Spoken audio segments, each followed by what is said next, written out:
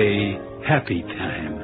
A week after Germany had surrendered and a wonderful actress named Ingrid Bergman stood wide-eyed in front of a microphone and spoke of that strangest of wonderful mornings, that strange morning when mankind had hope once more. From Hollywood, California, the Mutual Broadcasting System, in cooperation with the United States Treasury and the Hollywood Victory Committee, brings you a special broadcast starring Miss Ingrid Bergman and written and directed by Arch Obler. The special musical score is by Gordon Jenkins. This program is dedicated to you who know that any future sacrifice you make for the rest of your life, be it every worldly possession you own, can never equal the price paid by the man who died to bring you victory in Europe, who will die to bring you victory in Japan.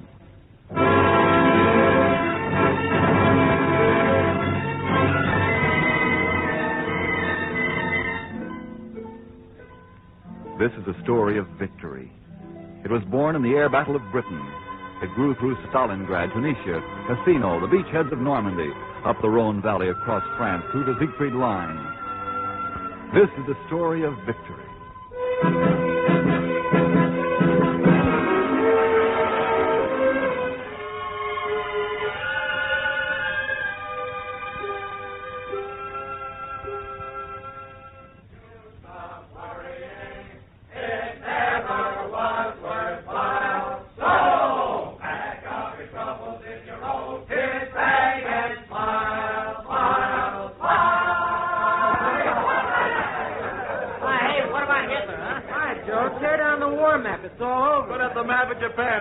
Here we go. What if I could get into a B-29? I wonder how soon my division will head for home. I like a crack at the jack. Well, what are you going to do? Put a 75 on your wheelchair? Funny man, I'm going to be out of here in a week. Hey, who told you? Hey, listen, you guys. They say that Stalin flew to Berlin. Ah, it's Kettlebutt, Fred. It's Kettlebutt, as they say in the good old Navy. Hey, here comes Miss Stewart. Hi.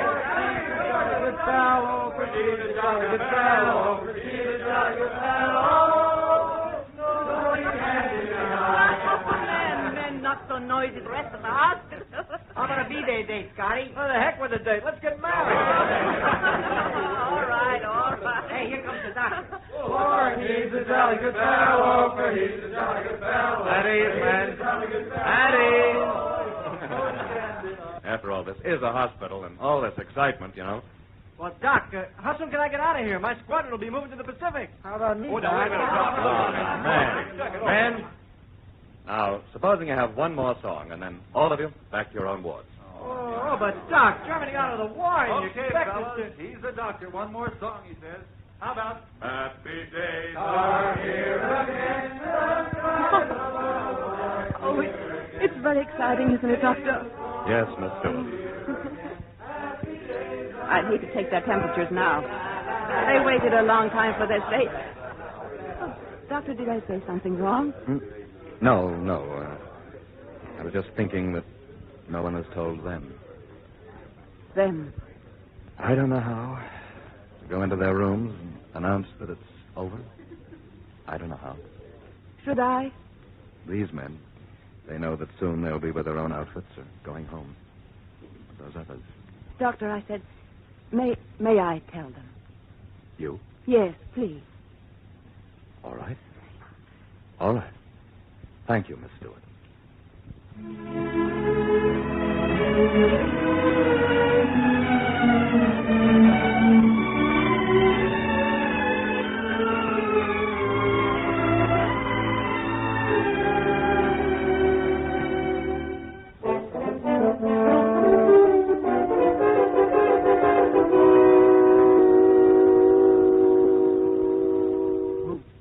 Who is it?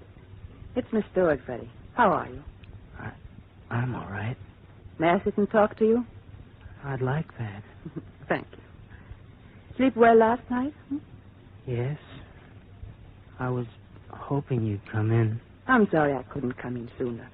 There's been all sorts of excitement. Excitement? Mm-hmm. You see, Freddie, it's finally happened. Germany's out of the war. Freddie, did you hear me? Yes. Yes, I thought you'd like to know. Yes, thank you. Did it rain last night? Yes. Yes, it did. I thought I heard rain. I guess they're underwater. What? 40 acres down by the creek. My father tried to drain that land ever since I was a pup. It's full of cattails and frogs. One bullfrog, he must have been a foot across.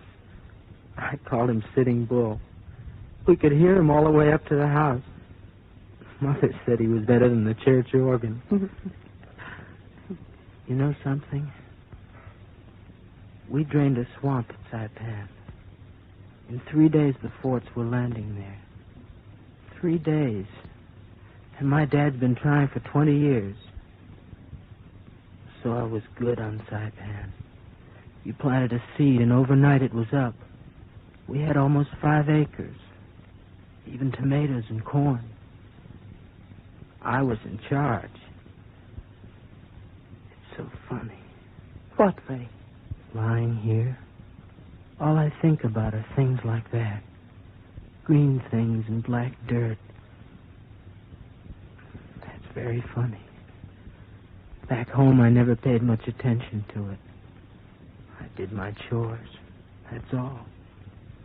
But now I only seem to want to remember what was growing. I don't know why I think about it. I just do. Maybe it's because now that it's so dark all the time, I've got to think about things growing in the sun. Maybe it's because that was the most wonderful thing I ever saw. That the earth was good even on an island in the middle of the ocean. Did you say it was victory? Yes. If I get home, I can help my father. I can show him how to drain the land. I know how to do it now. 40 acres. There'll be so many more to feed now.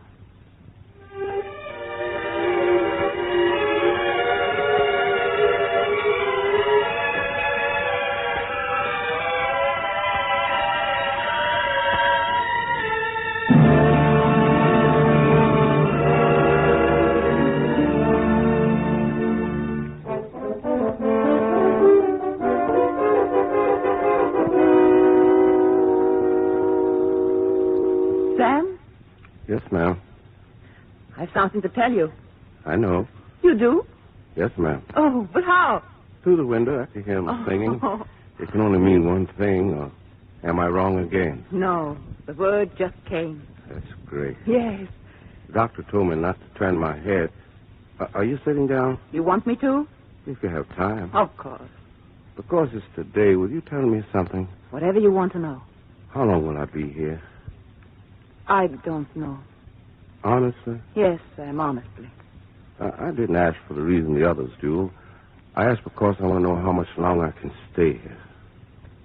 Stay? Here? Yes, ma'am. You want to go home. No, ma'am. Oh, but why?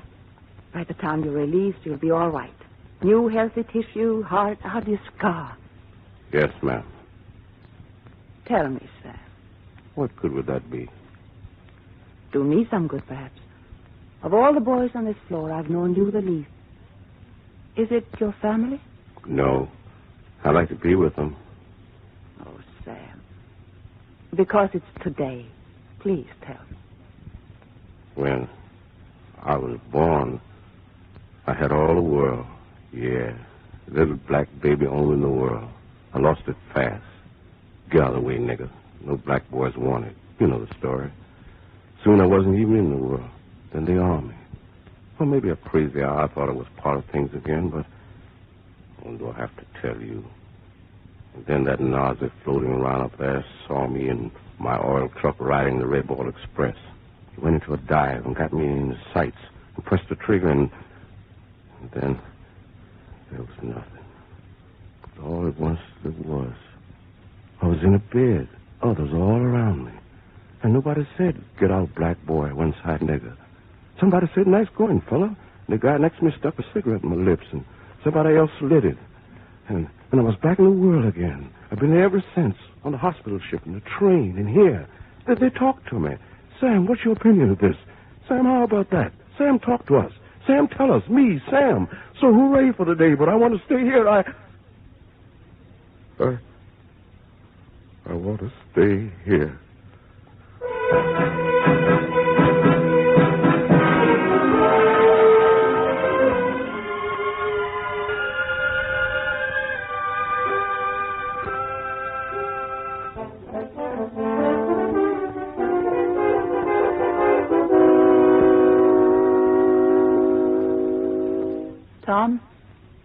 Tom? Do you mind if I sit here and talk to you? Huh? Who? Miss Stewart. Dorothy? No, it's Miss Stewart, Tom. Where have you been? Tom, I have some wonderful news for you. I'll tell you something. I was going to be angry with you. I'm not at all. Angry? Dorothy, don't ever keep me waiting again. Please. Oh. Did you get all the stuff? Why, yes. It's going to be a wonderful day. I've looked forward to it. Have you? I'll stop worrying about Mary Ann. She'll be all right. Yes, of course. After all, my mother knows how to take care of babies. Look at me. Well, let's look at the timetable. There it is. 11:10, about 3 or 4 minutes, and we're off. Dad, why don't you say something? I'm glad we're going. No. You didn't say that. You didn't say that. You said something else. Dad, say what you said then. Say it. I don't remember. I see you. I know you're here. Your voice is so far away. I'm here. Is the train coming? Not yet. Oh, Dot, I love you so much. All right, let him put a bronze tablet here on this spot on June 6, 1940. A man made love to his wife, end quote. Why do I have to make a joke about it? Is there something wrong with my loving you more than 2 years ago? Stand close to me, Don. No, there's no one around. Oh, darling, every day is better for us, isn't it? Isn't it? Yes, Tom. Lift your face. Yes. If you weren't here, I couldn't stand it. It's been terrible, Dot. My face, I keep thinking... Aren't we a handsome couple? Aren't we a handsome couple? Why do I keep thinking that? What's wrong with my face? Now, try to sleep, Tom. I can hardly hear you, but you're here. Your face so close, I can feel you warm. Sleep, Tom. Such a handsome couple, such a handsome couple, such a... Dot, don't come too close to my face. Not too close, Dot. It's all right. Is it? Is it? Yes. The handsomest couple? Yes.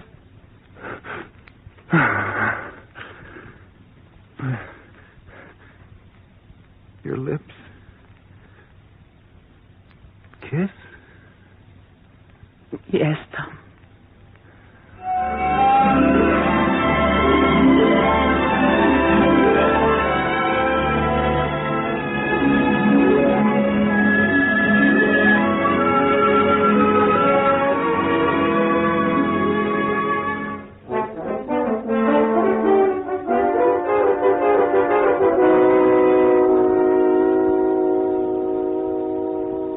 Scotty, come on in.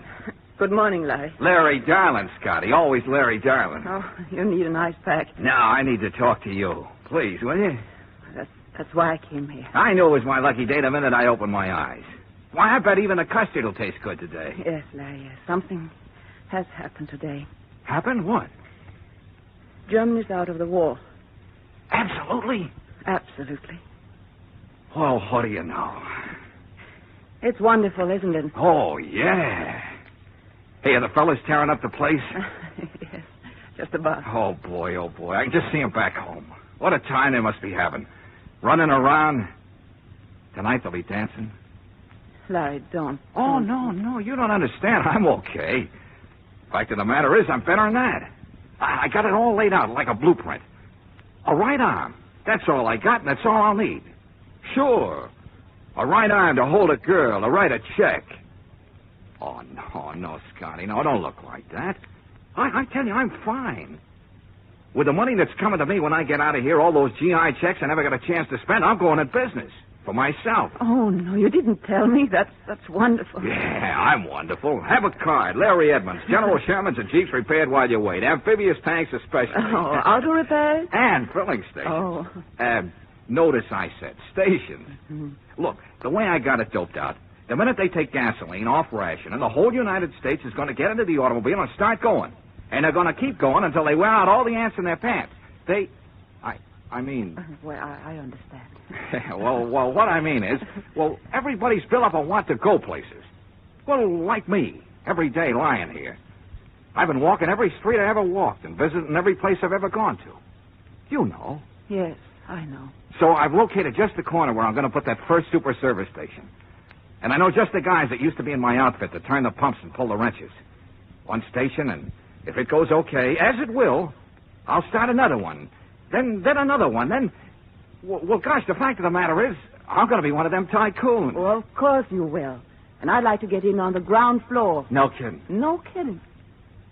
I have got a chance, haven't I? To get places? Oh, sure I have. I'll sit behind a desk and use the brains I got instead of worrying about the legs I haven't got. And I'll figure out new ways and shortcuts to keep automobiles going the way I used to do with the tanks.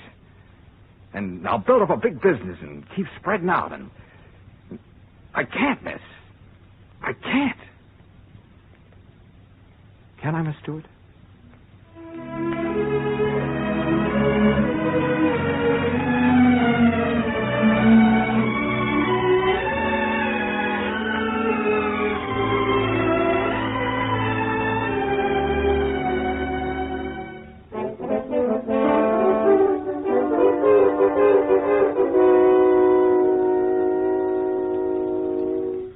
Hello, Captain?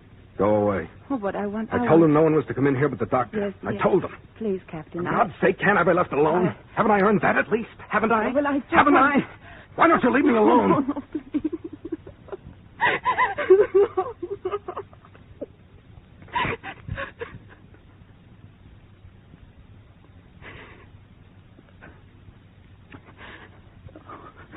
What's the matter? Sorry. Tell me. I want to know. It's been a strange morning. Why? The reason I came here. I have news for you. News? From Germany. It's over. When? We got word just a little while ago. You've been going around on this floor? Telling us? Yes. I'm sorry for what I... Oh, it's all right. Are they tearing up telephone books and parading up and down the streets? I haven't been out. So it's really here? Yes. Doug. This would have been a day for Doug. He'd have buzzed onto Den Linden itself. Doug's day. Not mine. Oh, of course it No, is. to Doug it was a game that ended at the goalposts of Berlin. Maybe if I got my throat cut outside Aachen the way he did, it would have been my day, too. Oh. But I lasted a little longer than that. Long enough to see a mountain of shoes, hundreds of thousands. Every pair meant a human being that had been shoved into an incinerator for the crime of daring to live. I lived long enough to see row and row of quiet children with the flamethrowers that left them. I lived long enough to see Doug with his hands tied behind his back and his throat cut. I hate this day. Because now we'll stop killing them. The sentimentalists will begin. They'll stand on righteousness and wave the words of charity, pity, and compassion. And the grass will grow over the murdered, and the cities will be rebuilt. And the torn throats, and the whipped backs, and the screams, and the bloody marks on the walls will be forgotten. Yes, forgotten, because only a few of us saw those things with our own eyes. Forgotten because our people never had hatred poured into their veins with the death of their wives and their children. I hate this day. For now the forgetting begins.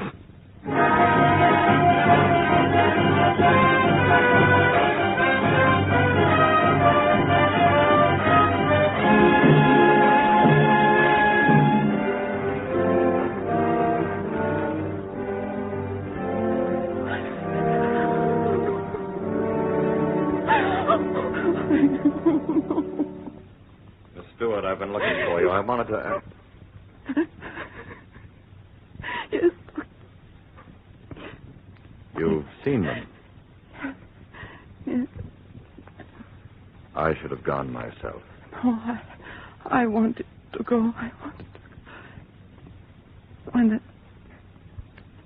the news came, it was hard to believe what we had waited for. But it was true.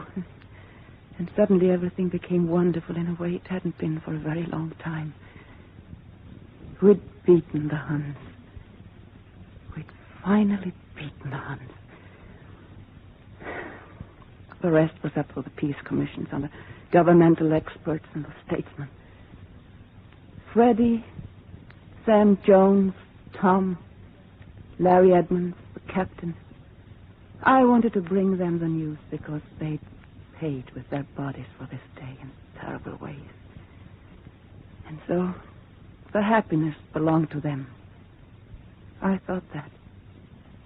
But, Doctor, they don't need today. We need it. This day's for us. Those of us in America who lived through a war and knew no pain. I was crying before, yes. Yes.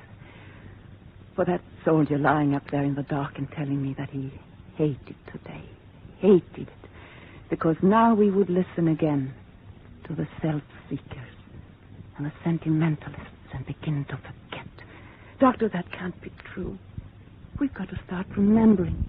First, the enemy to the east. The enemy that dreams that in this day of happiness we here will forget them and their tortures and murders.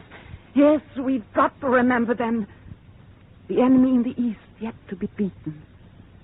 The one in the west that twice in our lifetime tried to destroy our civilization. We've got to remember them, every face, every name, so that there will be no place on earth left for them to hide, to cry out for a mercy that would make the dead rise up in protest.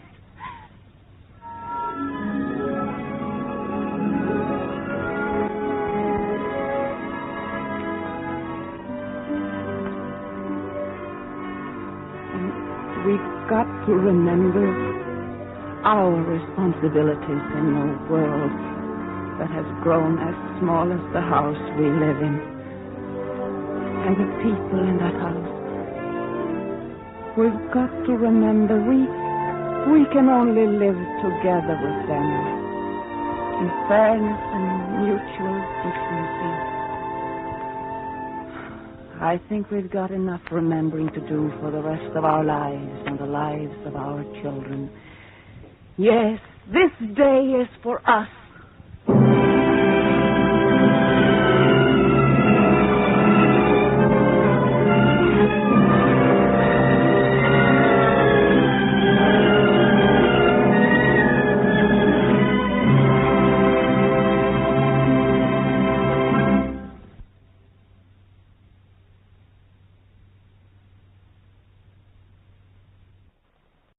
Lux presents Hollywood.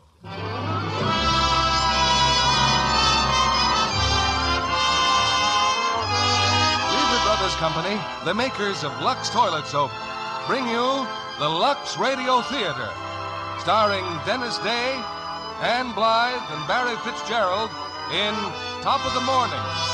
Ladies and gentlemen, your producer, Mr. William Keeley.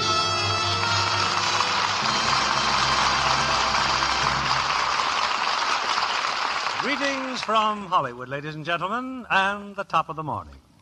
For quite a few years, we've been looking forward to St. Patrick's Day and the Lux Radio Theater falling on the same day, because we wanted to bring you one of those charming, whimsical tales that only the Irish can tell, chock full of will-o'-the-wisps, the little people, and the wearing of the green.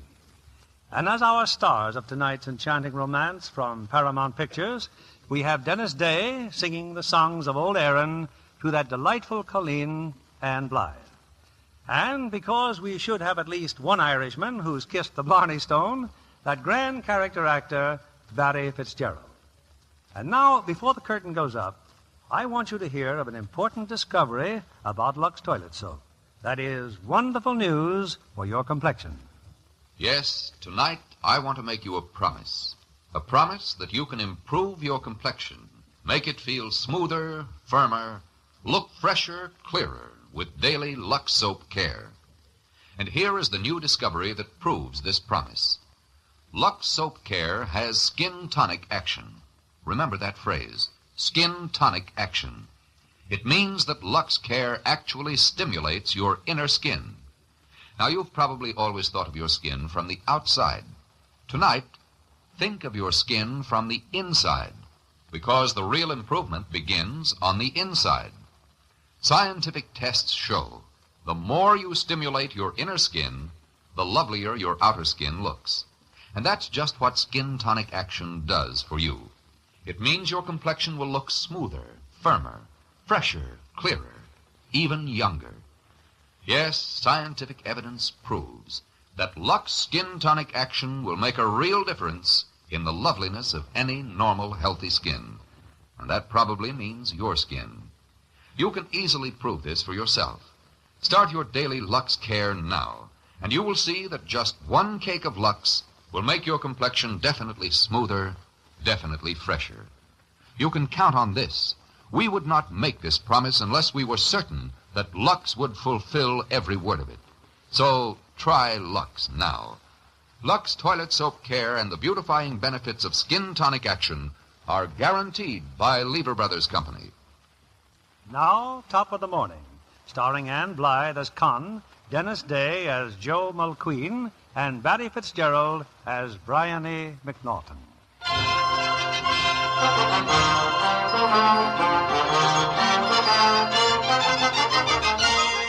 My name's Joe Mulqueen. Oh, it's a good Irish name, all right, but the closest I'd ever been to Ireland is a paid-up membership card in the Friendly Sons of St. Patrick and the Fife and Shillelagh Marching Club. The closest, that is, until a couple of weeks ago. You see, I happen to work for the Manhattan Insurance Company, and one day the boss called me in. I just got a cablegram, Joe. Another big theft. They filed a claim for $500,000. How well do you get along with the Irish? Well, I root for Notre Dame regularly. Why? Because you're taking the next plane for Ireland. Well, why pick on me? What do I know about Ireland? Well, your mother came from there, didn't she? Well, that's no advantage. And the only other man available is Manny Epstein. That's no advantage either. Now, the theft of the stone was reported a few hours ago in Cork. What kind of stone? The Blarney Stone. Hey, what are you trying to give me? I know, it's crazy, but we're stuck for $500,000. But, boss, you can't insure a thing like the Blarney Stone. We did. And the point is, we can't afford that kind of loss. Your tickets and expense money are outside. Now, here, 6 pages of notes. You can read all about it on the plane. Now, get going. And when I get there? Check with the Cork police, a fellow named Inspector Fallon. Don't let anyone else know who you are. Just be friendly, mix with the people, and find that Blarney Stone. Sheila August Carlange. Meaning what? That's Gaelic. I think it means, here comes the British. Well, ik wil de zijn später there, Dorton, boss. Keep in touch, see? And keep those reports coming in. Well, according to the notes, the theft had been reported to the village police force consisting of 2 men, Sergeant Bryony McNaughton and Officer Huey Devine. Oh, it's all too true, Huey. The Blarney Stone has disappeared. And as the legal arm of this village, we belong at the scene of the crime. Now go fetch a bicycle. Hey, look, Bryony, look. Half the village is coming to hear you verify the circumstances. No. Get back to your business and let you and me attend to our own. Bryony, the stone is gone from the castle. Aye. Oh, terrible. There'll be no more gift to the Blarney. Oh, a speechless world. Oh, it's a sparkling calamity. Hey, Bryony, look. Your daughter. Morning, Con. Morning, Hughie. I brought your lunch early, Father. Take it back, girl. Too much to do today. Oh, then it's really gone, just as the legend said. Oh, aye, indeed, that someday the Blarney stone will be stolen. And there will follow strange accidents and unhappy deeds. Don't wait up for me, Con. I'm a busy man today. Now, out of me way there, out of me way. Oh, you'll be proud of your father now, Con. Oh, yes, it's a large day for Bryony McNaughton. Oh, for 30 years there's been no such time. That's right, Con, that's right. This is the proof of Bryony. Oh, yes. A chance for him to be looked up to for his share of time. And that's a small wish. Oh, find it, Father. Find the stone.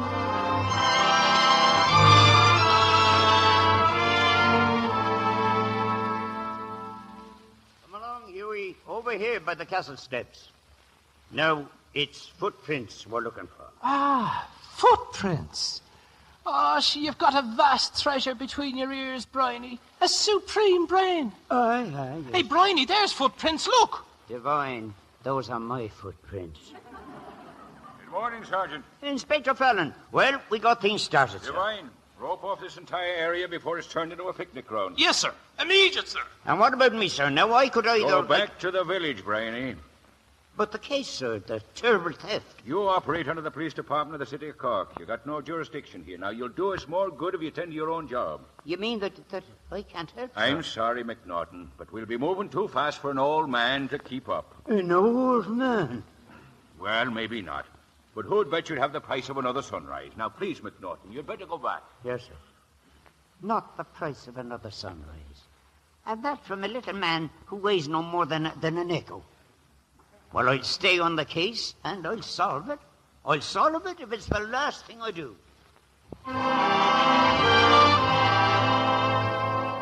Well, the case was still wide open when I reached Cork.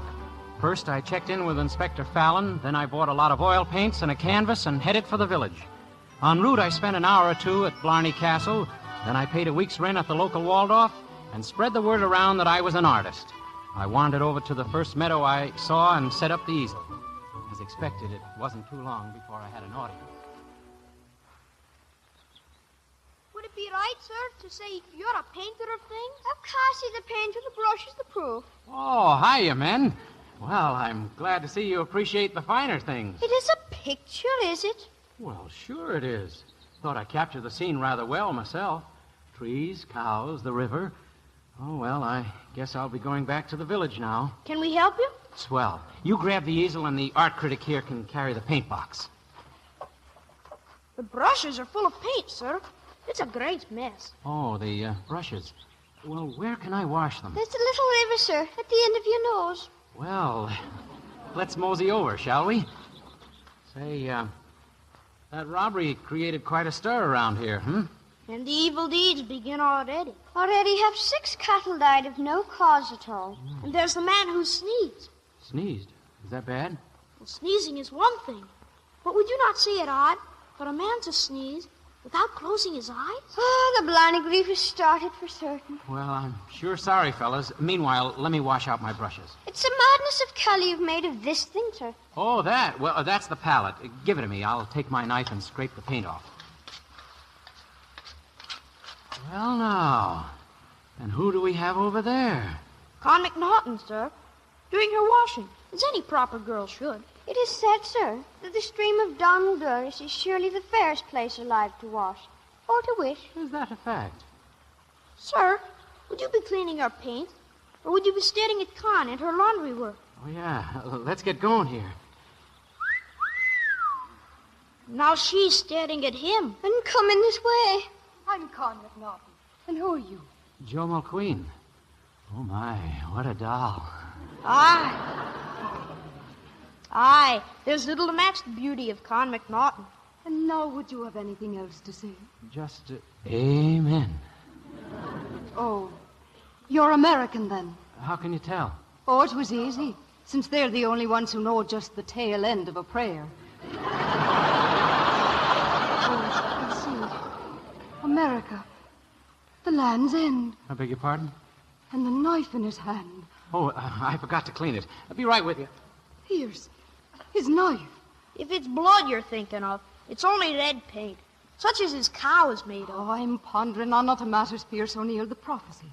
The prophecy is related by Biddy O'Devlin. What prophecy, Con? Oh, being a boy, you wouldn't know, but a prophecy that has come to Biddy down through the ages. Oh, help me with my bundle, Pierce. Hurry. Hey, what's the rush? What's she talking about? Who's Biddy? And what's this prophecy? You'll have to ask Con McNaughton, sir, if you can catch her. Well, I will. You'd better wait for another time. It's in her mind now. And as any fool knows, the mind of a woman is a dreadful thing to dwell upon. Even in Ireland, huh? Well, I went back to the village, but I'd no more than hit Main Street when the law closed in. Yep. Bryony McNaughton and Huey Devine hustled me straight to the Hoosgow.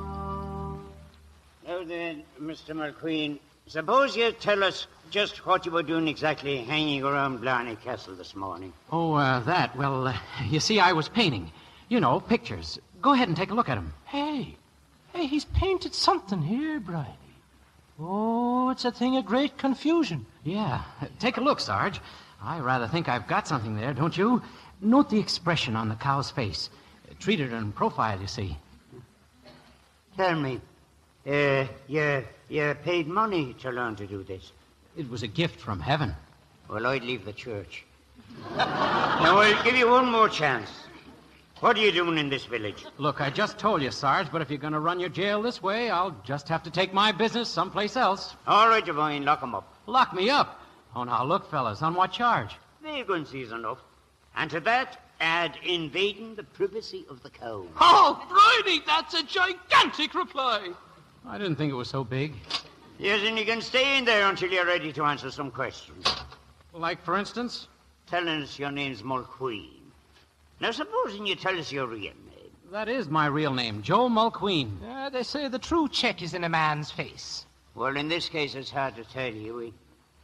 Because there's practically nothing in it. Look, first you toss me in the pokey, and now you tell me I'm not Irish. Look, fellas, I got to draw the line somewhere. Well, I'll interrogate you further when you've had time to think things over. Hey, Bryony, you left your concertina there in the cell. Uh-oh, we're about to hear a tune played. Another gift from heaven, I suppose. As beautiful Kitty one morning was dripping with a pitcher of milk from the fair Coleraine. When she saw me, she stumbled, the pitcher it tumbled, and all the sweet butter milk spilled on the plain. She said to me, you know, what shall I do now? Sure, such a pitcher I'll ne'er meet again. 'Twas the pride of my dairy, Barney McClary, your scent as a plague on the girls of Coleraine. I sat down beside her and gently did chide her that such a misfortune should give her such pain. A kiss then I gave her, and there I did leave her. She'd vowed for such pleasure she'd break it again. 'Twas haymaking season, I can't tell the reason. Misfortune will never come single, 'tis plain.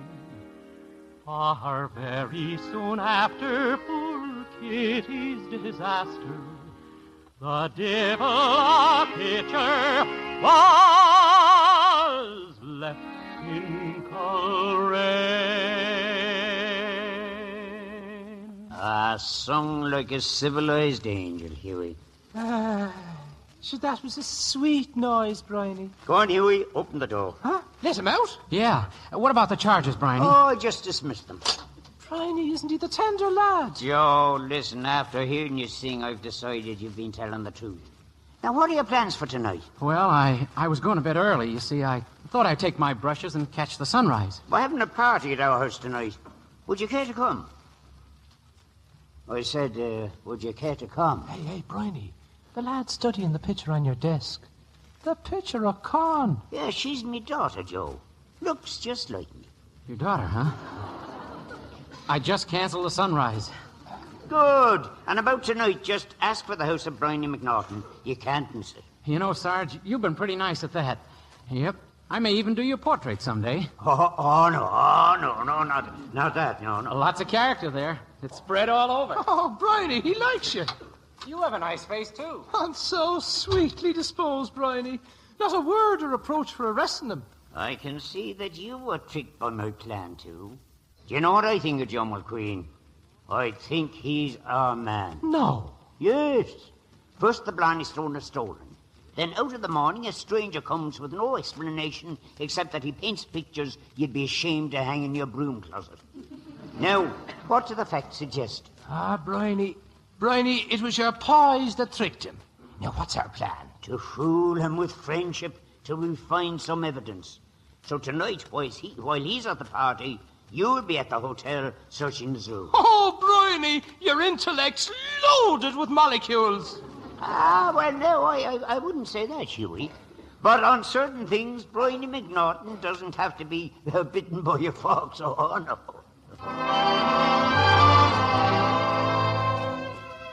Meanwhile, I'd gone back to the hotel, plugged in the dictaphone machine, and proceeded to dictate my first report on the case of the missing Blarney Stone.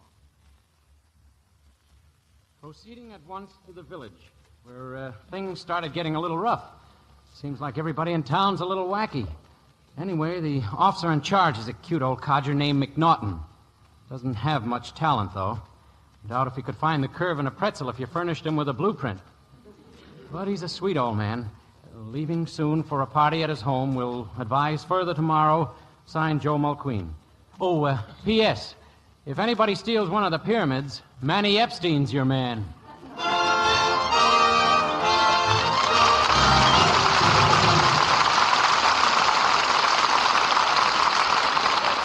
Before we return with Act Two of Top of the Morning, here's your Lux Hollywood reporter, Libby Collins. With a picture of intrigue in anchor, the true story of World War II's most notorious spy. You'll see the whole expose in 20th Century Fox's gripping documentary, 5 Fingers. James Mason, as Cicero, shows how the valet of a British ambassador sold top secrets to the Germans. Lux lovely Danielle Darrieux plays Cicero's co-partner in espionage. And Michael Rennie is the British inspector.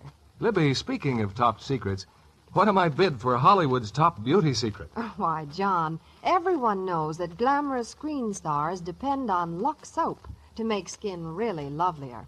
Yes, when you see lovely Danielle Darrieux in 5 Fingers, look at her Lux smooth skin. You'll see that Lux Soap Care, with its skin tonic action, makes a real difference in the loveliness of skin. And girls, you can be sure that the beauty care that works for Hollywood stars will work for you, too. So try it now.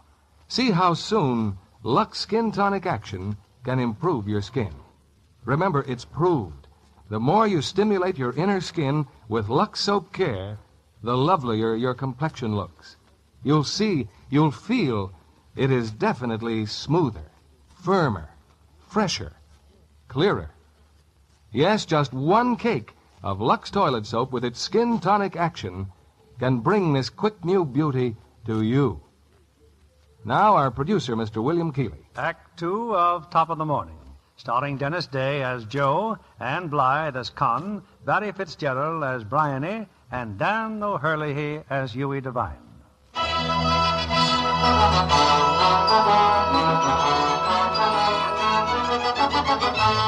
Well, that night I went over to Bryony's house for the party.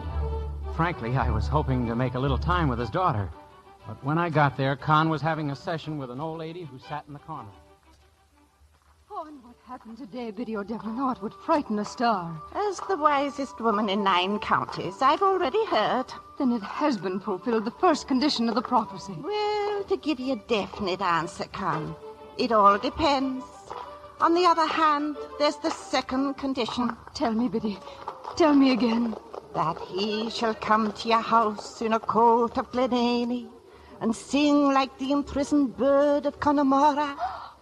Biddy. Well, girl? There he is talking with Father. And his court's as green as the map of Ireland. Not only that, he's... Oh, Biddy, look, here they come. This way, Joe, this way. Biddy O'Devlin, this is Joe Mulqueen.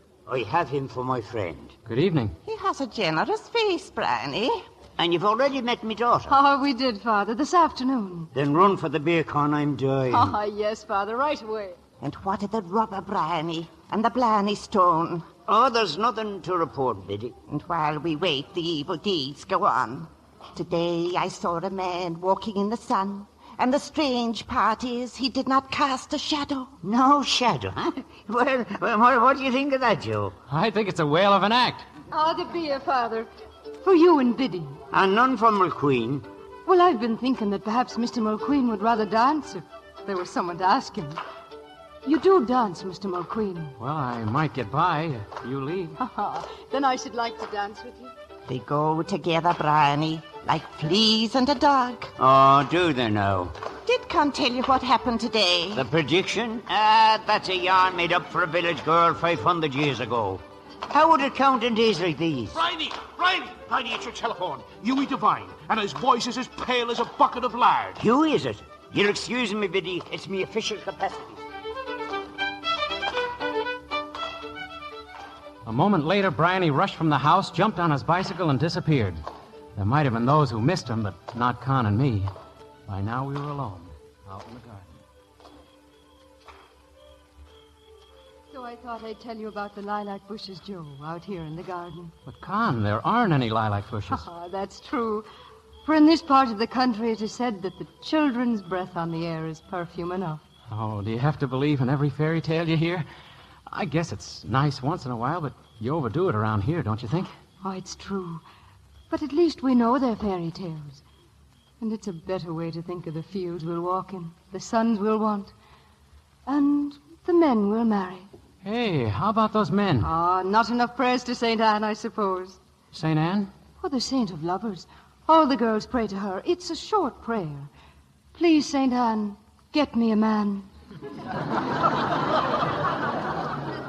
Where do I get in line? How do you mean, Joe? Oh, honey, you're starting to get some action already. Action? Well, how could you miss? Well, what are you planning on, Joe Mulqueen? Well, back home they call this making a pitch. Well, could I ask you now, back home is there such a thing as a slow pitcher? You're in love with someone anyone would know. Takes up all your dreaming and makes you sort of glow. I guess you think your laughter covers up your sighs, but you've got a love look in your lovely eyes. Oh, you're in love with someone, anyone I know, like to have his chances, the lucky so-and-so. Forever and forever, he'll be loving you naturally. If you're in love with someone like me.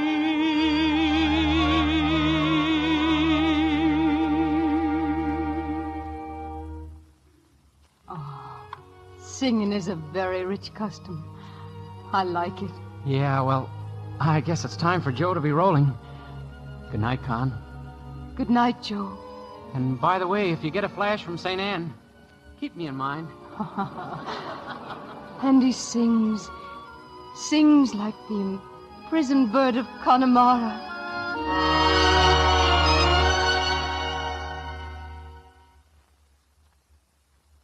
I was in kind of a hurry to get back to the hotel. I had a hunch that if I wasn't too late, I'd find company up in my room. Now, before you get upset, Mr. Mulqueen, we'll have you know this is an official police visit. Well, hiya, Huey. Bryony. We've been searching your room. Well, if it's the Blarney Stone you're looking for, I'm afraid... You'll do me the favor to answer me questions. This machine here, what is it? Oh, that's just a dictaphone machine. You talk into it and it plays back. Now, that's a pretty scheme. Would you mind having it play back? Oh, well, maybe some other time, Bryony. That's an order. Play it. Well, we can play a little bit, I guess. You sure you want to hear this? Play it. But it's just... Oh, well. Manhattan Insurance Company, attention, E.L. Larkin. First report on the theft of the Blarney Stone. Hey, Bryony, it's him. It's his voice. Keep quiet, Divine. Arrived on schedule, made contact immediately with the Cork police. Hey, the man's a detective. Play on, Judas Mulqueen. Proceeding at once to the village where things started getting a little rough. Seems like everybody in town's a little wacky. Anyway, the officer in charge is a cute old codger named McNaughton. Doesn't have much talent, though. Oh, Bryony, I'm filled with despair. Well, that's about all. Not much else to it. More. More? Oh, but it's just routine, you see. Huey, press the button again. Doesn't have much talent, though. Doubt if he could find a curve in a pretzel if you furnished him with a blueprint. But he's a sweet old man. Sweet old man. Sweet old man. Sweet old... It gets stuck like that sometimes. Anyway, that's really all there is to it, you Oh, Bryony, your heart must be as heavy as a bag full of anvils. see. Oh, I don't blame you for being sore, Bryony, but now that you know we can work together, huh? I'll need your help. No, you won't. For if you're not wise, Joe Mulqueen, you'll get some other machine that'll make you so. Come on, Huey.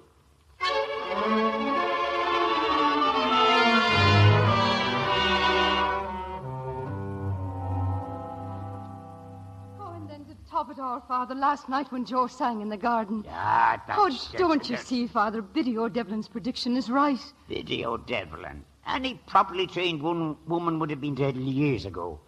And as for Joe Mulqueen, I detest the man. Oh. And that's the sum of me observations. Now, bring me breakfast. Yes, Father. Con, Yes. did you say how the next condition went? Oh, I thought you had no interest in it. Oh, I don't. But if you were just now to blot it out, how would it go? Well, it is said that he will speak in a great voice, the sound of which will come from small places not dreamed of. Well, I don't believe it. Here I am with a great crime to solve and the daughter of me days talking and listening to predictions. I bid you good morning. I'm going to work.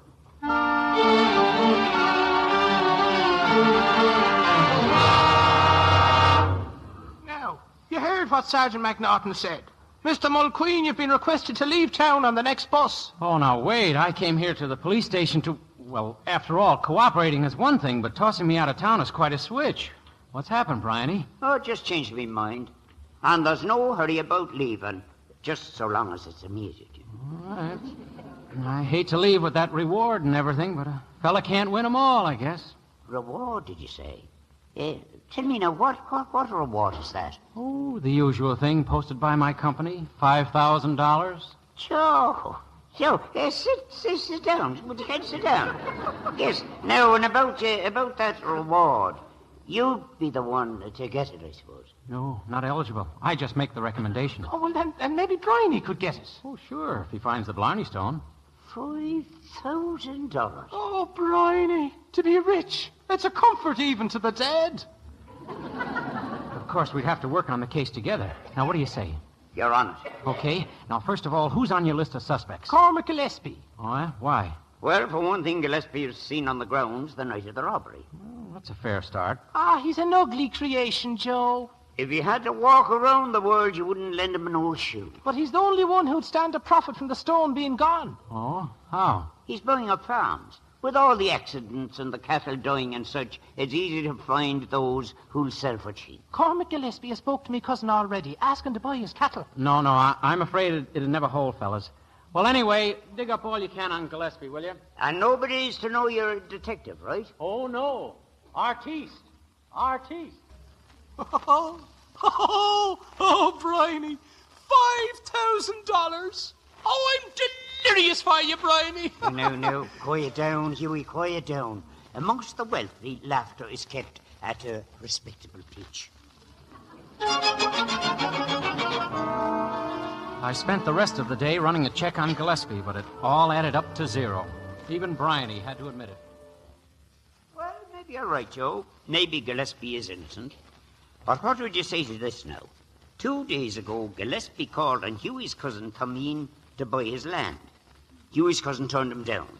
And this afternoon, while you were gone, Huey's cousin died. Oh, the seizure was very sudden, Joe. His wagon turned over on the road and killed him dead. Killed him, huh? Yeah, well, perhaps now certain people will believe in the accident. If you're wondering, do I think Gillespie killed Tomeen? The answer is no. Oh, it was an accident. But Cormac Gillespie counted on the accident's happening. I was his only relation, Joe.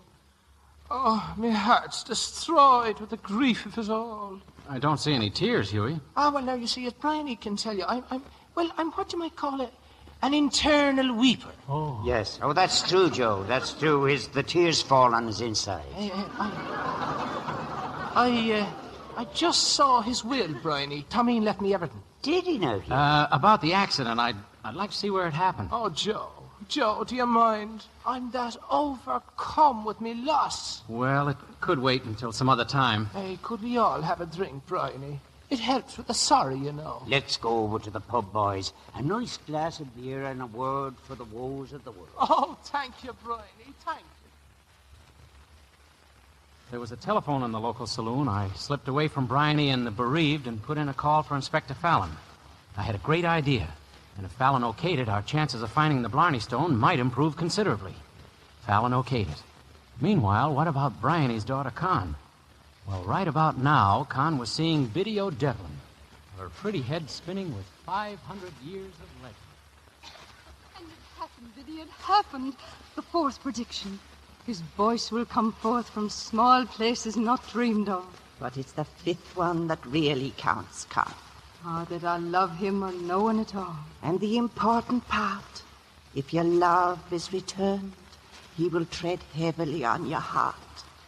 Biddy, to be loved in return, is there no way to guarantee it? Well, I could put a curse on him. Oh, no. I don't think a curse would be fair. Besides, it does little good to curse an American. They never seem to know the difference. I guess I'll just have to wait. Biddy, will you look out your doorway? It's himself walking on the road. Joe Mulqueen, and I'm the favourite of fate. Oh, could you give me a wise word to go on? Well, now, go to him. And should he hit you in the eye with a lump of coal, it's a sign you're making no progress. Oh, thank you, Biddy. Thank you. And may you never have reason, Con, to hear the last and terrible condition that I'm afraid even to speak of.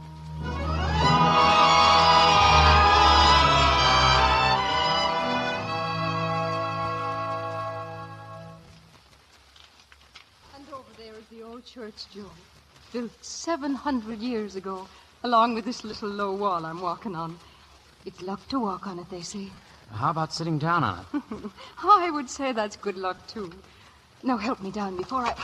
Hey, take it easy. Oh, the stone, it moved. Are you all right? I told you it was luck. Any other stone, I'd have broken a leg at least. Well, we're sitting, Joe. You know, I'm going to have to teach you to play post office. Is it a difficult game to learn? Not for a natural-born athlete. Say, what about the romance situation around here? Oh, it's been said of our village that here the greatest pleasures are the reading of books and the kissing of girls. Keeps a girl pretty busy, huh? Oh, yes. Unless, of course, she's married to a great reader. How about you? Oh, I've been kissed, Joe. 67 times, of course. 30 of the 67 were at fairs and parties, and, well, that hardly counts. Oh, it's still a fine showing. Fine. Oh, but there's Maggie O'Shea, who lives down from us, who's been kissed 81 times. Local record, huh? Oh, by far. Would you like to establish a new one? Oh, yes. I mean, that is... You're in love with someone anyone would know. Takes up all your dreaming and makes you sort of glow. I guess you think your laughter covers up your sighs, but you've got a love look in your lovely eyes.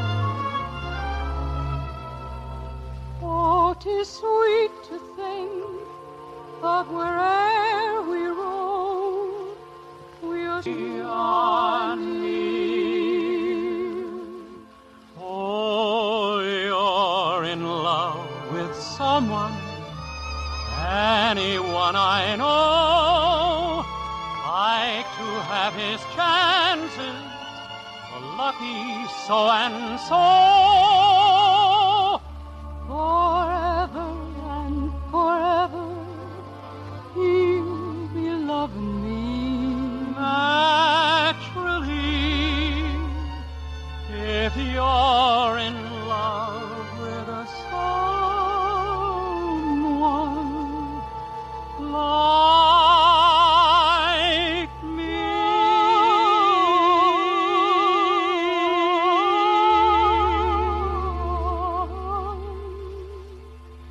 We are but to make love to the lips we are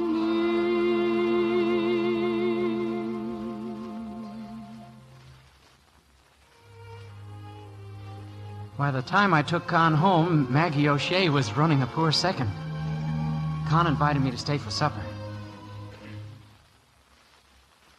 I hope you're not starving, Joe. We'll wait till Father gets home. He's kind of late, isn't he? Oh, it must be the case. Oh, it's his great opportunity, Joe. My father was never first or best at anything. Oh, he's coming now, Con. He's coming up the path. Will you tell him of us? If I can squeeze a word in. Joe's here, Father. We're waiting supper. It would sit on me stomach like a keg of nails. Well, aren't you coming in? We've got something to tell you. Haven't you said enough already, Mr. Mulqueen? Said enough. Mr. Mulqueen, did you or did you not telephone Inspector Fallon about a plan? Well, sure I did, but I... And did you tell him that you'd have to be careful of me? And that I was a problem? Oh, now, wait a minute. That isn't what I meant at all. Well, I've been removed and made assistant. Huey Devine is the new sergeant. Devine?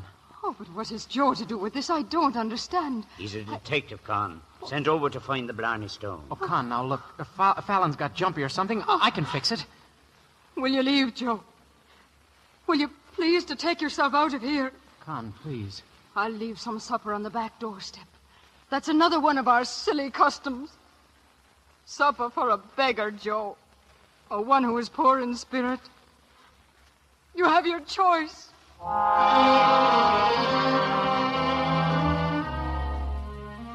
couldn't figure it. Sure, I told Fallon I had a plan, but there was nothing in it about taking Bryony's stripes away. And now Fallon had gone back to Cork and wouldn't return until morning. Meanwhile, old Biddy O'Devlin had a visitor. Why should I have listened to him, Biddy? Because Joe Mulqueen's the one you chose. Well, the prediction's done, and it's of matter to no one. Except for the last condition, Con. It's been fulfilled. A last one beyond that. A condition I've had no breath for. You'll have to say it, Biddy. Aye. If you should turn him out of your house, and that you've done, he'll go to the wood of Calais. There a song will be sung in the light of the moon, and your man will die. No. No, that's not true. Oh, what's to be done, Biddy? Being a part of the prediction, neither you nor I can warn him. Would do no good. Oh, there must be some way to keep him from the wood of Calais. If you were to pray, you might do it. I will. I will. I'll pray until my knees hurt. Do. And then pray sitting down until you get the same result. There a song will be sung by the light of the moon, and your man will die.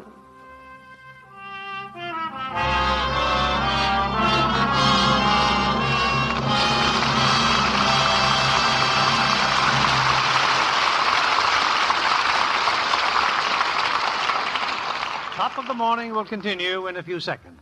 Now, my guest, Paramount's Lux Lovely starlet, Susan Morrow. Susan has just seen a preview of that wonderful new musical comedy, Aaron Slick from Pumpkin Creek. It's really a very funny picture. with Alan Young, Dinah Shore, Robert Merrill, and Adele Juergens. And Paramount staging the world premiere March 21st in Indianapolis with Alan Young in person. Dinah Shore and Robert Merrill sing some wonderful new hit songs in Aaron Slick from Pumpkin Creek. Yes, and Alan Young is hilarious as the country bumpkin who saves Dinah Shore from the city slickers. Those big-time operators are Robert Merrill and Adele Juergens. Adele really is slick-looking, too. What a Lux-lovely complexion Adele has. I'd say you too, Susan. Oh, I'm a Lux enthusiast, too, John, especially since coming here. I'm out in the sun so much, my skin could be quite dry. That's why Lux Soap Care, with its skin tonic action, helps you, Susan, and helps so many women with dry skin. You see, Lux Skin Tonic Action stimulates your inner skin, helps it retain natural moisture, so your skin naturally looks smoother and fresher. I do find my skin much softer with Lux Soap Care. All I do is cream in the rich lather, rinse warm, splash cold. The result, wonderful. Thank you, Susan Morrow. Girls, try Lux Toilet Soap Care now. You'll see Lux Skin Tonic Action can make your skin smoother, firmer, fresher, clearer. You'll see why 9 out of 10 screen stars use Lux Toilet Soap. This is the CBS Radio Network.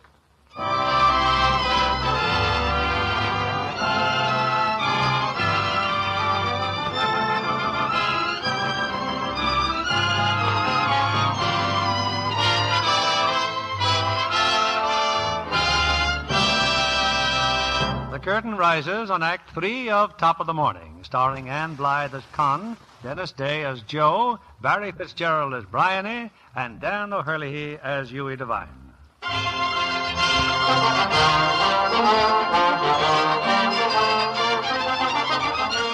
I kept pretty busy the next day, and by the time Inspector Fallon arrived in the village, I had a couple of interesting items to tell him. What are you angry about, McQueen? That nice little parley you put over. On account of you, Bryony McNaughton's been demoted, and I lose my gal. I've told you what we thought of the old man. Now, what have you found out? Well, Inspector, I've been out in the country, that spot in the road where Huey Devine's cousin was killed. Well? You're right, Fallon. It wasn't an accident. That cart was pushed over. On my way back, I had a little confab with an old gal named Biddy O'Devlin. We cooked up an idea how we can swing it tonight. Only McNaughton plays or we don't play at all. Okay. You need any help in the meantime? Got all I need. Biddy O'Devlin's for the light work and a kid named Pierce O'Neill for the heavy duty. Plus McNaughton. A small boy, an old woman, and a man with rheumatism. Can you think of anything worse? No, but I'll work on it. See you tonight, Fallon.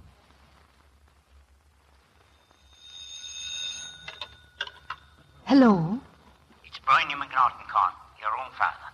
Oh, but why aren't you home, Father? Supper's waiting again. It's a... A song will be sung by the wood of Kelly, and the singer will die.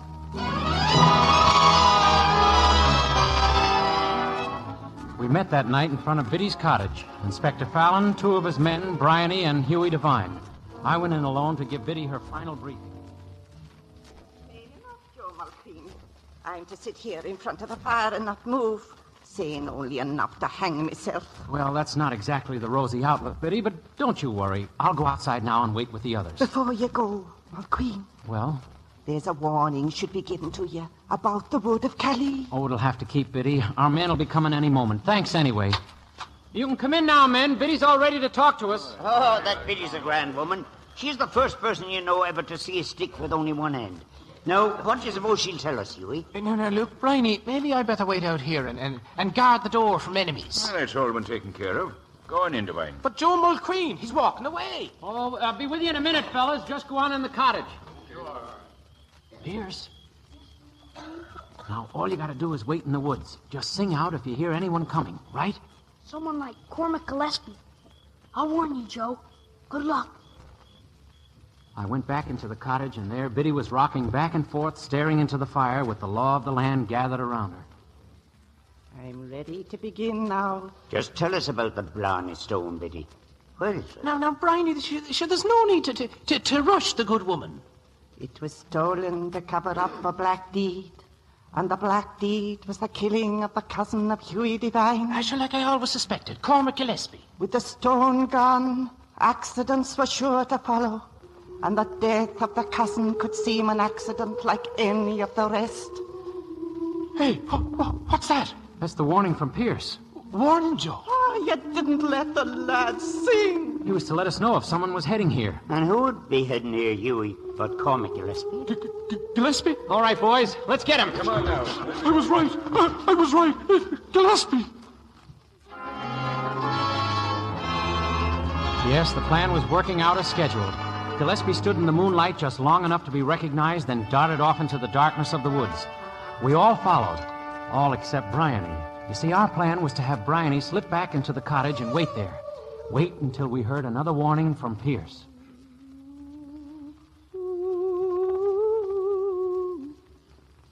Huey. Did I scare you, Pierce? It's a sweet voice you have, boy. That rock.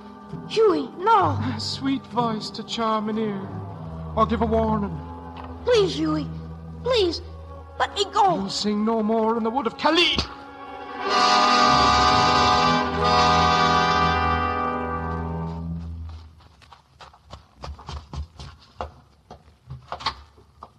Come in, Huey. You leave me no choice, Biddy. You know, don't you? Aye. It wasn't Gillespie. You killed him, Huey. You killed your cousin. I brought a length of rope for you, Biddy. I'll do it swift. Just I stand promise. where you are. Bryony! Oh, Bryony, they played a terrible trick on me. Did you need your cousin's money that badly? Oh, for dressing up, Bryony, and travelling. Oh, sure, the sceneries a man could behold if he only had the money. Drop it, Huey. Drop the poker. Oh, see, you're the friend of me days, Bryony. Stay away. Please, Bryony, please. That's better. Joe, Inspector, you can come in now. Good work, McNaughton. You're all right, Mrs. O'Devlin. Oh, it's a night to discuss for 100 years. But you'll not find the Blarney stone. I'll not give you that pleasure. We'll find it. Dylan, you and Frank, take him out to the car. Oh, Bryony. Bryony, I'm terrible alone. I'm terrible alone. Bryony! No. Where could he have hidden that stone? If a man is wise, he hides a loaf of bread in a bakery and a monk in a monastery. It's a cinch, Fallon. All you have to do is search every stone quarry in Ireland. But if you... Mulqueen, the boy Pierce, where is he? Why hasn't he returned? I told him to come back just as soon as Huey Devine. You must have found him in the wood. Oh, love you quickly now. Follow me. There's a saying, or there should be, that nothing in the world's softer than an Irishman's heart, or harder than his head. When we found Pierce, he was sitting up, rubbing his head and wondering what it was all about.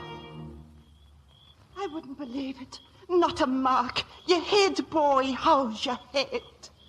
No better, no worse than most, Mrs. O'Devlin. Did I do as you wanted, Joe? Oh, you were great, Pierce. Well, it's late, Joe Mulqueen, and me mother will want me. Good night, you all. Good night, Good Pierce. night, lad. Good night. Joe, has anything happened to you? It's Con. No, I'm fine. Oh, but Biddy said It that... was the boy Pierce O'Neill did the singing, Con. Oh, then the last condition, Biddy, it's untrue. The prediction is true to the last word. The song will be sung in the wood of Cali. It will be interrupted by violence, and the song will never be finished by man. He's still singing. Your ears, woman. So, not by man, but finished in the hills by the boy O'Neill. We took Biddy back to her cottage, then started to walk back through the woods to the village. Hey, what's the matter, Rainey? We're walking too fast for you. Joe, you and Con go ahead. Me and the inspector. I will sit down on the wall here and find our breath. The exertions of the evening, you know. Oh, we'll walk slowly, Father. And I don't mind admitting I'm a little winded myself. Con, are you sure your father's all right? After all, he's... Oh, there are times, Joe, when I wonder how you ever got to be a detective investigator. What? Well, there's an old man back there who only thought we'd rather walk alone. Why, that sly old... Father, what's happened? I was in the wall. Hey, how come you're sitting on the ground?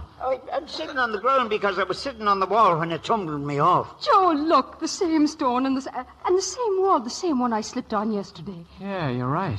That's strange. A loose stone in a wall that stood firm for 700 years. Holy smoke, it's the stone, Fallon, the Blarney stone. It's what? Well, look at it. Well, I can't. Brian, he's sitting on it. Oh, you'd better get up, Father. Well, if that's the Blarney stone, then I've just touched it. Fallon, will you look? You've got the description, haven't you? Joe, that's it. That's it. Now, what do you know about that? Oh, Father, you're a hero. Oh, about the reward, Joe. Sitting on the stone that way, now, wouldn't you nearly have to tell them that I found it? Who else? Well, congratulations, McNaughton. And about your old job as sergeant. You are reinstated. No, I think not, Inspector. You see, the reward I spoke of, it wouldn't look well for a sergeant to be a wealthy millionaire. Think it over, McNaughton. I've got to find a wagon and a block and tackle. You know, Con, seeing you and Joe now, I don't mind the predictions so much after all. But I don't need a prediction to marry. For I've kissed him, Father. And Joe's the one. I didn't even know it was an audition. Well, now, just remember that you're going to marry an heiress. I've read about it in books, but it's grand to see. When you're strolling down the Boreen, that means the lane, a friendly brook will sing you this sweet refrain. Paid me la falcha and slancha to you, and the top of the morning too. When it's early in the Ayrock, that means the spring. How's that a fact? The birds are glad to see you. Here's what they sing. Paid me la falcha and slancha too. And the top of the morning too. Oh, it's great how they greet you in Ireland. Learn the words so you won't have to guess.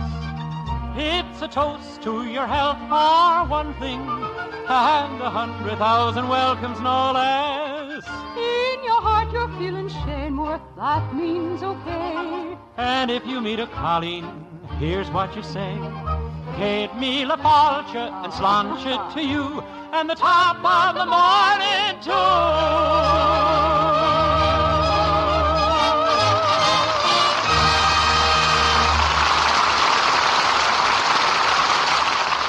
In a minute, our stars will return. Safe Lux Flakes.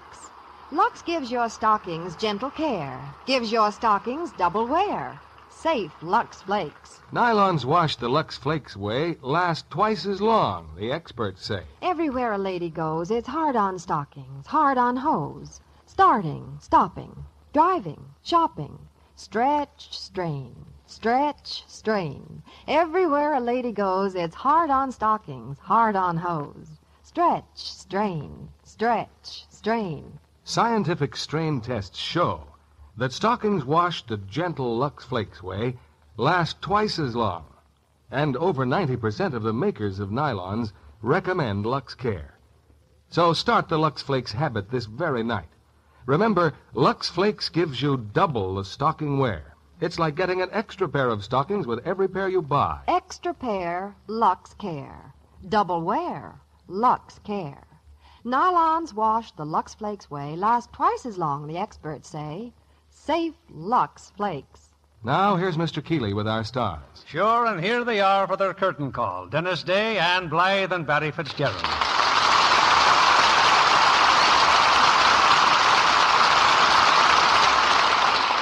Barry, we haven't seen you here in a long time. Where have you been? Oh, me? Oh, well, that's a ridiculous question. Sure, and your name is Barry.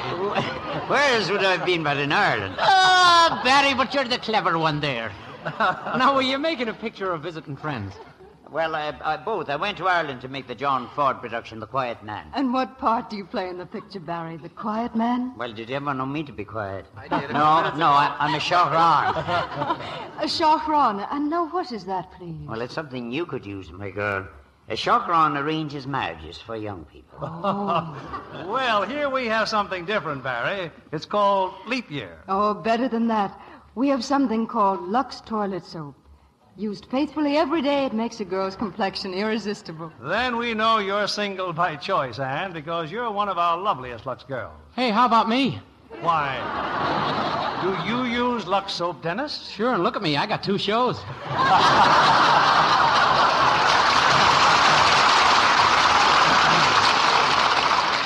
And I understand you'll have a very special guest on your television show next Friday night, Dennis. Yeah, poor fellow. He's only got 1 show. Oh.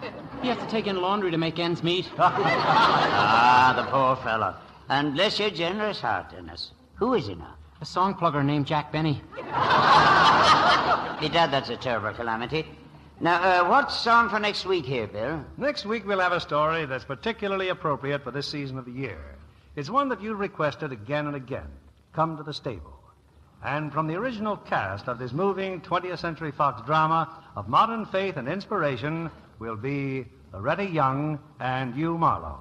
Oh, it's a beautiful story, Bill. Good night. Good night. Good night, and Aaron Gobra. You know, there's been a lot of talk tonight about the wearing of the green, but here's John Kennedy to tell you something of both green and new. Here's proof that new green Chlorodent toothpaste gives you a clean, fresh mouth all day long. The January Reader's Digest presents facts revealing why Chlorodent, the amazing new toothpaste with magic chlorophyll, gives you the most effective deodorizing action ever discovered. Reader's Digest reports tests which showed why Chlorodent is 50% more effective in combating mouth odors as compared with a toothpaste without chlorophyll. Yes, by brushing your teeth with Chlorodent regularly, preferably after meals, you can have a clean, fresh mouth, not just for minutes, but all day long. Because Chlorodent contains chlorophyll, nature's greatest purifier. Chlorodent fights tooth decay, common gum troubles, too.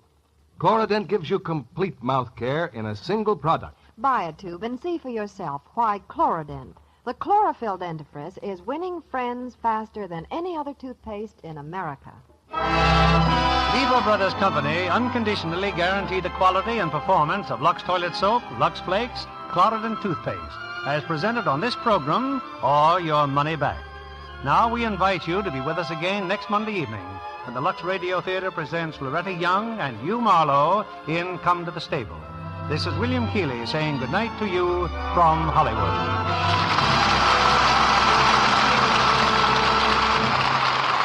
Anne Blythe appeared through the courtesy of Universal International Pictures, now releasing Flesh and Fury, co-starring Tony Curtis, Jan Sterling, and Mona Freeman. This is your announcer, John Milton Kennedy, reminding you to join us again next Monday night to hear Come to the Stable, starring Loretta Young and Hugh Marlowe.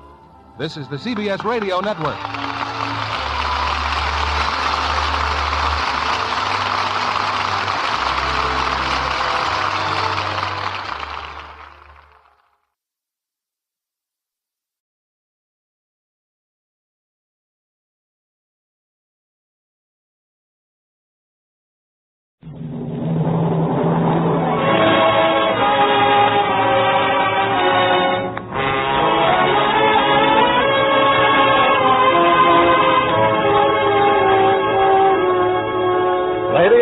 Presents the Screen Guild Players. The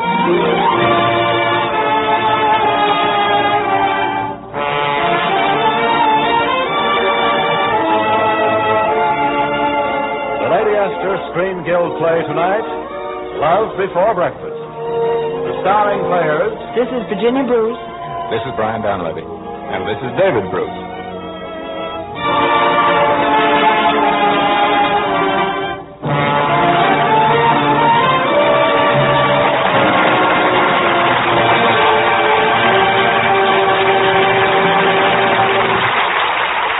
Tonight, Lady Esther presents the Screen Guild Players in Universal Pictures' comedy romance, Love Before Breakfast, based on Faith Baldwin's Spinster Dinner. It stars Brian Donlevy as Scott Miller, Virginia Bruce as Kay Colby, and David Bruce as Bill Wadsworth. The Lady Esther Screen Guild Players in Love Before Breakfast.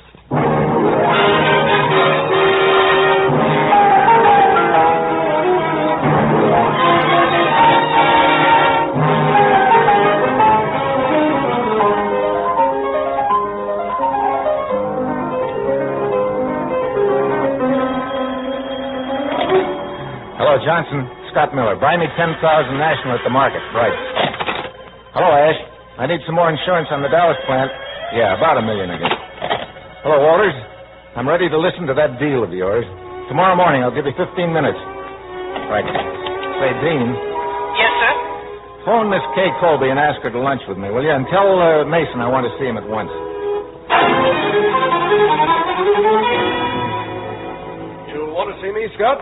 Oh, yeah. Come in, Mason. Sit down. Yes. Miss Colby is lunching with Mr. Wadsworth today. Oh, well, then ask her to dine with me tonight. Tell her my favorite opera is on at the Met. What opera shall I say, sir? Well, don't ask me. Look it up in the paper. Now then, Mason, how about that report on William Wadsworth? Well, I've got a lot of information, Scott. He's been working here for Amalgamated Oil. He's supposed to be engaged to Miss Kay Colby, but there's also a lady on 78th Street. I get it. Yes. Miss Colby is dining with Mr. Wadsworth tonight. Thanks. Mason, do you think Wadsworth is in love with Kay? I couldn't tell. He was with the other girl when I talked to him. Oh. He's mostly concerned about his job with Amalgamated. He's very anxious to get on. Oh, he is, huh? Well, look, Mason, how do you feel about the Amalgamated deal? Oh, quit kidding. That's not a deal. It's a steal. Of course, though, if I bought in, I'd need a new assistant manager in China. Why? Why not? Doesn't that Wadsworth fellow want to get on?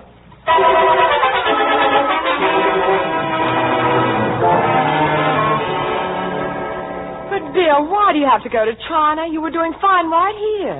That's the oil business, Kay. If I want to get ahead, I've got to go where they send me. But there's no money left in oil anyway. Rockefeller took it all out. Oh, now listen, honey, that's no way to talk. I'll only be gone about 2 years.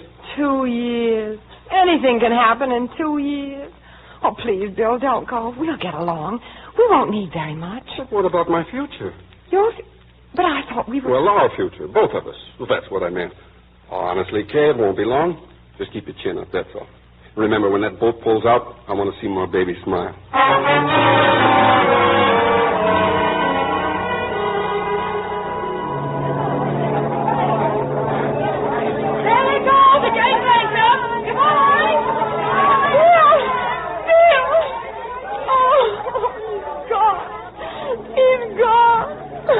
I live and breathe if it isn't Kay Colby. You know, you'd be glad to see me if you had time to look. Scott Miller, what are you doing here? Oh, just seeing the Countess Campanella off. Lucky break, too, running into someone I, Say, when you cry, you don't fool around, do you? I've got mascara in my eye. And your hanky was... Oh, sure, here. I can't stand goodbyes. I can't even see anyone off on the subway. I'm afraid I've ruined your handkerchief. Well, I'll have it framed. How's the eye now? Oh, the eye's all right, but I've still got an awful lump in my throat. Well, we could wash that down with a little hot coffee. That's no idea. That was an inspiration.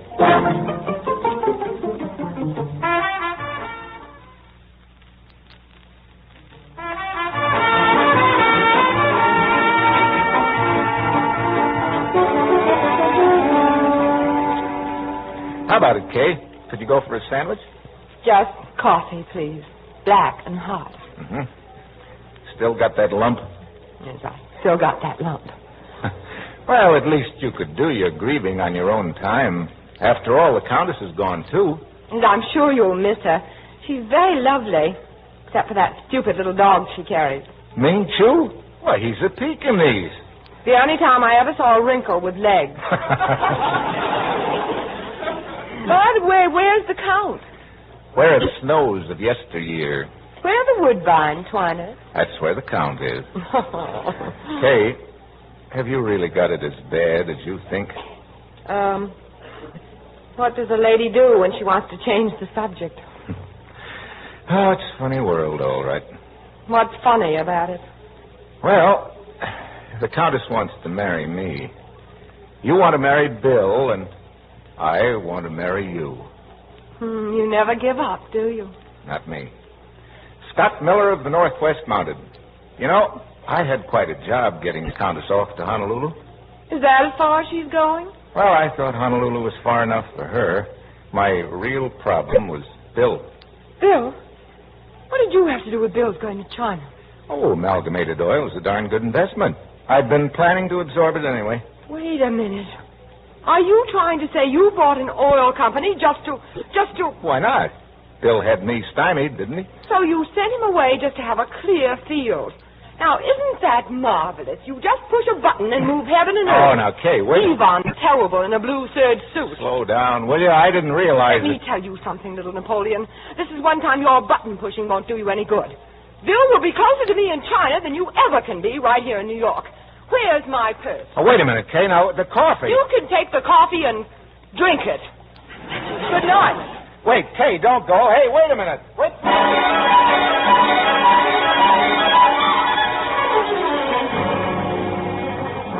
Tabby, did you see a girl come running out of here? Yeah, she took that hack up ahead. All right, you keep that hack in sight and you got yourself a $20 tip. Come on, let's go.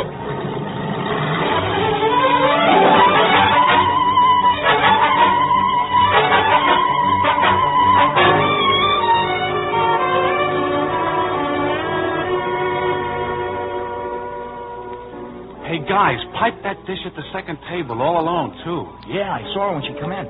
Here's where I go to work. Don't you wish you could? Dan, how much says I can? $5? Dig it out, I'll be back for it.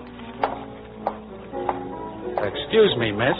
Yes? I was telling my friends you look sort of lonesome. How about a drink to the old alma mater? Oh, you're a student? I should say not. We're football players. I'm afraid you're playing in the wrong league. The referee just called a foul. Oh, come on, Toots. I crave companionship. Well, you should join a sorority. Be a sport. Well, yeah, I bet the fella's $5. Excuse me, madam. Is this juvenile annoying you? Not as much as some people I know. That's telling him, sister. Now, look, Sprout. Be a good scout and toddle back to your table, will you? Scott Miller, will you please stop interfering in my affairs? Oh, I didn't know this was an affair. Madam, is this old geezer annoying you? He most certainly is. You heard him, mister. Maybe you better toddle back to your table. Don't try to be funny. Hey, guys. Yeah? What's up, Bob? Somebody looking for trouble? Yeah, and somebody's going to find it fast. Now get back to your table. Wait a minute. Who do you think you're pushing? Why, I'm going to... You asked for it.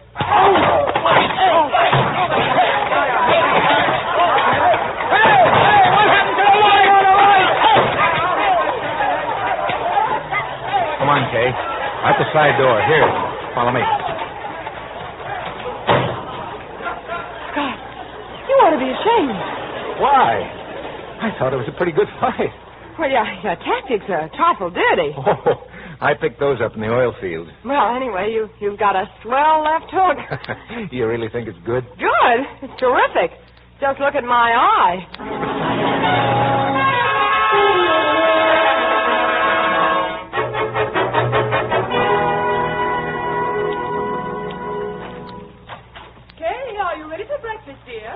Well, Mother, darling, I don't think I'll eat this morning. Now, darling, you know that... where did you get that eye? Well, the blue one comes from your side of the family. The black one's a present from a gentleman friend. Oh, c'est l'amour. Okay. Yes, Anna? These flowers used to come. Hey, bring them in. Thank you, Anna. You can leave them. Sure thing, Miss Kay. Well, what a beautiful basket. And such an odd shape, too. Why, it's just like a... Was that a bark? Well, it wasn't Gabriel's horn. Oh, he's inside the basket. Oh, a Pekingese. Oh, yeah, you little darling, you. Okay, who sent him? Aren't you going to look? Well, I don't have to. I know who sent him. Oh, no, wait, here's the card. Why, it's from Scott Miller. It says, introducing Junior in his own doghouse, so maybe you'll let me out of mine. Oh, isn't that cute? Yes, it's hilarious. You know, I think Scott Miller is simply wonderful. You know, you could marry worse men, my dear. Just name me 12. I wouldn't even talk to that goof. The next time I see him, I'll... Hello? Hello, Kay. I just... Abe, I'm sorry. Miss Colby, no come to phone. She been busy. You're now darling little dog.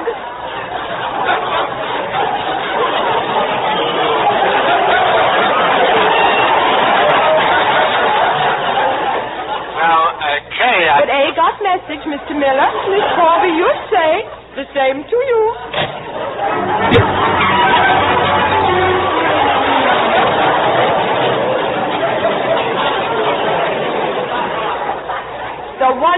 I accept a date while Bill's away, and Stuart has to be 2 hours late. Well, it's fashionable, Kay. Incidentally, what sort of costume is Stuart wearing to the ball? Oh, I don't know. He said something about going as a fudge sundae. Oh, fudge sundae. Oh, isn't that sweet? Yeah. Oh, there he is now. I'll go. Young man, it's about time you... Hello. Scott Miller, now what? I've come to take you to the ball. Well, I hope you can bear up under it. But I'm going to the ball with Stuart Farnham. You don't say. I do say. I tell you that I'm going with Stu. How vulgar. Stu. Is that a name or a condition? Don't try to be funny. Stu is his name. Well, you know, that's strange. It also happens to be his condition. Hey, Stu, come here. That's a great little party, all right. Having lots of fun. Stu. Another such and Skoda, honey. That's all I need. Just one little one. Well, it seems to me that he's temporarily indisposed. You did this, Scott. You got him drunk so he couldn't take me. Now, Kay, all I did was suggest a drink. After he'd had about 16, I found he couldn't hold his liquor. Well, Scott, isn't this going a little too far? Well, I guess so. You know, I don't know what I'm going to do with me. Well, I know what you can do with me. Get out of here and leave me alone. Oh, don't be silly, Kay. Why can't I take you to the ball? Just take you there and bring you back. I'd sooner go with a one-eyed weasel. Oh, honest, I'm not going to even dance. Look, I'm in a dinner jacket. I'm not in costume. Aren't you? I thought you were masquerading as a gentleman. Mother. Yes, dear. What is it? Will you phone downstairs and get me a cab? I'm going to the ball alone.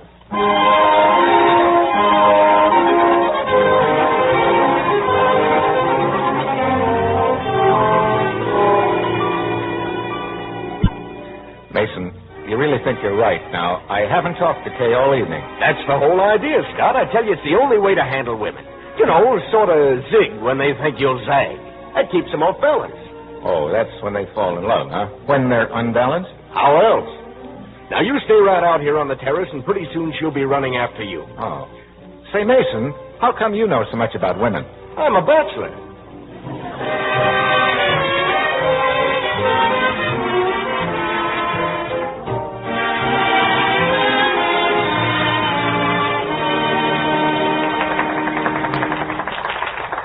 Do you have a match? Bye, Mr. Miller. Did you want a light? Thank you. I didn't know you were out here on the terrace, Scott. I'm sure you didn't, or you wouldn't be here. Oh, now, please don't get personal. I've been having such a wonderful time. Why not be nice and, well, amusing? Well, should I make a funny face or tell a story? Well, I know the face. I don't know the story. Well, it's about a button pusher and a... Pekingese? No, definitely not a Pekingese. More of a bulldog. A bulldog? You see, this button pusher was pretty smug. Used to having his own way until the little bulldog came along. Oh. And he chased the little bulldog for a long time, but he didn't seem to be getting any place. And maybe she didn't like his methods. She didn't. But he couldn't change because he was an old button pusher and set in his ways. And the bulldog was stubborn, too. Yeah, that's it. Seems you do know the story. Just parts of it. You didn't say that the bulldog was interested in someone else. And still is? And still is. Well, then, there's nothing for the button pusher to do but take up his marbles and go home. I hope you have fun, Kay. Goodbye. Men. Sometimes they do the darndest things.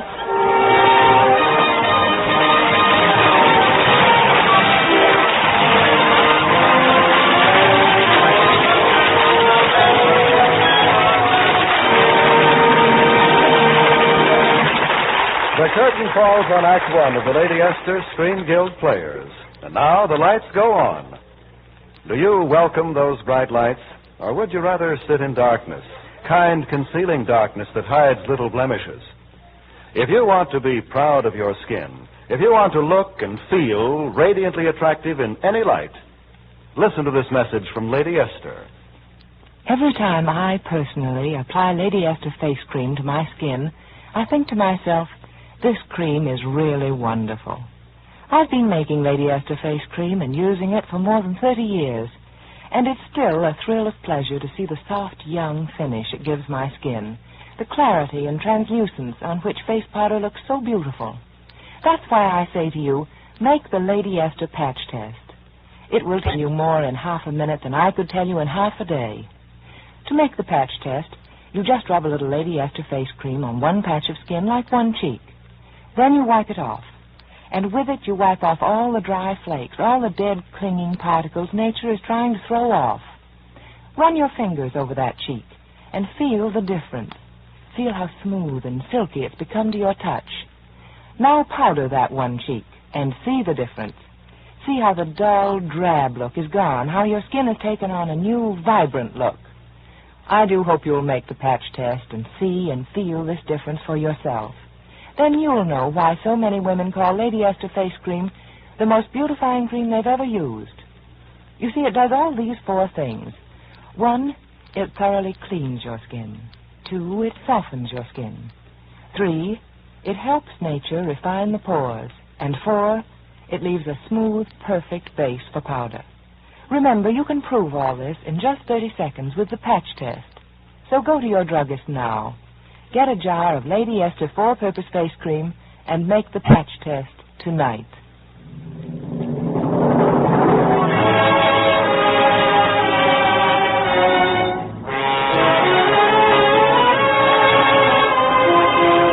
And now, Lady Esther presents the second act of Love Before Breakfast, starring David Bruce as Bill Wadsworth, Virginia Bruce as Kay Colby, and Brian Donlevy as Scott Miller.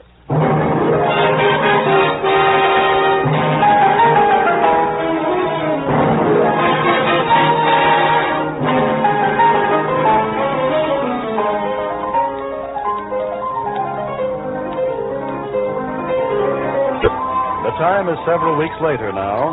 Kay hasn't heard a single word from Scott. And it isn't as if she cared, of course, but, well, after all, she is a woman.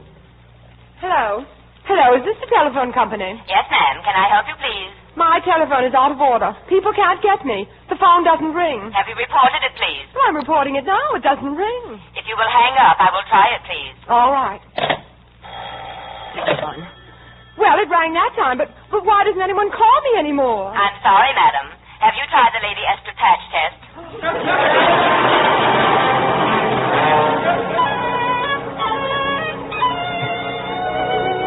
Now, don't get worried, Scott. It's working out fine. All you have to do is stay away from it. And proposed by mental telepathy?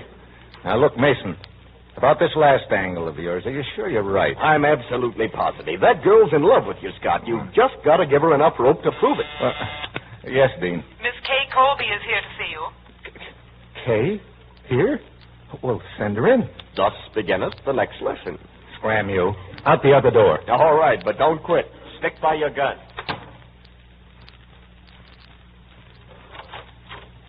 Scott? Oh, hello, Kay. Come in. I hate to barge in on you like this, but I'm selling these milk fund tickets, and I just happen to be in the neighborhood, so I... Oh, is that all that brought you here? Is that all? Well, I've got 200 left at $10 apiece. Oh, 200. Miss Dean, Yes, sir? make out a check for $2,000 and mail it to... Metropolitan Charities. You got it? Yes, sir. Well, that's that, Kay. Anything else? No. Except I'm sorry I was out when you phoned last night. Are you really? Really, Scott?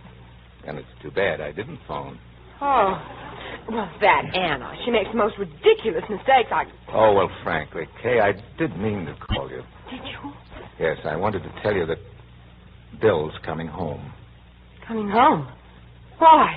Oh, why not? You mean you're just handing him back to me? Well, anyway, I'm willing to gamble. I see. You think that I'll get tired of him. I'll realize I don't know my own Now, mind. wait a minute, Kay. Meet Kay Colby, the human guinea pig. Now, wait a minute. I Still didn't mean... pushing buttons, aren't you? Still running the world. Well, let me tell you again. You're way off your base. When Bill gets home, I'll be the happiest girl in town. Good day. Holy smoke. What a temper. What happened, Scott? Well, just as you told me, I stuck by my guns. Yes, but what was all that noise? They backfired.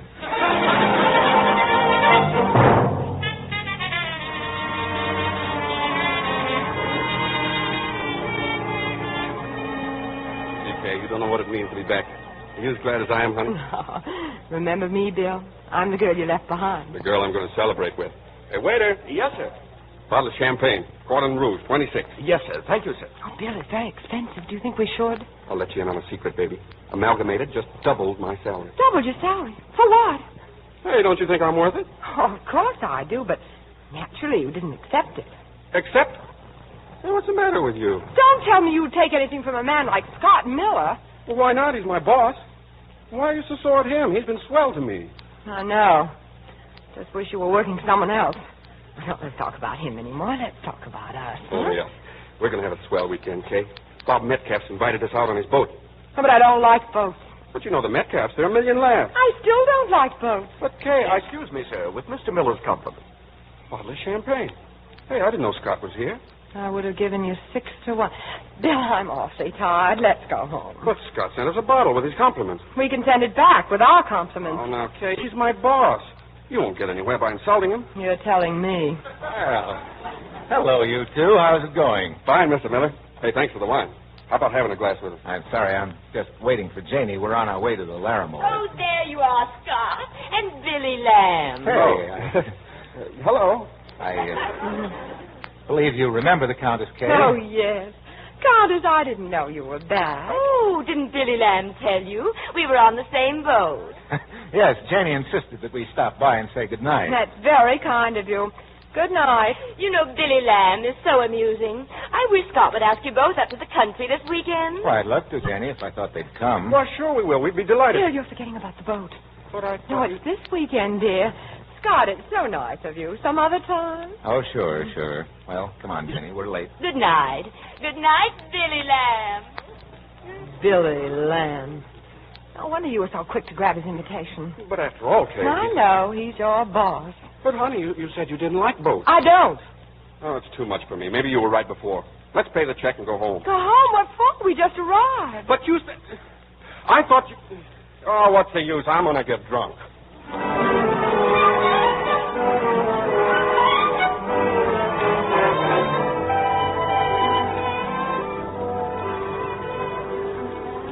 Bill, when you said a boat, I thought it was going to be a boat, not an oversized wooden shoe like this. But you heard what the man at the dock said. The Metcalfs will pick us up out here in a big boat later. Yes, but we've been anchored in this cove 5 hours now, and it's getting dark, and I'm hungry, and I'm thirsty, too. Well, what do you think I am, a camel? Sometimes I wonder. Ahoy there! Pronto, ahoy! That voice, it couldn't be... Well, how are you, mates?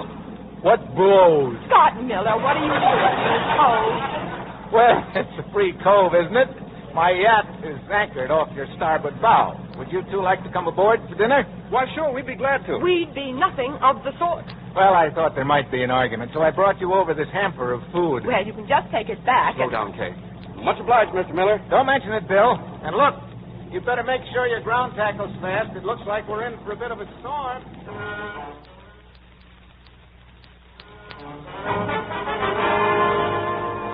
You don't care a thing about me. I could just drown out here in this storm. All you care about is that food and that champagne. And all you care about is Scott Miller. Bill, don't be crazy. You're the one who's crazy. You're crazy about him. So crazy you can't stand being anywhere near him. Oh, don't be a fool. Well, I don't intend to be. I've been a sap long enough. You're just using me to burn him up. Do you know what I'm going to do? Sure, what you always do. You're going to get drunk.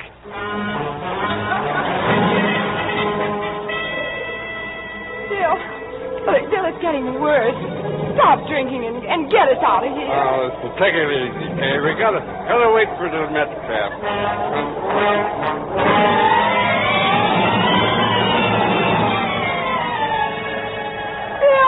Bill, wake up. The water's coming in. What's coming in? Bill, we're liable to drown. You've got to sober up. There's nothing to worry. Bill, you fool. Somebody help us. Help! Help! Ahoy there, Pronto. Stop! Stand by, Pronto. We're coming aboard. Going to take you two to the yacht. Scott, darling, thank heaven you're here.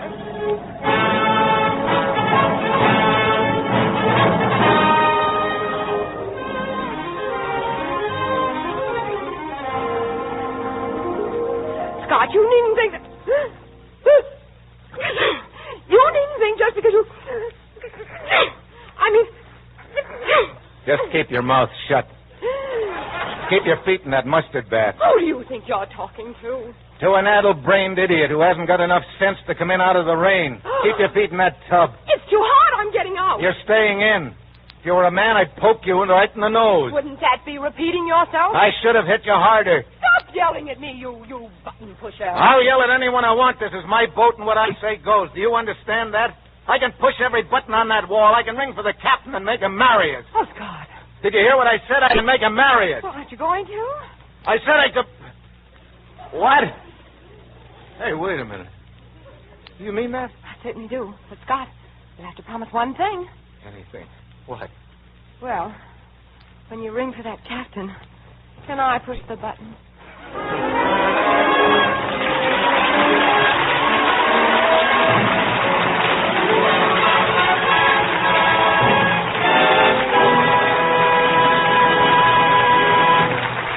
Thank you, Virginia Bruce, Brian Donlevy, and David Bruce for appearing with the Lady Esther Screen Guild Players tonight. We are grateful for your fine performances. And now, before we tell you about next week's program, here's a word from one of America's best-known beauty authorities, Lady Esther.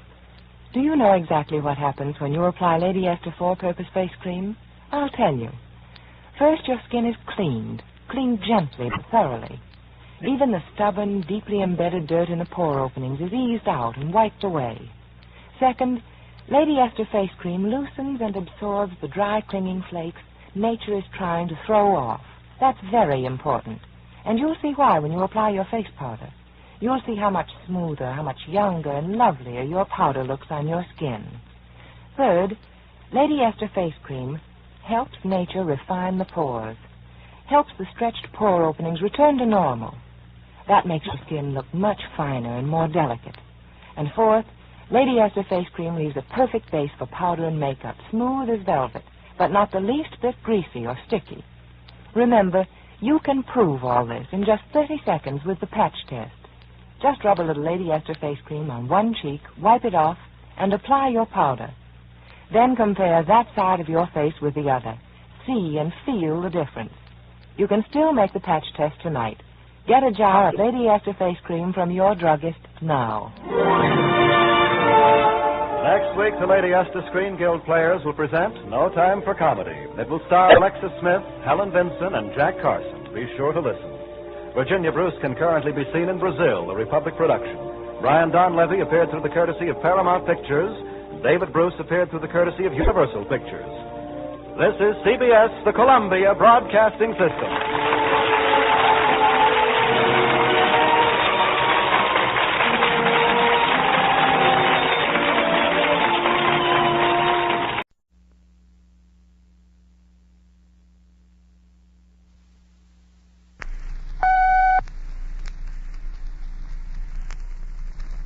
The United States Steel Corporation, 500,000 employees and stockholders, presents the Theater Guild on the Air.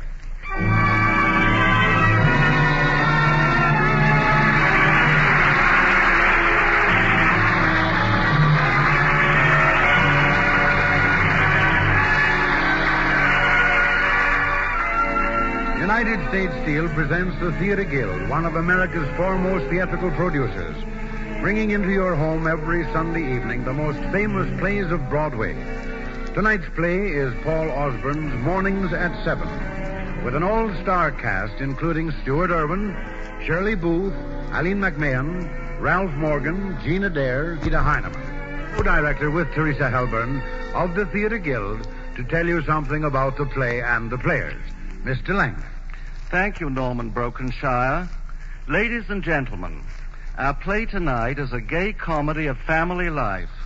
We've chosen it for you because we think you'll all be amused by the funny quirks that exist in the Bolton family.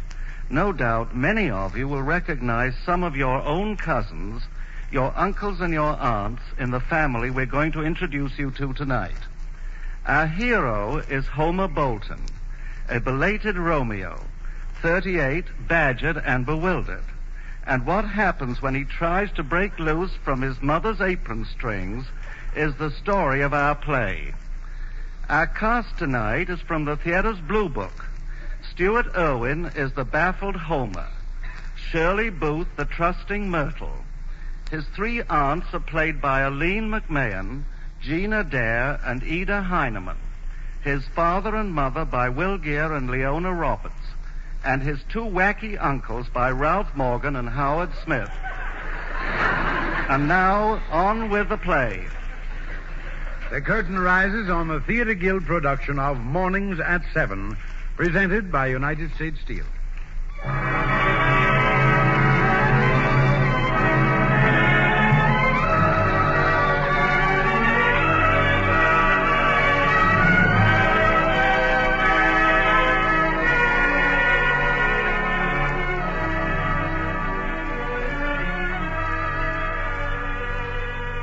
This is a story about a 38-year-old boy and how he grew up in one day. It's the story of Homer Bolton and his secret wife, Myrtle, his rather eccentric father and mother, and his numerous aunts and uncles.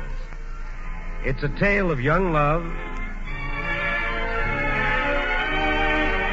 of deep, dark intrigue, and the skeletons that rattle in every family closet.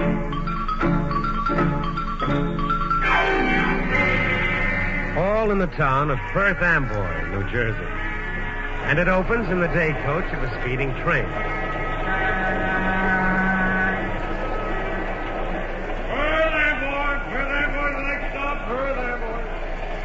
Homer.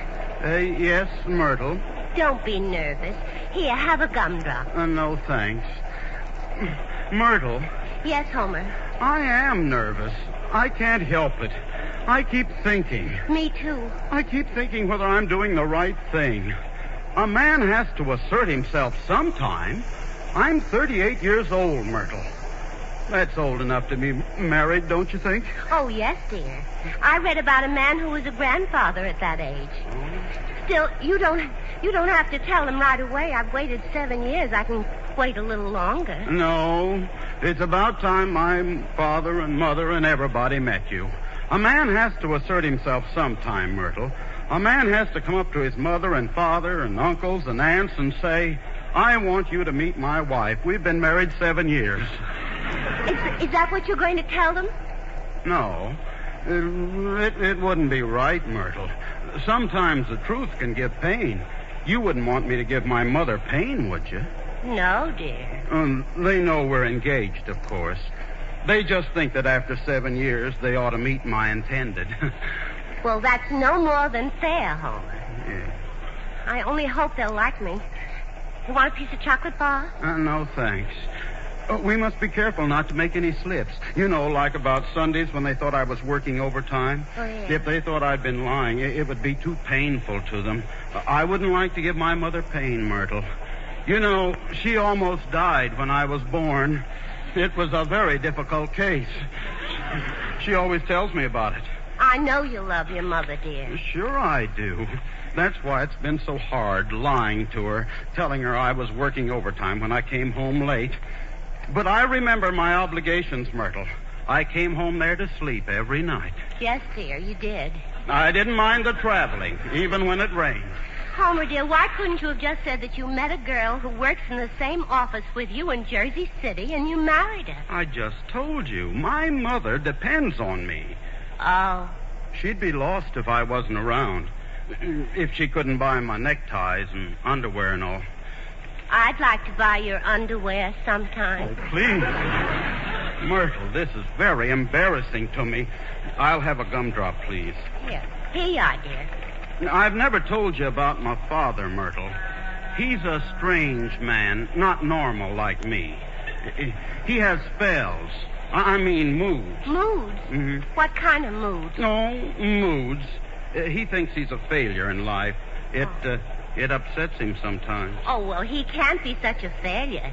Not the wonderful man that built our house for when we get married. See, I feel so funny saying that when we're really married. Myrtle, quiet. We're not there yet, silly. Oh, gee, I just love that house, Homer, even if I've never seen it. I've told everybody in Jersey City how the garage is right underneath and you don't have to get wet. Mm-hmm. And that garbage disposal in the sink that grinds everything up. Mm-hmm. Oh, Homer, dear, can I see it? Will you take me to... Someday we'll be living in that house, Myrtle. Will we, Homer? Well, there, boy. Come into the bird there, boy. Oh, dear, I'm so nervous. Do you want to go over them again, Homer? Myrtle, we've been over them 6 times. Well, let's see now. Aunt Cora, Aunt Esty, Uncle Thor, Aunt Harriet. Not Harriet, Airy. Oh, dear. Aunt Ari, Uncle Daniel. David, not Daniel. Dear David, not Daniel. Ari, not Harriet. Oh, dear, I mustn't forget. And I mustn't forget, we're not married. No. Oh, dear.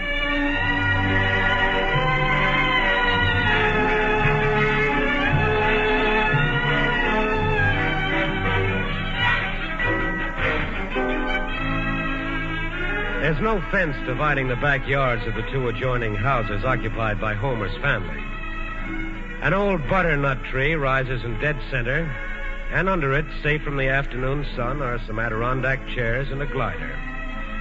Just now, they're occupied by Aunt Cora and her husband, Uncle Thor. That is short for Theodore. Oh, dear. Oh, I'm so excited. Feel my heart, Thor. It's palpitating. Now, control yourself, Cora. Oh, do you suppose the train is late? Oh, dear. Maybe he couldn't find a taxi. Now, Cora, you sound just like your sister Ari, always fluttering around and worrying about everything when she isn't sticking her nose right into it. Cora! Is Homer here yet? Did Myrtle come? Oh, hello, Thor. Good afternoon, Ari. Not yet, dear. They're not here yet. I bet he changed his mind, decided not to bring her. Harry, do you suppose we'll get to meet her? If she comes, that is. Oh, of course. Homer wouldn't bring any girl of his home without introducing her to his aunts who live next door. And his uncle. I live there, too, Ari. Now, starting pretty early in the day, aren't you, Thor, to tell me I'm not what? Now, Ari, I didn't mean any such thing. 25 years I've been living in that house with you and Cora. If you want me to get out, why don't you say so? Harry. Now, that's enough. Now, please don't be starting that again. And you too, Thor. Carl would be mighty pleased to see his son married and living in that house he built for them. Carl will, but what about Ida? She ought to get rid of that crazy mother love of hers. It was all right when Homer was a baby. 7 years he's been engaged to Myrtle. I see myself waiting 7 years for any man. Harry, you've been waiting all your life for one. Don't you worry, Thor Swanson. I could have had plenty of men if I'd wanted them. Sure you could, Harry. Don't think I don't see the way men look at me on the street. I know what they're thinking. Sure, Harry. I was only trying... Oh, you're a fine one to talk. Look at you. That button on your coat is hanging by a thread. I wonder your own wife wouldn't take care of you. Oh, now, I sewed that button on this morning, Harry. Well, then you didn't do a very good job of it, I must say. Take it off, Thor, and I will sew the button on, Harry. But why, dear? If I can do it so much better than you, I don't see why I shouldn't. Where are you? It's Ida. Here we are, Ida. Dear, I've been looking all over for you. What's the matter, Ida? It's Carl. Oh, he's not going to have another spell. I mean mood, is he? I don't know. I'm not sure. He's standing there in the middle of the room, and he won't budge. I have to go around him to get to the sink. That's it, all right. No doubt about it. Ida, why does your husband always have to pick a time like this? Well, don't you see? It's Myrtle. He can't face her. Don't you see? That's the way it always is. Any new person comes into the house that he wants to make an impression on. Oh, they're coming. Oh, dear. Oh, they're just at the front of the house. They're here, Homer and Myrtle. Oh, dear, I'm so excited. My son's fiancée. Oh, I've got to run. Look. They're getting out. That's her. That's Myrtle. My goodness. He's helping her out of the taxi. Look, Thor. By Judas Priest, he is. Imagine that. Well, he's certainly doing a good job of it. My goodness, look how he's got hold of her arm. You can't tell me there isn't something going on there. Maybe we'd better phone Esty. She's his aunt, too, as much as we are. It's only fair. Oh, wouldn't you want to meet Myrtle, too? Come on. I'm coming, Thor. So they're going to phone Esty. The 4 Gibb sisters all together in one spot. If that ain't enough to bring on one of Carl's spells, I don't know what is.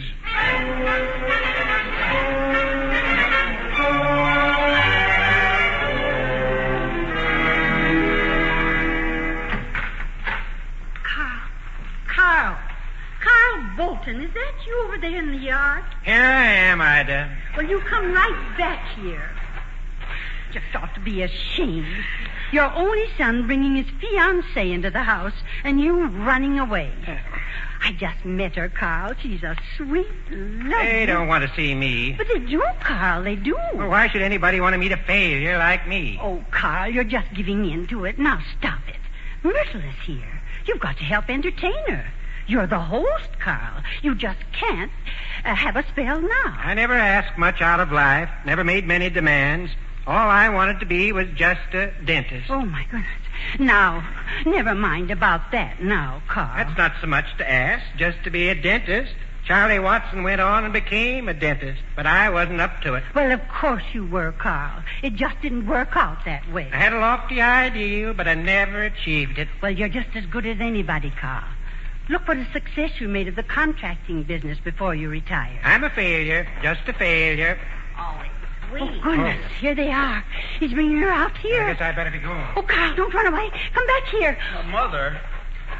Oh, hello, Homer and Myrtle. Did you find Mr. Bolton yet, Mrs. Bolton? Well, I guess he must have gone for a little walk. Oh, dear, and I did so want to meet him. Oh, I love your backyard, Mrs. Bolton. It's just like Homer described it. And what a beautiful maple tree. Butternut, Myrtle. Butternut, I mean. Butternut. And your sisters live right over there, don't they? Right in the next house.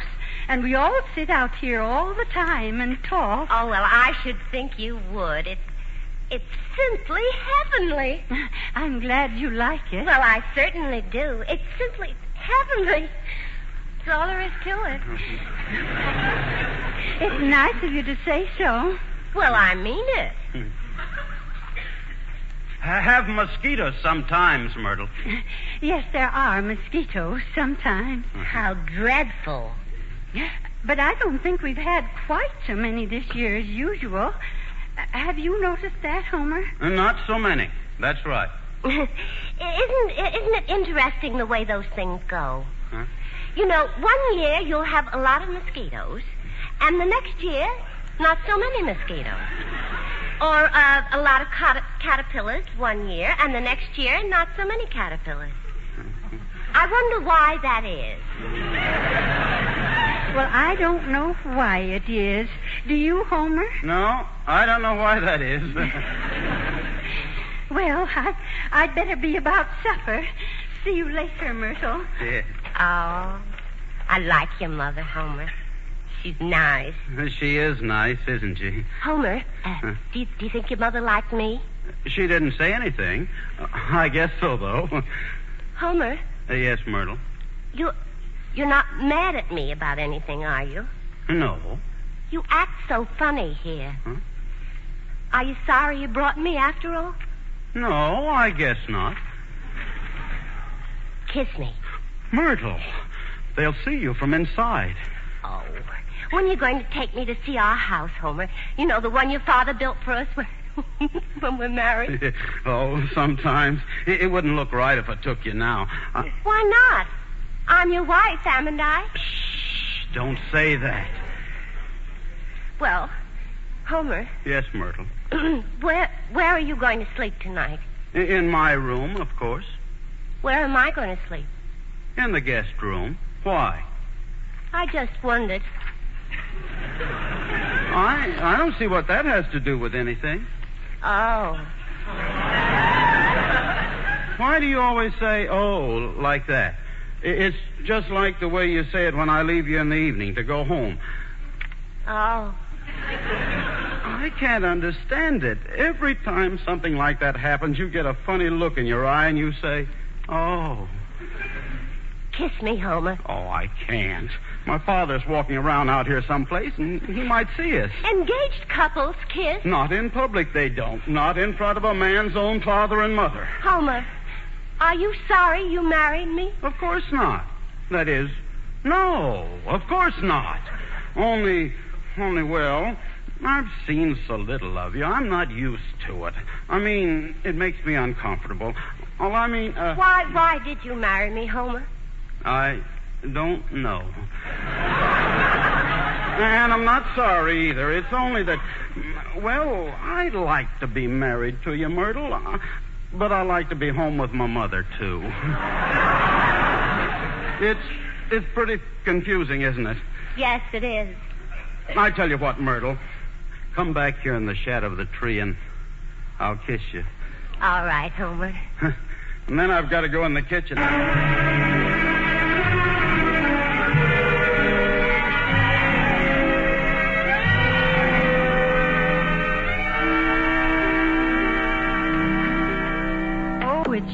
Homer. Why didn't you stay out there in the yard with Myrtle? I want to talk to you about Father. Now, Mother, is he having one of his spells again just when I bring Myrtle? No, Homer. Did he lean his head against the tree and start talking about going back to the fork again? Did he? Answer me, Mother. No, it hadn't got to that.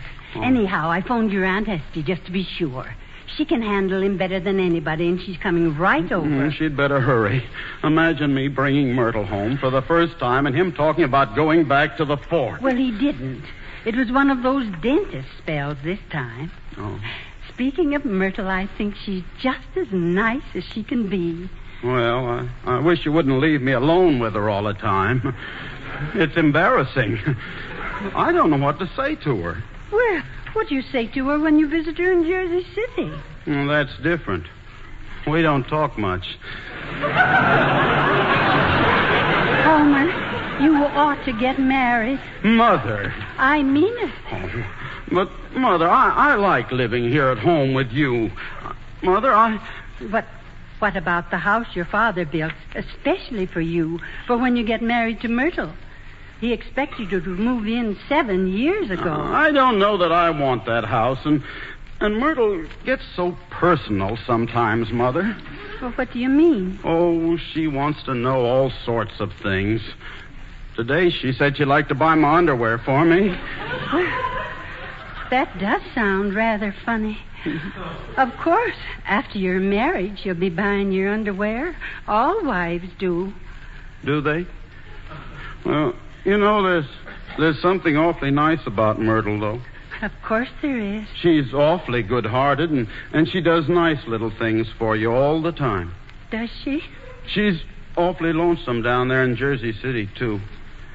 Mother, if I was to live with Myrtle, do you think I'd get used to it? Live with her? Why, Homer. Oh, I mean marry her, of course, Mother. Would I get used to it? Oh, now, Mother, what's the matter? Mother, you're crying. Well, I never thought of that. I never thought that she'd be buying your underwear. There, you see. I knew you didn't really want me to marry her. But I do. It would make me so happy. So happy.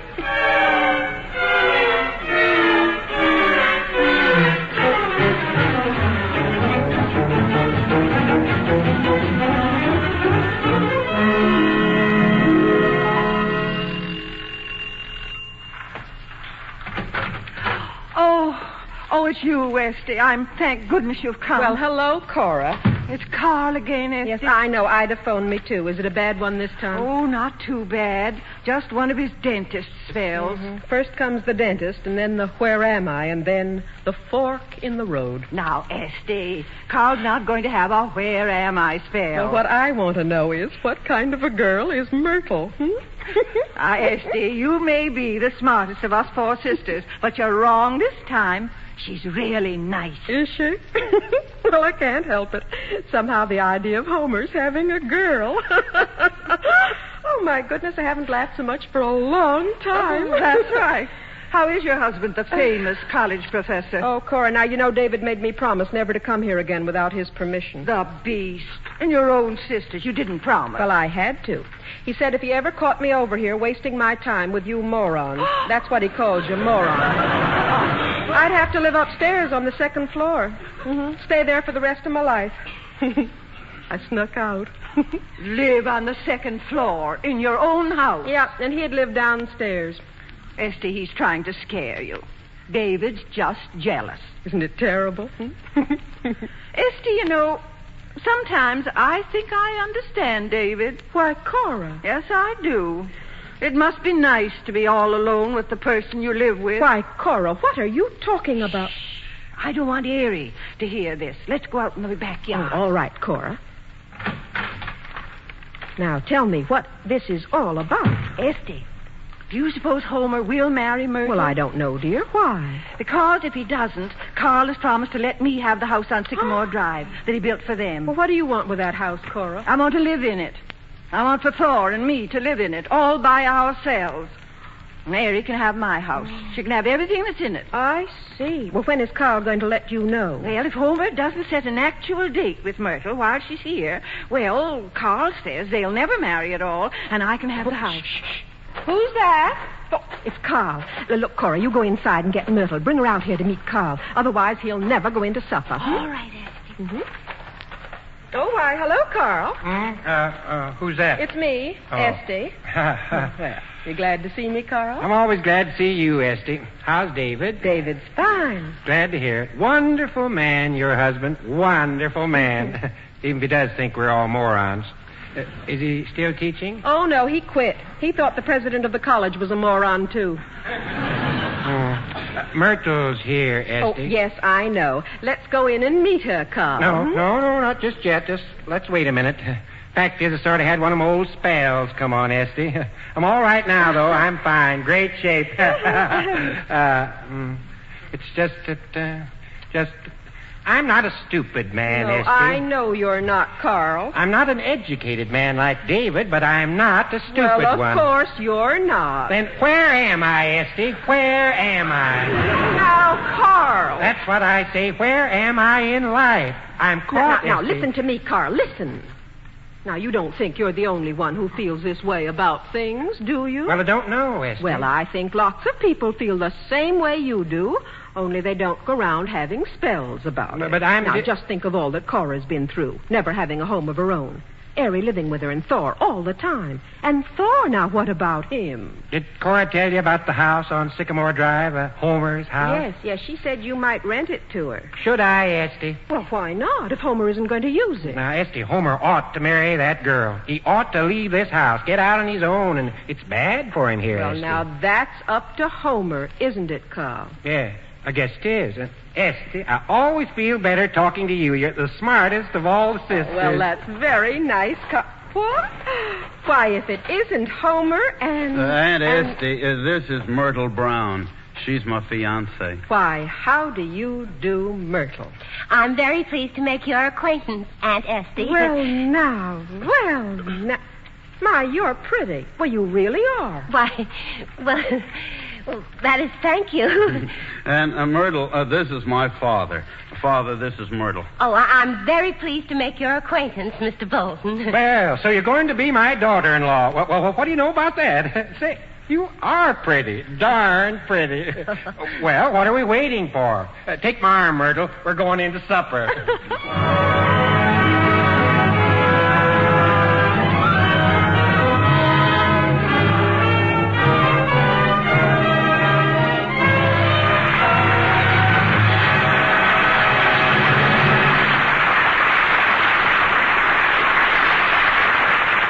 The curtain has fallen on the first act of Mornings at 7, produced by the Theater Guild on the air and presented by the United States Steel Corporation.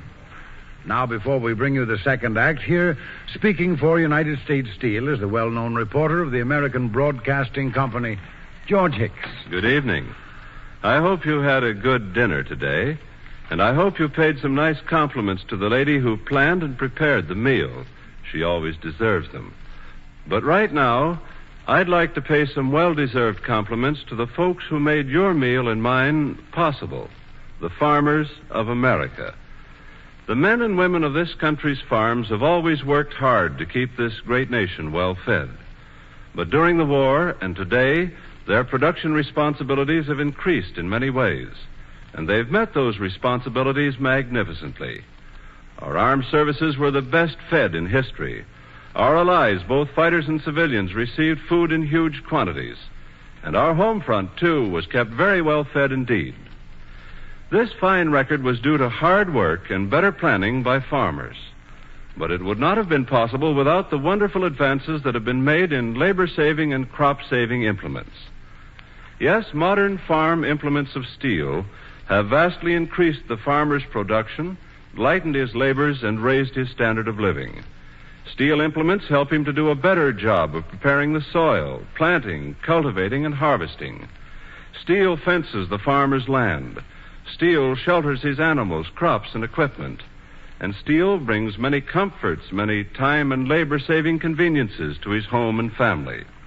Perhaps the most important of all in helping our farmers do more work at less cost and in fewer hours is today's steel tractor.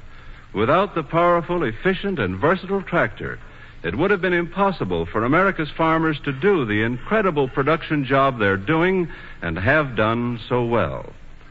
Tonight, U.S. Steel pays tribute to the American farmer. Without his labor, skill, and sacrifice, the war could not have been won. Without his vital production, the world would not move on to the better days that we all pray lie ahead. So let us never forget this deeply important fact. Yesterday, today, and tomorrow, our farms are the backbone of our nation. We pause now for station identification.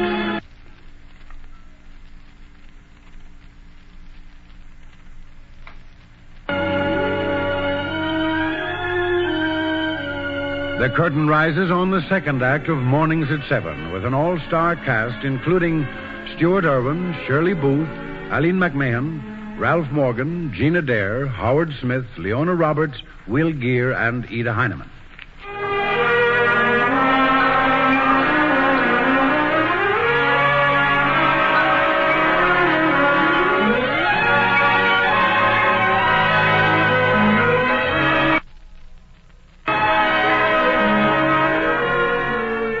Myrtle has finally met Homer's rather unusual family. All, that is, except Uncle David and Estie's husband. He hasn't appeared yet. Things have gone with unexpected smoothness so far, but the evening is young yet. Right now, they're all seated at the dining room table. The cold cuts and potato salad and chow-chow have been honorably disposed of. So has the apple pie a la mode. Everybody have enough ice cream? Oh, Thor, Cora, Eric. What about you, Myrtle? Oh, no, thank you, Mrs. Bolton. Oh, it was a lovely supper. Homer? Carl, more ice cream? No, thanks, Mother.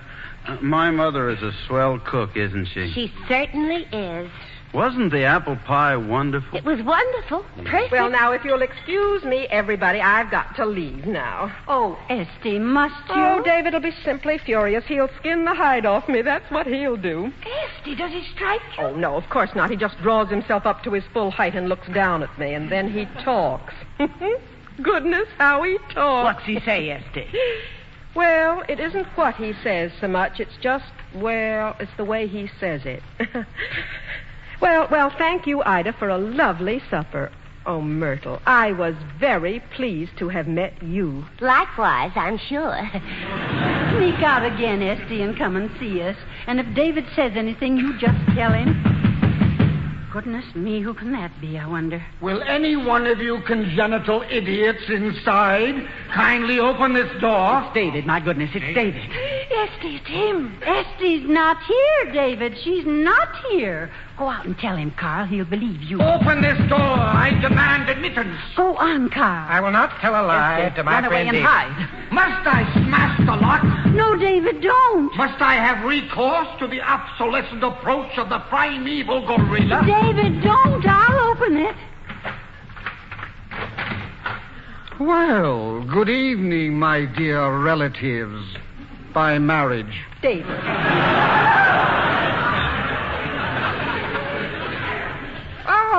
Esther, my wife, is David, it not? What are you doing here? I was just coming home. I really was. See, Myrtle is here, you see. I just ran down. She's only been here a minute. Now, Ida's right. See, she phoned me that Carl was having a spell. That's true, David. I had a spell. But I'm all ready to go now. Oh, come on, dear. Well, what are you staring at? Why are you looking at us all that way?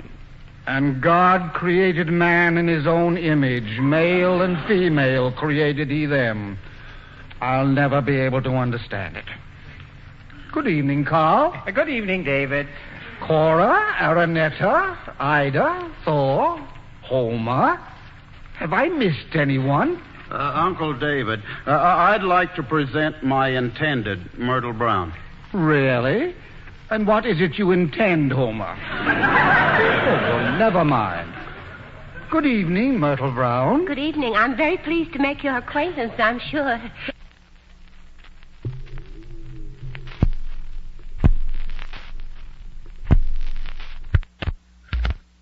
Are you? Why, I wonder. Oh, well, never mind. Well, here we are all together again. Our own little circle. I must say you all seem very much the same. Well, that's very nice of you, David. Yes, you're all just about the same. A little older, perhaps. But I can still see the same bright, intelligent expressions on your faces that I remember so vividly. Well, has no one anything to say? A conversational gambit? An opening wedge, perhaps? It's nice weather we're having, isn't it? Thank you, Myrtle. And now, before I leave you, there is just one thing more. You have all visited at my house. Not in recent years, thank goodness. But you have been there.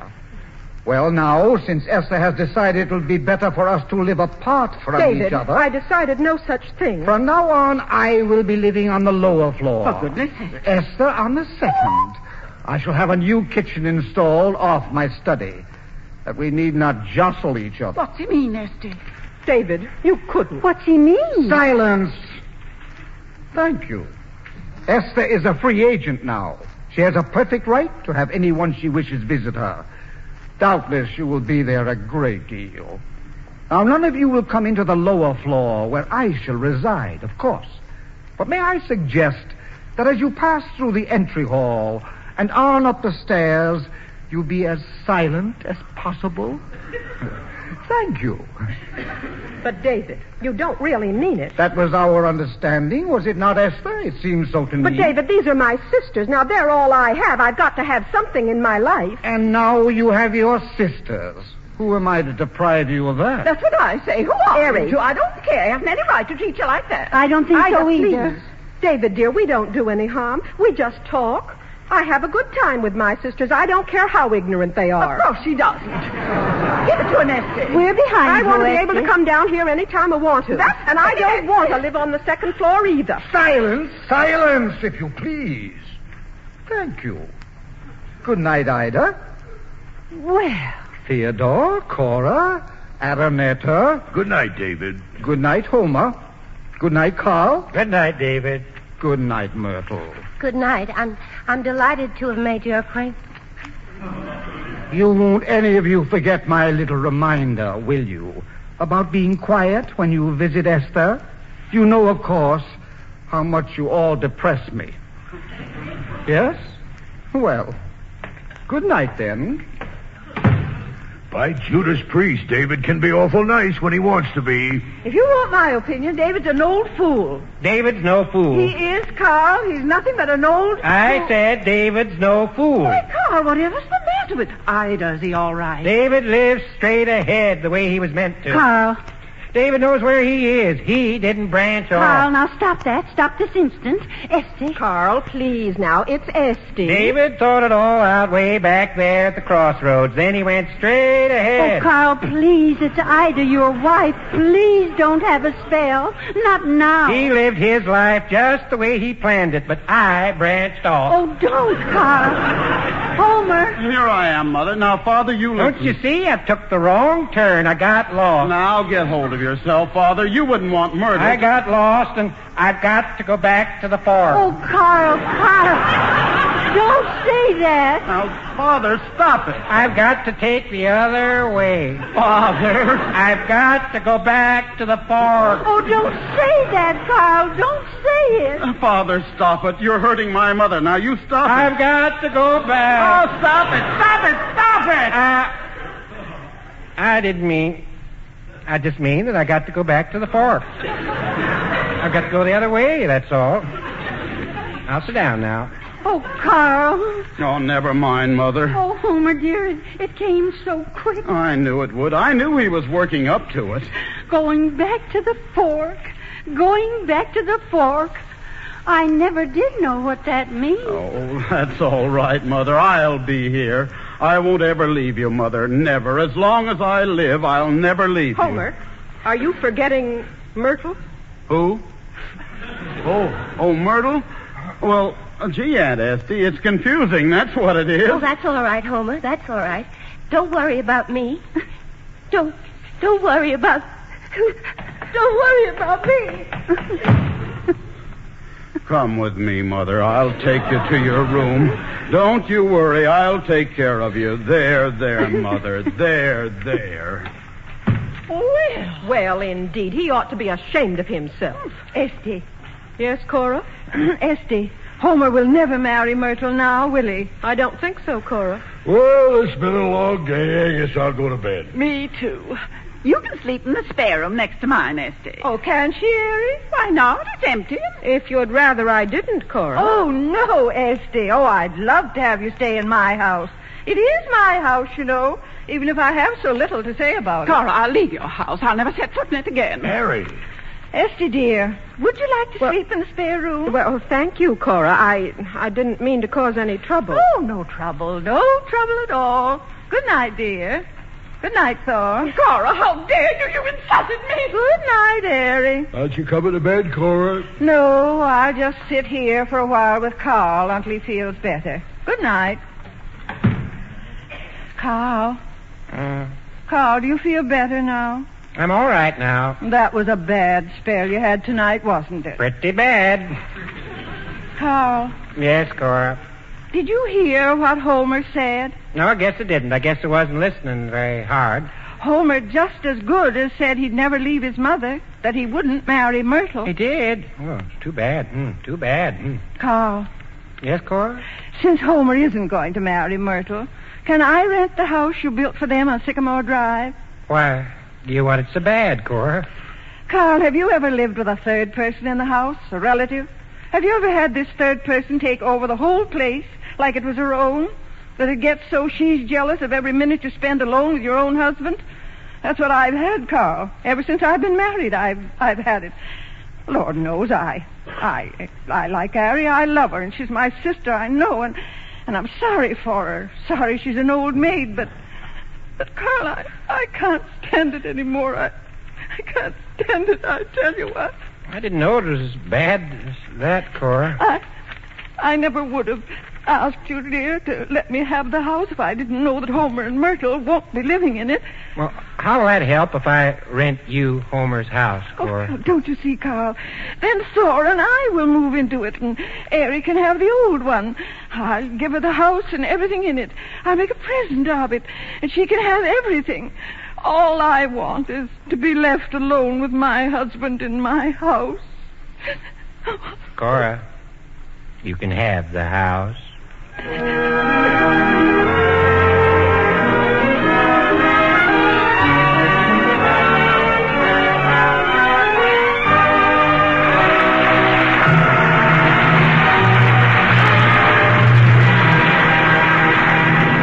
You're listening to KECA Los Angeles. The curtain has fallen on the second act of Mornings at 7, produced by the Theater Guild on the Air and presented by United States Steel Corporation. Here again for U.S. Steel is George Hicks. A few years ago, a southern farmer, as an experiment, bought several bushes of a new kind of berry called the boysenberry. He planted them, they prospered, and before long he had hundreds of well-filled bushes. But then a problem arose. Few in the South knew anything about boysenberries, and he knew of no market for them. The farmer wrote to a man he knew would help him. Within a few days, that man had found a buyer who took the entire crop. What's more, the farmer had orders to fill for all that he and his farmers could grow next year. Now, the man who performed that service without charge is a farm products agent, one of many employed by the Tennessee Coal, Iron, and Railroad Company of Birmingham, Alabama, a member of the U.S. Steel family. Helping Southern farmers is that man's job. As an agent of the Tennessee Coal, Iron, and Railroad Company, or TCI as it's known, he and his fellow agents in 8 other southern states work constantly to make southern agriculture better and more prosperous. The TCI farm agents have helped lead the South away from dependence on corn and cotton. They've helped establish many new and profitable crops, great new industries like raising cattle, hogs, and sheep, and many smaller businesses such as packing houses and processing plants, and have also done everything possible to find markets for these new products. Now, it may seem strange to you that a steel-producing company should be so interested in agriculture.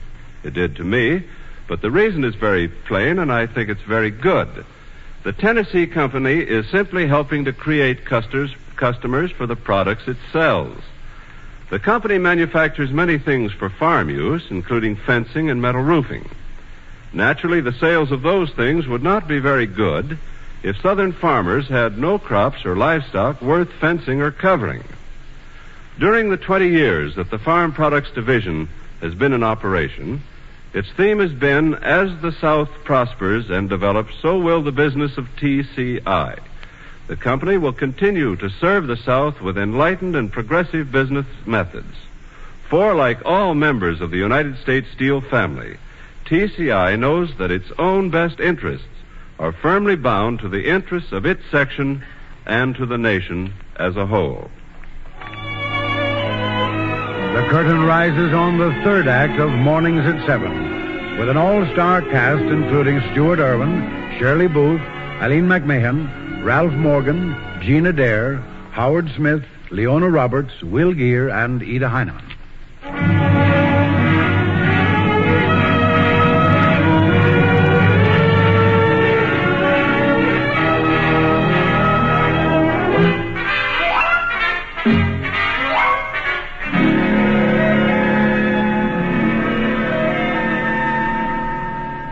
Well, we're still back in Perth Amboy, New Jersey. It's the morning after a rather disastrous night. Homer's father has had one of his worst spells. I beg your pardon, moods. Homer has indicated he would never leave his mother to live with Myrtle, a wife he's been secretly married to for 7 years. And worst of all, his house, his and Myrtle's, their dream home of the future, has been taken away and rented to Aunt Cora. Yes, it's the morning after. Out in the backyard, the birds are feeling very gay indeed. But not Homer. No, not at all. Oh, there you are, Homer. Yes, Mother, here I am. Oh, Homer, I'm terribly sorry about your house. Really, I am. I don't want to talk about it, Mother. I've got to think. Do you feel awfully bad? How do you think I feel? But, Homer, last night you said you weren't even sure you wanted it. Mother, that was my house, Myrtle's and mine. Father built it for us. Yes, it was, Homer, but... And now it's not my house anymore. Now Myrtle and I haven't got a house anymore. I don't suppose Carl thought you'd care, since you and Myrtle aren't going to use it. We could go up and look at it, couldn't we? We could talk about it to each other, couldn't we? Now what are we going to talk about? Oh, dear, I'd do anything to get it back for you. What I'm going to say to Myrtle when she gets up, I don't know. It'll just about break her heart. She's told all her friends in Jersey City about her beautiful home. Well, now she hasn't got one anymore. We just took it away from her. Pretty small business, I must say. Invite a girl to stay overnight and then take her home away from her when she's asleep. Pretty small business.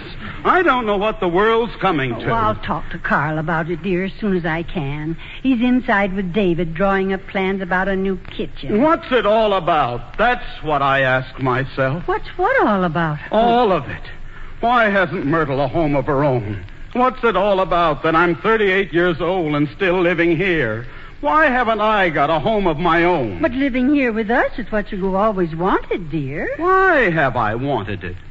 I'm a man. Of course, Homer. Then what's it all about? Myrtle cried half the night last night. I heard her.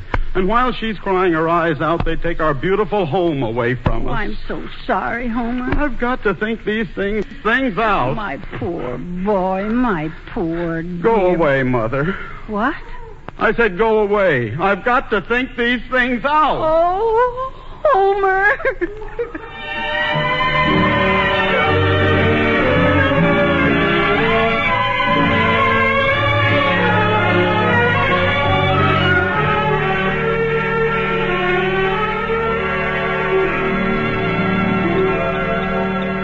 Good morning, Homer. Morning, Myrtle. Isn't it a lovely day? Is it? Oh, my, you can feel the sun on you as warm as toast. I thought maybe you'd like to take a little walk. Walk? Yeah, that's the first thing I thought of when I woke up this morning. I thought, Homer and I'll take a nice walk till train time. Maybe we'll even go up and look at our new house even. Oh, well, Of course, you don't want to. It's just that I didn't sleep so well. I don't feel like walking. Oh, what a shame. I thought about things all night. Now, don't you feel bad about anything, Homer. I've thought it all out. I see just what you mean about not wanting to leave your mother. I think it's very nice of you, dear. We could go on just the way we have been. Evenings and Sunday afternoons. Well, it's not that, Myrtle. It's something else. What? It's about our house. Oh, nothing's happened to it, Homer. It hasn't burned down or anything. No, it's all right. Oh, my goodness, you scared me. You shouldn't say things like that. It's just that it isn't our house anymore. Our house isn't our house anymore. My father just rented it to Aunt Cora. Our house? Uh-huh. I guess after what I said last night, he thought we weren't going to be using it. Oh. Gee, Myrtle, I'm sorry. Oh, it's all right. Of course it's all right. It wasn't our house, was it? Not really. It was your father's. You couldn't expect him just to keep it empty until 7 years. You couldn't expect... I'll build you one myself, Myrtle. I'll build you a house that'll make that house look like a garage. And I never even saw it. Myrtle, I ought to have told them we were married a long time ago. I ought to have done it. Why didn't you, Homer? I got caught.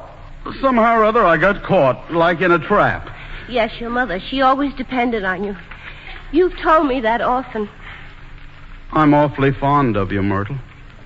Are you, Homer? I'm fonder of you than anything I can think of. I think you're wonderful. Thank you, dear. I'm not going to let them get away with it. I'm not going to let them get away with it, do you hear? Why, Homer... We're going to get our house back, that's what. Aunt Cora's going to give it back to me. I'll make her. I'll tell them all about us, how we're married and all. I'll tell them everything. No, Homer, you mustn't. What would your mother think if she found out you'd been lying to her for 7 years? No. Myrtle, I'm 38 years old. I'm a man. I've got brains. I've always thought you were very intelligent, Homer. I'll think something up. Some scheme, and then I'll spring it on Aunt Cora. No, Uncle Thor. She's crazy about him, and she'll do whatever he says. We'll get our home back, all right, all right. Come on, Myrtle. Yeah? No, not that way. Not through the house. Why not? Oh, my father and Uncle David are in the kitchen.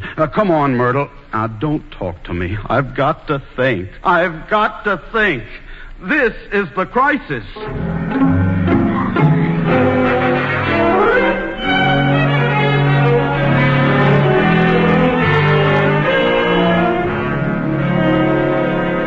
David.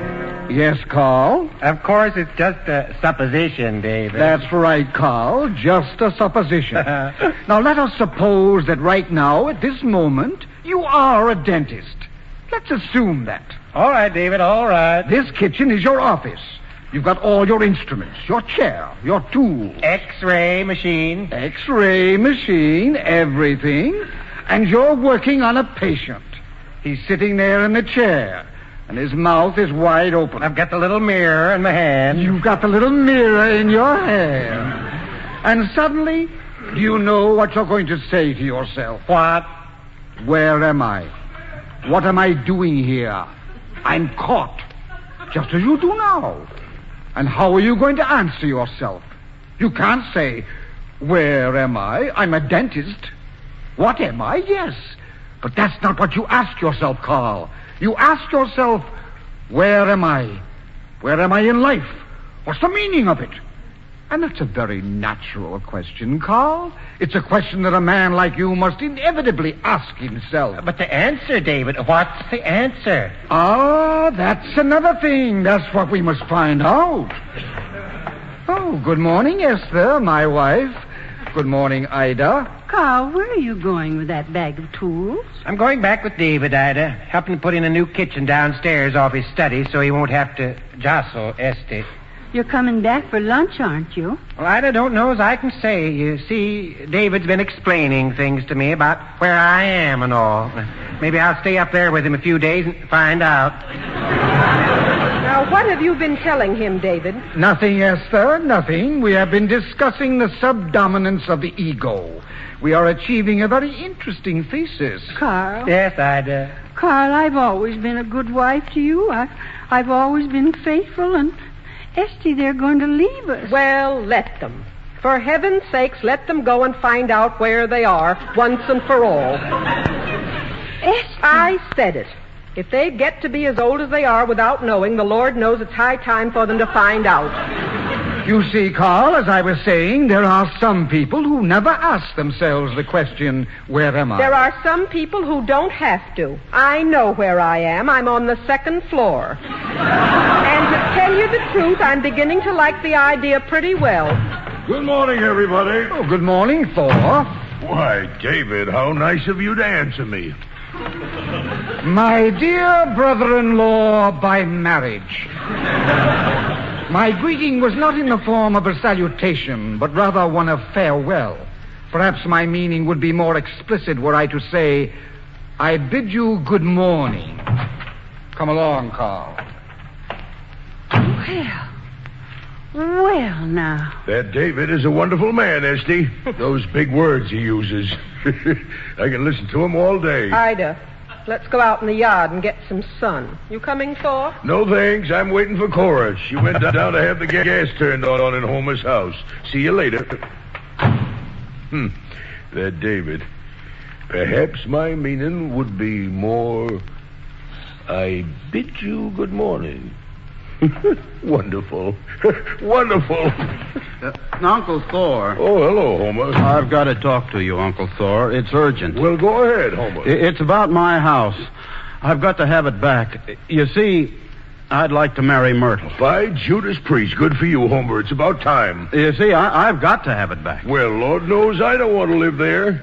But you'll have to talk to your Aunt Cora. Well, then there's another reason. Good. Tell it to your Aunt Cora. No, I can't tell this to a woman.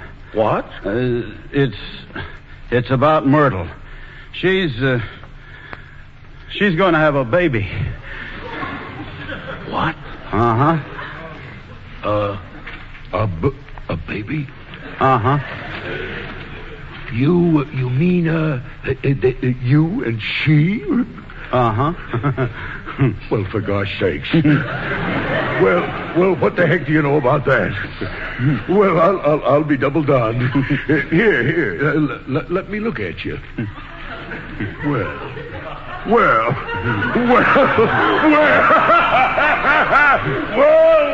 what the heck do you know about that?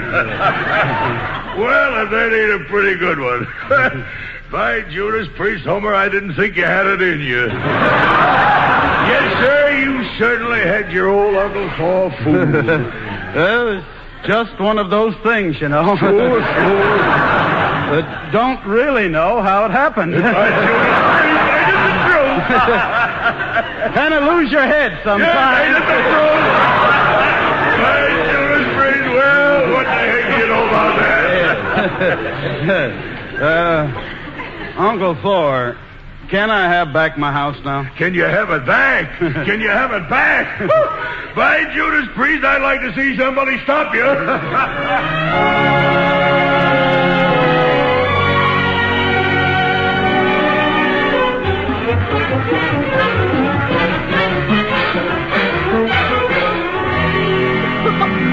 Cora, are you sure? Of course I'm sure, Esty. Homer told Thor himself. For goodness sake, Esty. I gave him his house back. Oh, well, I give up. I've seen a lot of things in my time, Cora. First the telephone. Now everybody said it wouldn't work. Now Homer.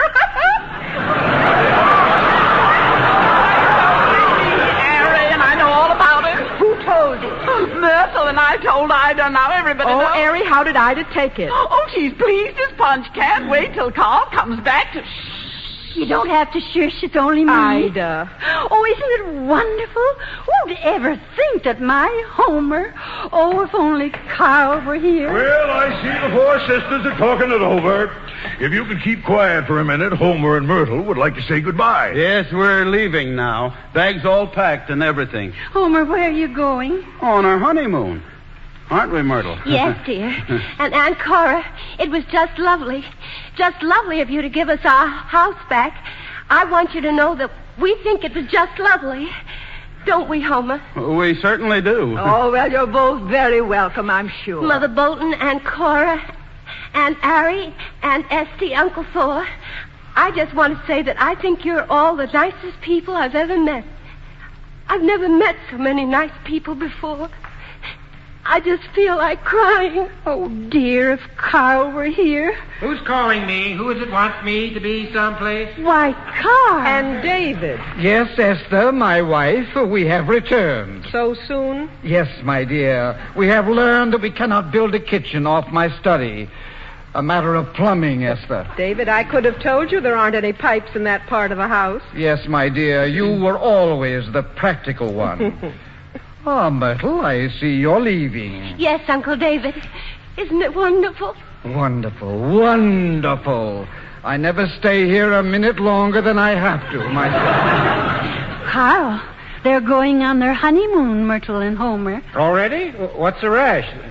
Don't they have to get married first? Oh, well, we'll attend to that when we get up there, where we're going. Well, what's all the rush? What's all the rush? Well, they're in a hurry, dear. You see, Myrtle and Homer, they, well, come here and I'll whisper it to you. What? Oh, well, I'll be... What do you know about... You mean our Homer? She certainly does. Well, I'll be Ida. Yes, Carl? Where am I, Ida?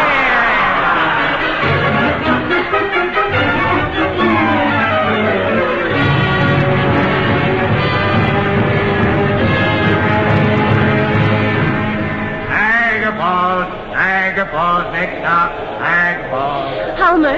Yes, Myrtle? Have a gumdrop? No, thanks. Oh, you were wonderful, dear, the way you bent them to your iron will. I guess I was pretty good thinking up that yarn about you know. Oh, yes, it was a wonderful idea, Homer. I'm getting kind of nervous, though. Myrtle, what's going to happen, after a while? What do you mean, dear? Well, won't they be expecting? That is, after all, I did tell them that... Oh, you mean the baby? Yes. Oh, well, I wouldn't worry about that, dear. Huh? You see, we... Yes, go on. We are going to have... That is... Well, we just are. You mean that... Yes. I didn't tell you before because I thought it might make you kind of nervous. Well, what do you know about that? Well, by Judas Priest, what do you know?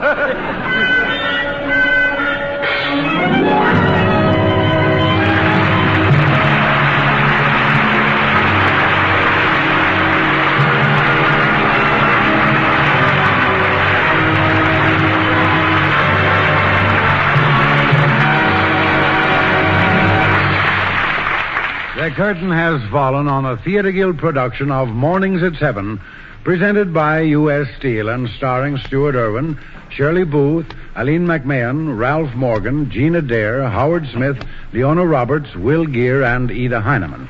And here again is Lawrence Langner to tell you about next week's Theatre Guild play to be presented by the United States Steel Corporation. Mr. Langner.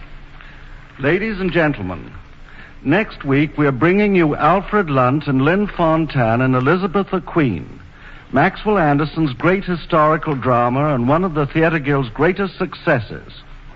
It's the story of the love of England's most colorful queen and Lord Essex, who loved Elizabeth not wisely but too well, and who paid for his folly with his head. Mr. Lunt and Miss Fontanne will be playing the roles which they originally created on the stage, under the direction of Philip Muller, and in which they won ovations at every performance throughout the long run of the play in New York and on the road. We are very happy to be able to bring this famous play to your homes next Sunday and hope you'll all enjoy it. The United States Steel Corporation hopes you'll be with us next week at the same time when we will bring you Alfred Lunt and Lynn Fontanne in Maxwell Anderson's Elizabeth the Queen. If you'd like program notes and cast list of tonight's Theatre Guild on the air, prepared for each broadcast with information about the play and the players, simply address U.S. Steel Corporation, Radio Department, 71 Broadway, New York, 6. The staff for the Theatre Guild on the air includes Homer Fickett, Director, George Condolf, Producer, and Armina Marshall, Executive Director of the Radio Department.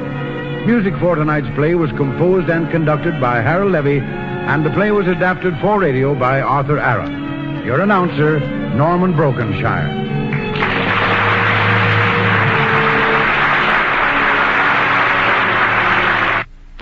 This is the American Broadcasting Company. 8 o'clock at KECA, Los Angeles.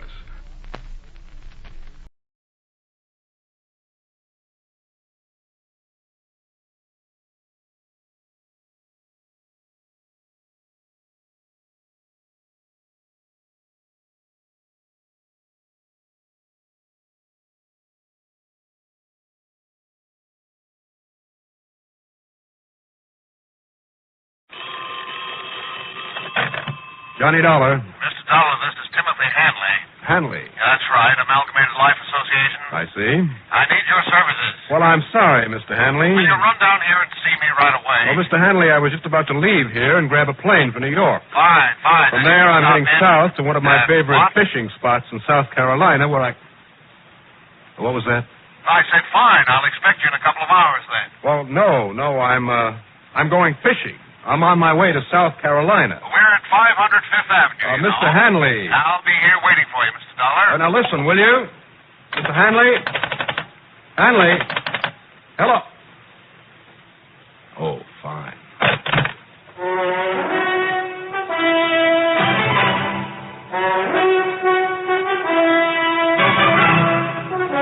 The CBS Radio Network brings you Bob Reddick in the exciting adventures of the man with the action-packed expense account, America's fabulous freelance insurance investigator, Yours truly, Johnny Dollar.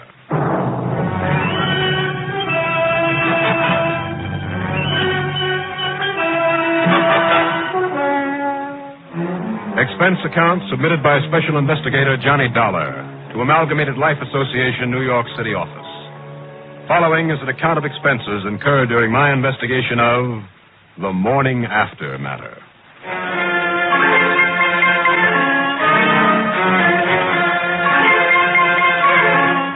I wasn't kidding.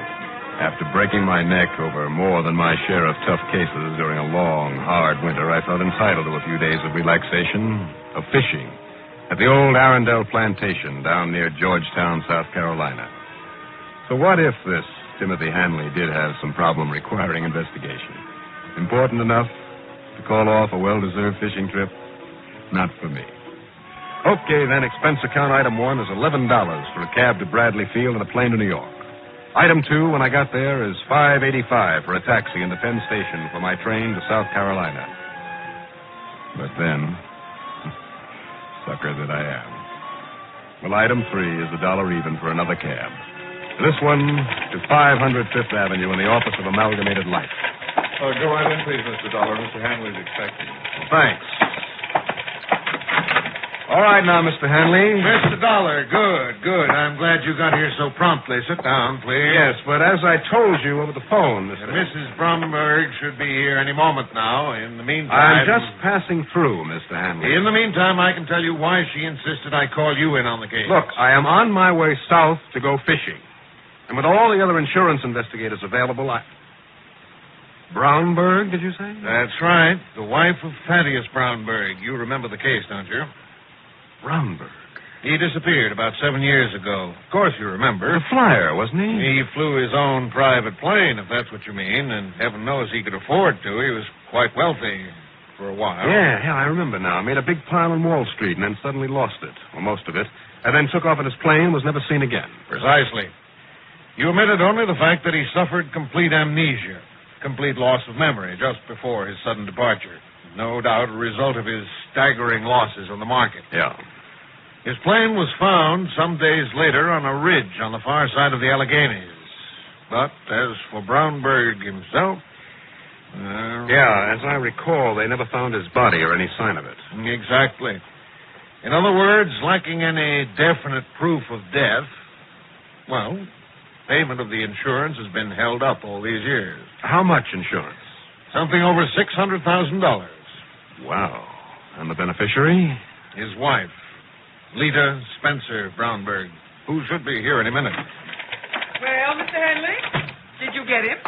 Mrs. Brownberg. Is this man Johnny Dollar? Yes, this is Mr. Johnny Dollar. How do you do, Mrs. Brownberg? Sit down, young man, and let me tell you something. Sit down. $1. All right. Now then, you've got to find my husband. And you've got to find him before this coming Wednesday. Oh, why before Wednesday, Mrs. Brownberg? Well, I was just about to tell Mr. Dollar. Never mind, Hanley. I'll tell him. Very well. It's because of that hearing in court this coming Wednesday. If you don't find Thaddeus, or if he doesn't recover his senses and come back here, you'll be pronounced legally dead. In which case, I understand you'll collect some $600,000 insurance. And, well, I can use it. When he went out of his head and didn't even know his own name that night. Do you know there was less than $100,000 in our joint bank account? That I've had to scrape and skimp ever since? Oh, if our lovely home in Upper Montclair hadn't been in my name so I could sell it. I just don't know how I could have got along all this time. I see. Real tough, Terrible. Just terrible. Well, this may sound a little out of order, Mrs. Brownberg. Well, things won't be nearly so distressing for you if the court says he's legally dead, will they? how can you talk like that? Do you think for 1 minute that money could ever take the place of my beloved Thaddeus? But if you've asked the court to take action... I have not. That's the doings of this cold-blooded insurance company. If I hadn't found out about it, about demanding this court action... You've told us many times you'd like the money, Mrs. Brownberg. Well, of course I would. Yeah, and we don't like to keep these open obligations on our books any longer than necessary. Cold-blooded, that's all. Yeah, and when it's become obvious there's no longer any hope, any chance whatsoever... If the police haven't been able to get anywhere after all these years... Is that any reason why you can't find Thaddeus, Mr. Dollar? Well, it's a pretty good indication. It's an indication of nothing. I know all about you, Johnny Dollar. Mrs. Brownberg. About the almost miraculous way you solve these cases. Mrs. Brown... Here is a picture of Thaddeus. Yeah, as you can see, Mr. Dollar, he was a rather younger man. I beg your pardon? What? Is that a snide implication that Thad was younger than I am? Well, I didn't say that, Mrs. He Brown. was 54 when he disappeared. And now you have to find him, Mr. Dollar, before Wednesday. Oh, now wait, please. Mr. Hanley can tell you where to bring him to me. Wow. Yes.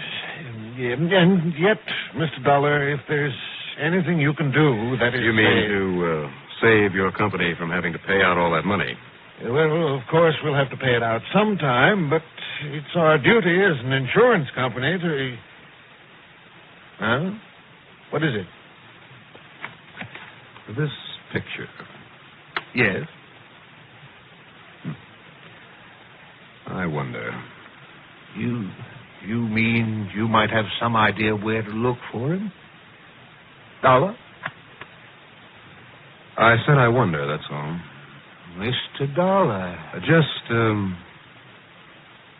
let me think about it, huh?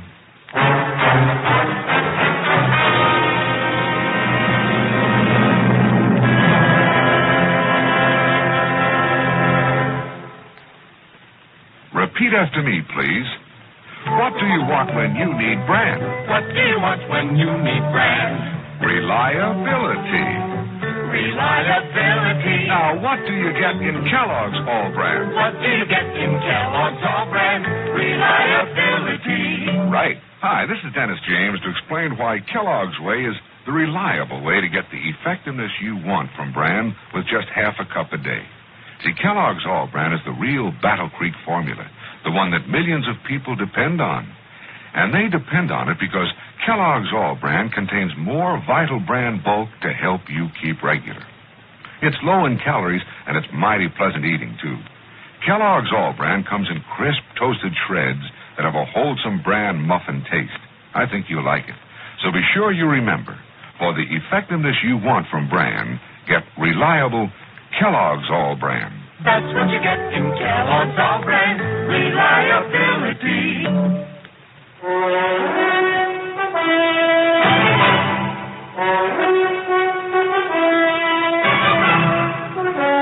Well, what about that snapshot of Thaddeus Brownberg?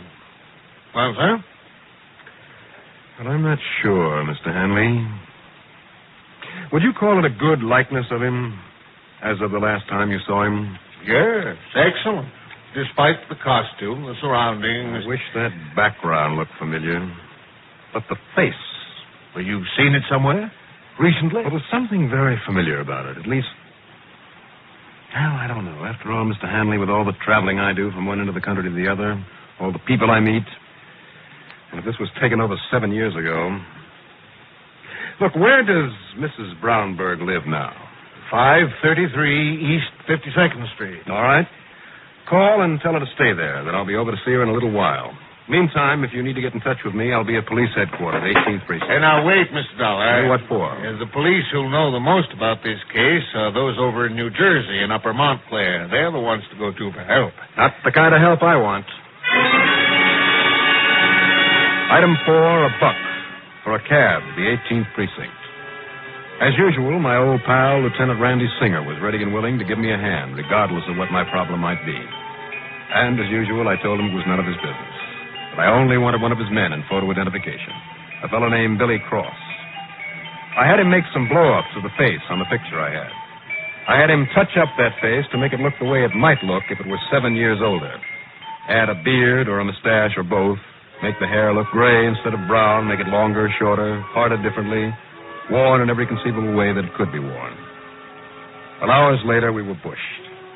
And I'm afraid I stared a little stupidly at the pile of over 50 variations on the face of Mr. Thaddeus Brownberg.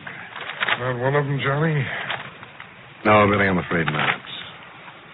Except maybe for one of these with a beard, like this one, for instance. I'd almost swear that I've seen a man like this somewhere in my travels. Where? I wish I knew. Oh, Johnny, why don't you give up? Nobody else thinks that Brownberg is still alive, or if he is, he's still suffering from that loss of memory, so he's not the same man he was. What good would it be if you did find him? When the case comes up in court day after tomorrow, they'll call him dead, the case will be closed, and that'll be that. Why don't you give up? Because I'm stubborn, I guess. Don't you see? The cops over in New Jersey, all over the country for that matter, did all they could to find him after his plane cracked up. I promised the insurance company and his wife. What? Did you perform a miracle? Forget it, Johnny. Run along on your fishing trip. Speaking of his wife, what time is it? It's nearly midnight. Holy smoke, I've got to get over there and see her. Johnny. Thanks, Billy. Thanks a lot. Even if it didn't get us anywhere.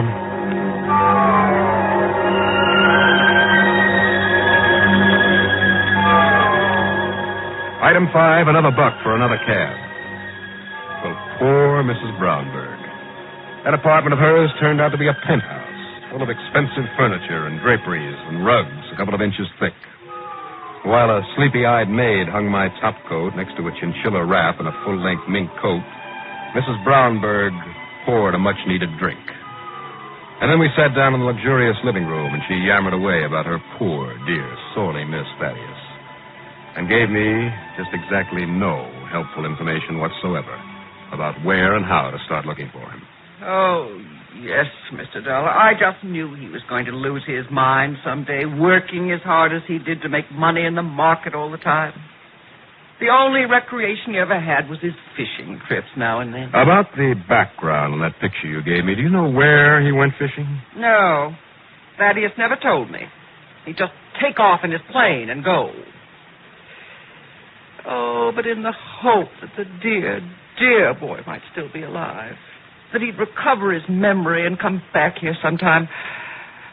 Well, look, let me show you the den I've had waiting for him. It's in here, Mr. Dollar. You see, if I had some idea where he liked to go when he was away. All over the country, I suppose. He never told me. But now, here's the den with all his... Wait a minute. What's the matter? This fish on the wall, the stuffed one. It's from one of his trips. The last one before he disappeared. Well, do you know where he caught it? I told you, Mr. Dollar. I haven't the least idea. Well, I do. You do? Yes, I'm sure of it. And believe me, it's a place he'd surely go back to if he could. Mr. Dollar. Let me use your phone.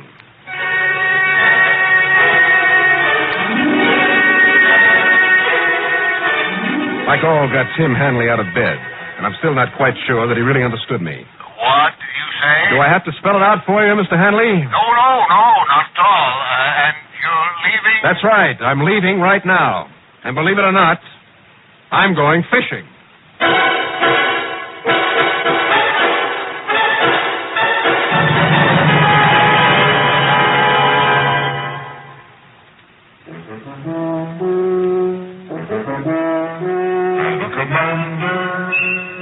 Welcome aboard. Try new king-size Philip Morris Commanders. New because the tobacco in them is vacuum cleaned. And the cleaner the tobacco, the better it tastes. Yes, the cleaner the tobacco, the better it tastes. Philip Morris Commanders are made by a new kind of machine, the Mark 8, that takes rich, full-flavored tobacco and first gently vacuum cleans it, then rolls the cigarette fully, evenly, cuts the ends clean and firm. The result is new Philip Morris Commanders with the cleanest tobacco ever rolled in a cigarette. Try a pack. You'll get a full, round, king size of solid smoking pleasure because the cleaner the tobacco, the better it tastes. Noticeably better. Commander, welcome aboard.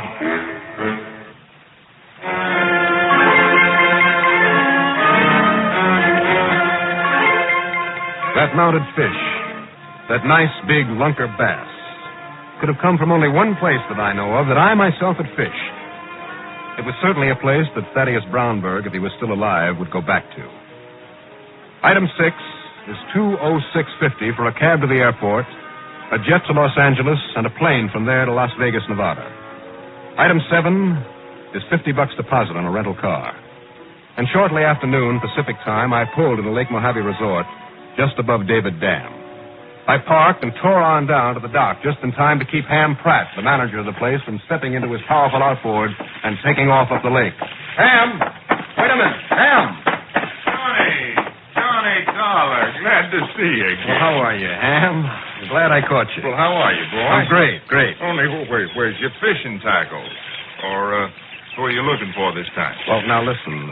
Look here at this picture. No, this one. The one with the beard painted on it. So? Now, Ham, I've seen this man before. Maybe somewhere on this lake.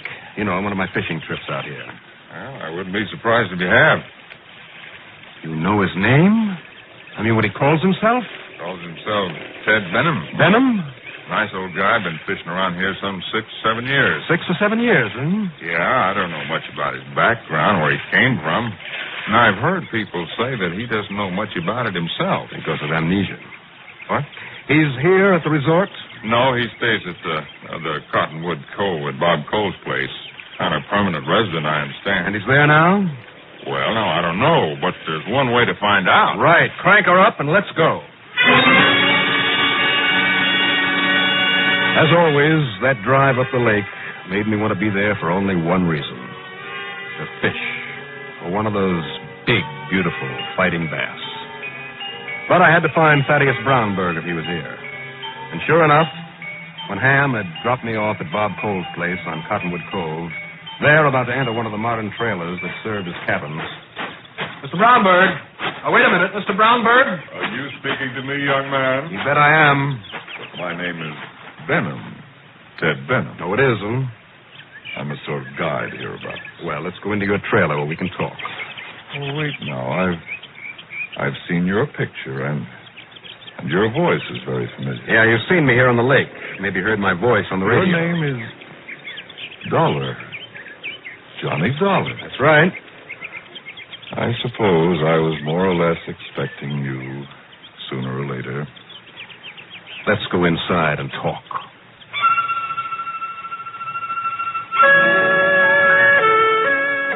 He poured us a drink, and we talked. He was a real decent sort, the kind of a man I like. And far too good for that shrew of a wife. But he stubbornly maintained that he was Ted Benham. He also claimed he remembered nothing of his life before he came to Lake Mojave. That is, until I suggested maybe I should take a set of his fingerprints to the police back in New York. All right, Mr. Dollar. Suppose I tell you that I knew this Thaddeus Brownberg. That I knew him very well. Now, that's better. Now, go on. Suppose I tell you that he never suffered from amnesia at all. You mean it was a bluff? And that he lost most of his fortune Deliberately. Why? Another drink? Thanks. True, he had the knack of making money, and he hoped to build up a measure of security for his later years. But his wife, extravagant, spending everything she could get her hands on, kept demanding and getting because he thought she loved him. Kept demanding more and more and more. She didn't want him. She only wanted his money. I see. Your drink, Mr. Dollar. Thanks. Now, go on, Mr. Go on. Drink is all right? Yes, fine. Please go on. Her only reason for wanting him around, Mr. Dollar, was so that he could build up another fortune for her to go through. He finally realized this. Realized that she didn't love him. And realized that he could be free of her, free of the nerve-wracking fight to make money for her. And at the same time, provide well for her. By a disappearing act. Well, look at it this way. If he were legally dead, as he will be after the court hearing tomorrow, he'd no longer exist. Thaddeus Brownberg would no longer exist as far as she's concerned, as far as he himself is concerned. And nothing would be really lost. She'd be well off. He'd have his freedom. Now, look. And so if he could be let alone until after that hearing tomorrow, don't you see, Mr. Dollar? I know. I don't blame you. I'm sorry, old man, but I got a job to do. And before that hearing, I just forwarded you. Put in this drink. Plenty, Mr. Dollar. Plenty. Oh, you're not going to get away.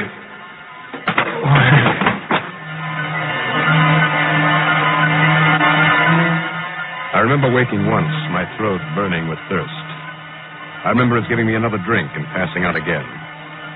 And then, years later it seemed, the smell and taste of hot, strong coffee. And I came to slowly, but completely. A little more coffee, Dollar, and how about some food now? After all, it's breakfast time. Breakfast time? It's also Thursday. Oh, my head. I'm sorry, but that was necessary. Now, look, listen, Mr. Brownberg. Only it is Benham now. Ted Benham. Yes, will you call yourself whatever you like?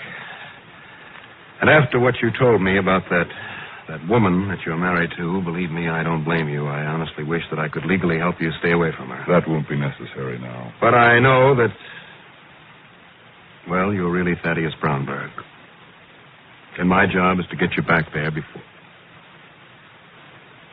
You said Thursday?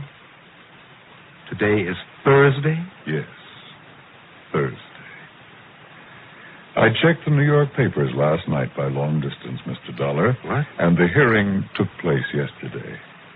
And Thaddeus Brownberg is now legally dead. But even so, Oh, yes.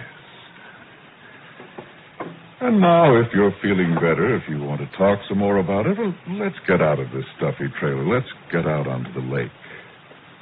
Out onto the lake? To talk? Well, yes. Uh-huh. No talking. Let's go fishing, Mr. Benham. And so we fished. And it was great. All 3 days of it. Right? Wrong? I don't know. Who's the judge? As for the expense account, forget it. Yours truly, Johnny Dollar.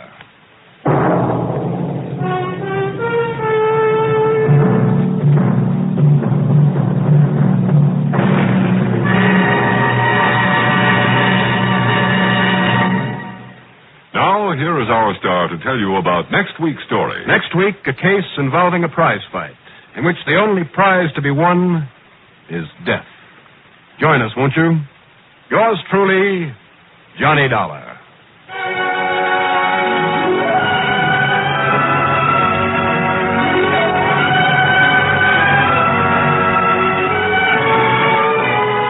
Yours truly, Johnny Dollar, starring Bob Reddick, is written by Jack Johnstone, produced and directed by Bruno Zerato Jr., musical supervision by Ethel Huber.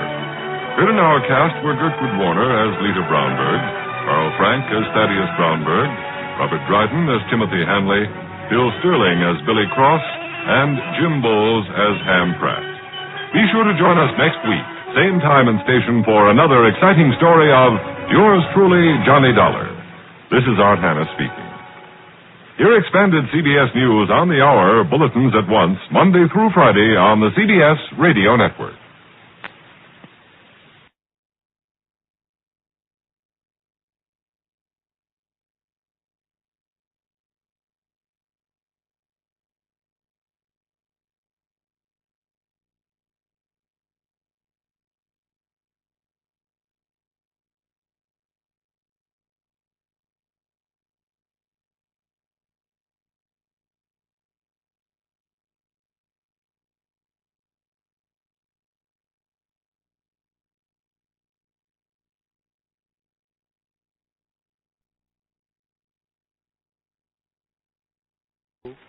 So I bought it for him. You did, Pop? What was it? Well, I'll give you a hint. It starts with an R. R? Yep. Roller skates? No. I said expensive. I might as well tell you. A bicycle.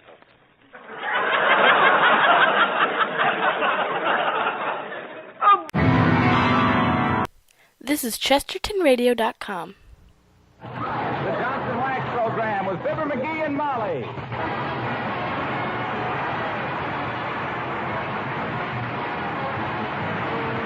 The makers of Johnson's Wax and Johnson's Self-Polishing Glow Coats present Fibber McGee and Molly, written by Don Quinn, with music by the King's Men and Billy Mills Orchestra.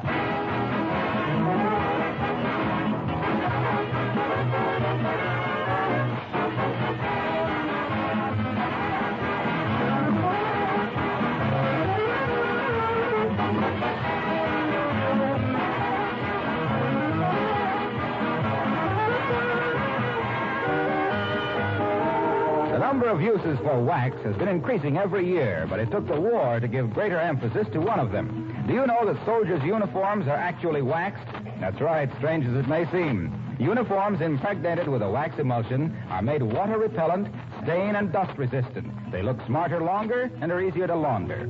The makers of Johnson's Wax have developed a special product for this use called Drax, D-R-A-X. It's used by many textile mills and by many Army laundries, too, because the water repellency of a garment can be maintained by using Drax at the laundry or the dry cleaners. Wouldn't you like to have outdoor clothing, play suits, and other garments, as well as things like drapes and curtains, Drax treated? Well, after the war, you'll be able to.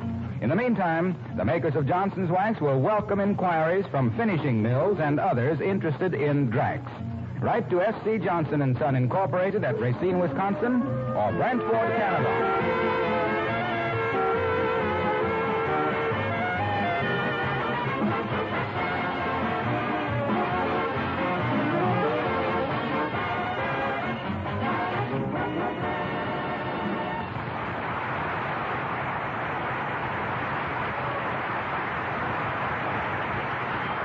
Well, they say that early to bed and early to rise makes one healthy, wealthy, and wise. Which probably explains why the residents of 79 Wistful Vista are neither too healthy, too rich, nor too smart. Because here it is almost 9 a.m., and just waking up, we find Fibber McGee and Molly.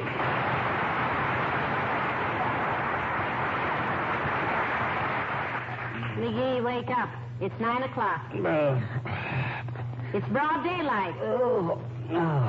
Why does everybody say broad daylight? It's as high as it is wide. I don't know how you'd know. You never lift your eyes above the coffee pot till 10:30. I wish you were a millionaire, dearie. That's a dirty wish just before March 15th. Why do you wish I was a millionaire? Well, so I could pick up my pearl-handled telephone off my ivory inlaid night table and call down to the third footman to tell the butler to have my personal maid bring me my breakfast in bed. Oh. Well, I got bad news for you then. What? The third footman is in the Marines. The butler is an investigator for the OPA, and your personal maid is a spot welder out of Douglas. We're all alone in our 52-room bungalow.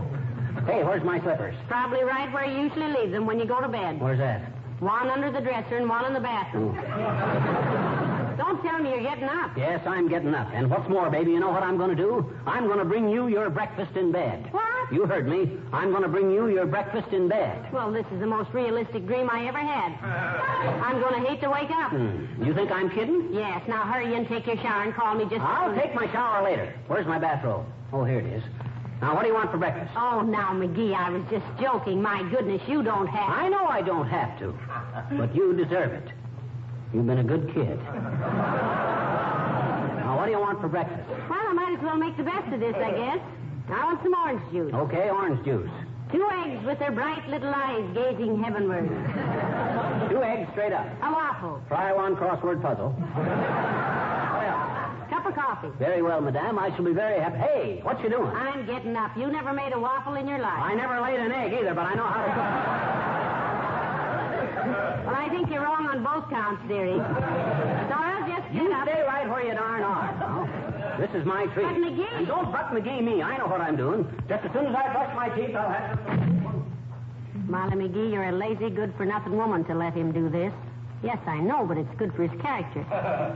Teaches him to be unselfish. But he'll have your whole kitchen in a mess. Well, if he does, he'll clean it up. No, you can't let him do that. Oh, I can't I? You just wait and see. Well, here we go. Orange juice, eggs, coffee, and waffle. Squeeze 1, fry 2, make with a mocha, and cook a blotter with a replete. Coming right up, Cookie. I'll see you later. Oh, looky. Here comes Cookie, marching down the street. Oh, looky, look this storm. Oh, now, let me see. Orange juice. Where do you suppose Molly keeps the oranges? Hey, Molly. Yes, McGee? Where's the oranges? In the bowl on the windowsill. I see them. What? I see them. Then why did you ask me where they were? What? Never mind. You go to sleep. Here they are. Oh, looky. Here comes Cookie. Tough oranges. Guess I'll have to cut them in two. I better make my waffle batter first. Now, where's the cookbook? Cookbook. Hey, Molly! Yes? Where's the cookbook? Much obliged. Now, you go to sleep. Have a nice nap. Oh, looky. Here comes the... Now, what's she say? Oh, here we are. How to Set a Fine Table by Henrietta Lewis. Okay, Henrietta, give out with the dope on the waffles. Waffles. Oh, here we are. Golden brown waffles with fresh maple syrup or strawberry jam are not only pleasing to the palate, but tempting to the eye. They are. Uh-oh. Hey, Molly! Now what, McGee? On your waffles, you want syrup or strawberry jam? Syrup, strawberry jam is fattening. Okay, now you go to sleep. Oh, looky. Here comes, now, let me see. Oh, yeah. Recipe for waffles. 2 cups of sifted cake or pastry flour. 2 cups. How do you sift a cake? Hey, Molly! Oh, yes, McGee. We got any cake? No, what do you want it for? Just wanted to sift it. But never mind, I'll use pastry flour. You go get some rest. I'll handle it. Oh, looky. Here comes Cookie, Mark. 4 teaspoons of tartrate or phosphate. That'd be a doggone chemist to mix a waffle with. Usually means baking soda. Soda's better anyway. Saves taking it afterwards. Hello. Who? Geraldine. Who's calling? Pete. Oh, well, look, Pete, Geraldine don't want any more to do with you, see? She wants you to get out of her life. Yeah. She says if you called her again to tell you to go fry a fig. Goodbye. Hey, Molly. Now what, McGee? Don't worry about the telephone, just the wrong number. Just relax and get some shut-eye. All right, dear. Oh, looky. Here comes a 1/4 teaspoon of salt. That's easy. I'll put in a dash of pepper, too. You do that. 6 tablespoons of melted shortening. Melted shortening. What's shortening?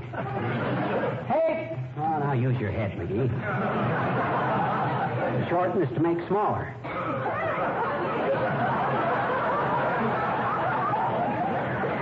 To make smaller is to shrink. To shrink, aha, water. 1 1/4 cup of milk, that's a cinch, and 2 eggs. Okie dokie, 2 eggs and some milk. Hey, wait a minute. Separate the eggs and beat the yolks until light. Beat them until light. That's silly, it's light now. Oh, hey. Where's the eggs? In the refrigerator. 2 eggs and a bottle of milk. Aha, buttermilk. What I get? Richard. Oh, looky. Here it comes. Oh!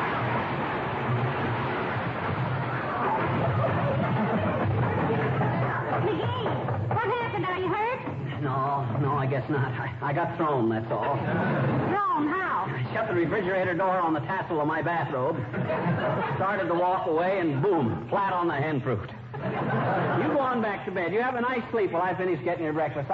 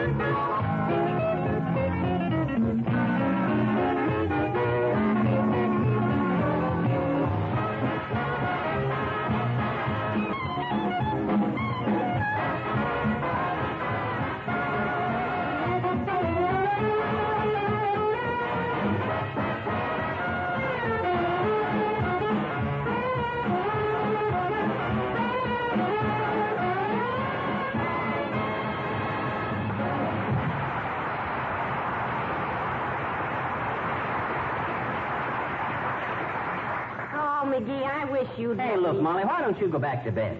How can I give you your breakfast in bed when you're down here on the sofa? Well, I got tired of hollering down the stairs. Well, I'll go back to bed when you have breakfast ready. Okay. Boy, these are going to be the best waffles you ever flung a fang into, Molly. Uh-oh, that's the baguette, the mail woman. Come in.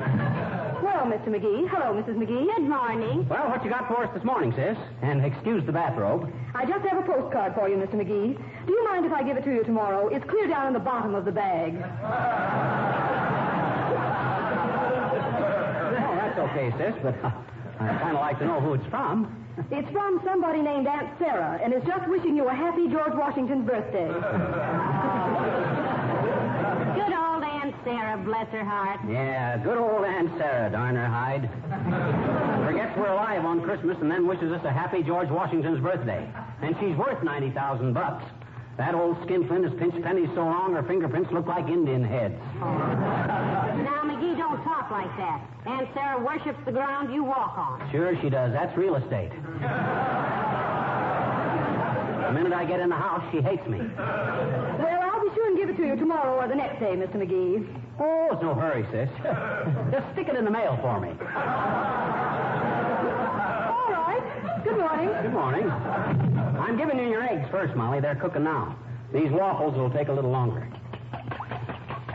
Say, let me see that waffle batter. Okay. Smoothing out nice, ain't it? Still looks pretty lumpy to me. That's the tuna fish. Tuna fish? Sure.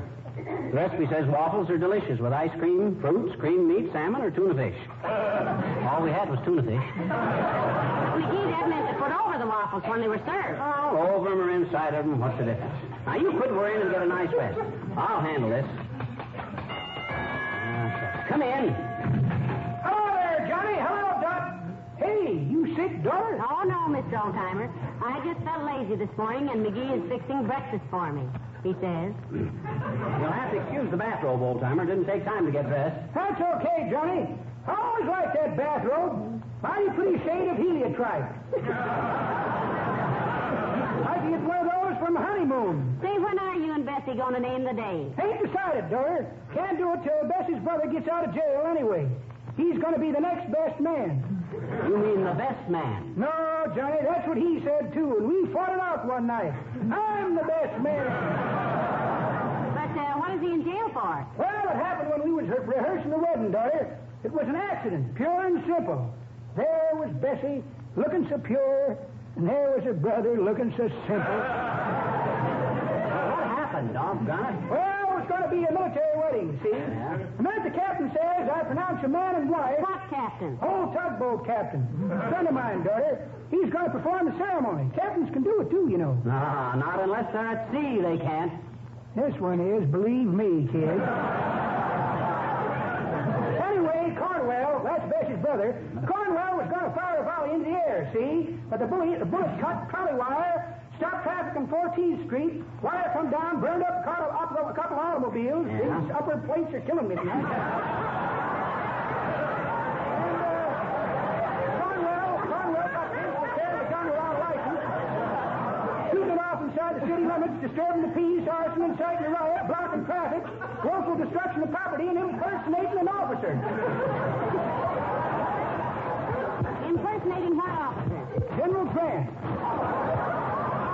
Cornwell's got a little beard, see? Good image of Grant. You're still going to go on with your plans, then? That we are, Johnny. Bessie's father gave us a shower party last night. Chartered the whole Empire room at the bus depot. This was one of the... Hey, I smell something burning. Oh, my gosh. My egg. Say, do you have to hurry away, Mr. Oldtimer? Yes, I have, daughter. Gotta go down to the haberdashery and learn to tie one of them silly apricot ties. Wear one at my wedding. Not apricot, you mean ascot. That's it. One of them silly ascot ties. Whoa, whoa.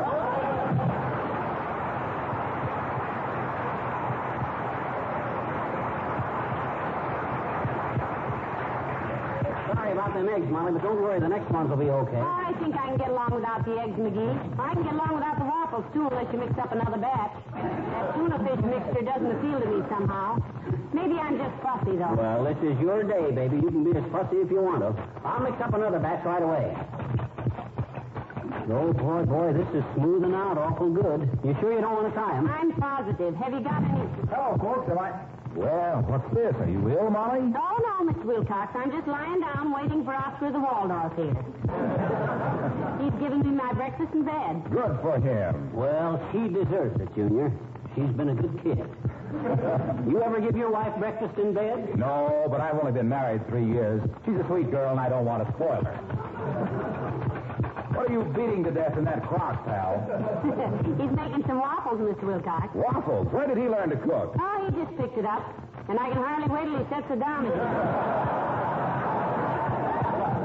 I learned how to cook in the Army, Wilcox. I was company cook for 6 weeks. Officers' mess? Some of them did, but most of them are pretty new. Don't you cook? No, I don't. And you'd think with what I know about housekeeping in general, I'd be a natural for it. Not necessarily, Mr. Wilcox. I know lots of women who can cook lovely pastry but can't make a bed or iron a shirt to save their lives. It's a specialty, I suppose, like being an expert on preserving floors and furniture and woodwork. Gee, I wish you'd tell us something about your work. Just how do you go about preserving floors, furniture, and woodwork? Oh, you're kidding me. You know. We'd love to hear it again, though, wouldn't we, dearie? We really would, Junior. You know how kids never get tired of hearing about the three bears. Well, I'm like that about preserving floors, furniture, and woodwork. Just what product would you recommend for that? Oh, this is just a rib. Mr. Wilcox, how can you say that? Tell us, please, is it Johnson's wax? Oh, cut it out. You know it's Johnson's wax. Well, we're mighty pleased that you recommend it, Junior. They tell me Johnson's wax not only beautifies and protects all wood and enamel surfaces, but is mighty handy to keep dampness and dirt out of windowsills, lampshades, luggage, and all stuff like that there. Is that there true? Say, what is this? Of course it's true. Oh, McGee, it's true. Every word of but he said it was true. Yeah, marvelous. You know, Junior, I don't like to pry into commercial secrets or anything, but I've heard a rumor. You know how these things fly around. I've heard that using Johnson's wax was almost as much of a health measure as getting your vitamins, because it keeps the house so sanitary and makes housework so simple and easy. Can you confirm that rumor? Look, I don't know exactly what's going on here, but I want... Hey, I smell something burning. Oh, my gosh, it's my eggs again. Say, won't you stay and have a touch of tow main with us, Mr. Wilcox? No, thanks, Molly. Say, you wouldn't care to sneak upstairs, get dressed fast, and let me take you out for breakfast. Well, it's the best offer I've had today, but I can't do it. McGee's got his heart set on this project, and I don't want to let him down. Okay, but while you're eating your scorched eggs, leather waffles, and battery acid coffee, just picture me sitting in a nice, cozy restaurant, tucking away a beautiful, fluffy omelet with a... Go away, you nasty man. Okay, but you had your chance.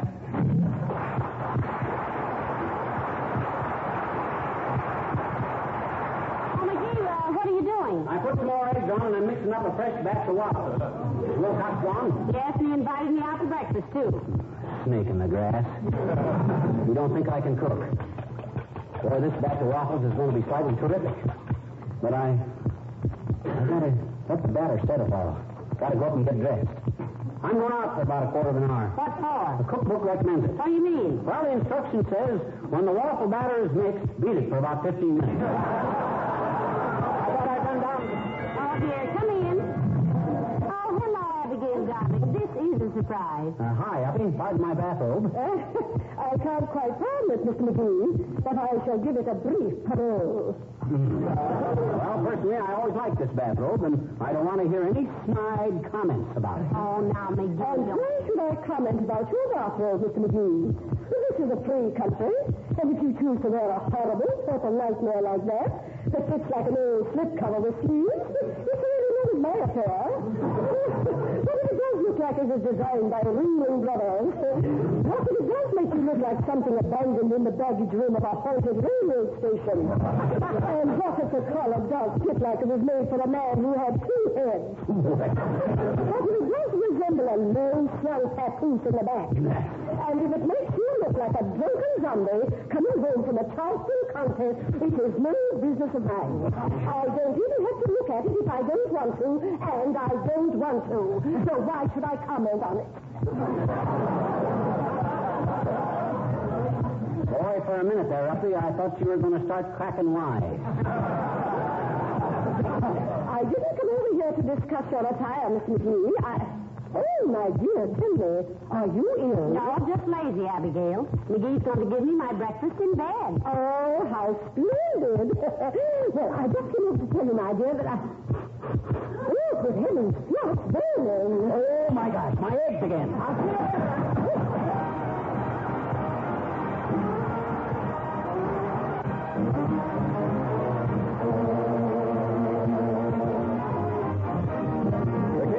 And Rosie the Riveter. Factory wheels are grinding everywhere. Rattle, rattle, rattle through the land. The lady who was yesterday so fair now has a riveter in her hand. All the day long, whether rain or shine, she's a part of the assembly line. She's making history, working for victory. Rosie the riveter keeps her eye open for sabotage, sitting up there on the fuselage. That little frail can do more than a male can do. Rosie the riveter. Rosie has a boyfriend, Charlie. Charlie, he's a Marine.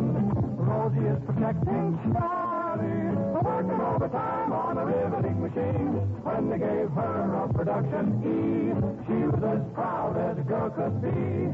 There's something true about red, white, and blue about Rosie the riveter.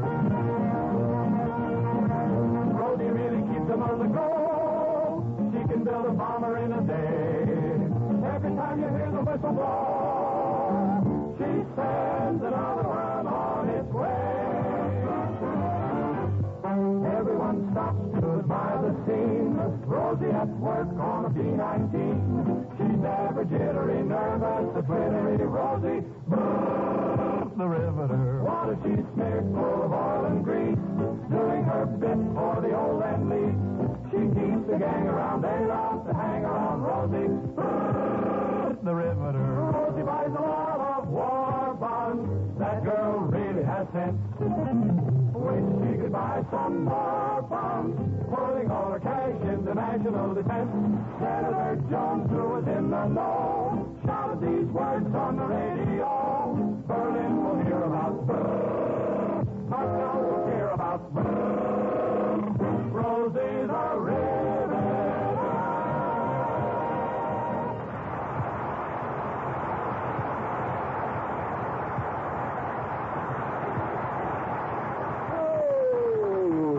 Look. Well, it won't be long now, Molly. The waffle iron's getting hot. You getting pretty hungry? No, don't hurry on my account. Okay. I don't know which is worse anyway, being starved or being poisoned. Say, who are you talking to out in the kitchen? Huh? Oh, just the milkman. Don't worry about being poisoned either. This is going to be the best breakfast you ever loosed your lip over. I hope so. I'm going to heat the oven so I can keep the extra waffles warm for you. You got a match? No, dearie. I rarely carry matches in my dressing gown. Would a blowtorch do? I usually have one of those with me in case I want to warm up my cold cream. Maybe I'm just irritable on account of malnutrition. Well, cheer up, Snooky. Breakfast will be ready just as soon as I can get... Oh, fine. One more delay and I'll slip into a turban and join Mahatma Gandhi. Whoever it is, I'll get rid of them quick. Come in. Hello, Mr. McGee. Hello, Mrs. McGee. Hello, Mr. Wimple. Hi, Wimp, old man. You got a match? No, but I have a cigarette lighter. Oh, fine. Let me take it. It won't light. Out of fluid, Mr. Wimple? No. Sweetie Face took the flint out of it, Mrs. McGee. She said if my lighter worked, I might learn to smoke. If I learned to smoke, I might learn to swear. If I learned to swear, I might swear at her sometime. And if I ever did, she'd check my several words censored here. She'd check my words censored here. Plate. Well, excuse me, Wimp. I got to get Molly's breakfast. Everything ought to be about ready. She's giving me my breakfast in bed, Mr. Wimple. Isn't that nice? Mm-hmm. I gave Sweetie Face her breakfast in bed once. You did? She enjoy it? Well, no. She accused me of putting ground glass in her oatmeal. How ridiculous. Oh, I don't know.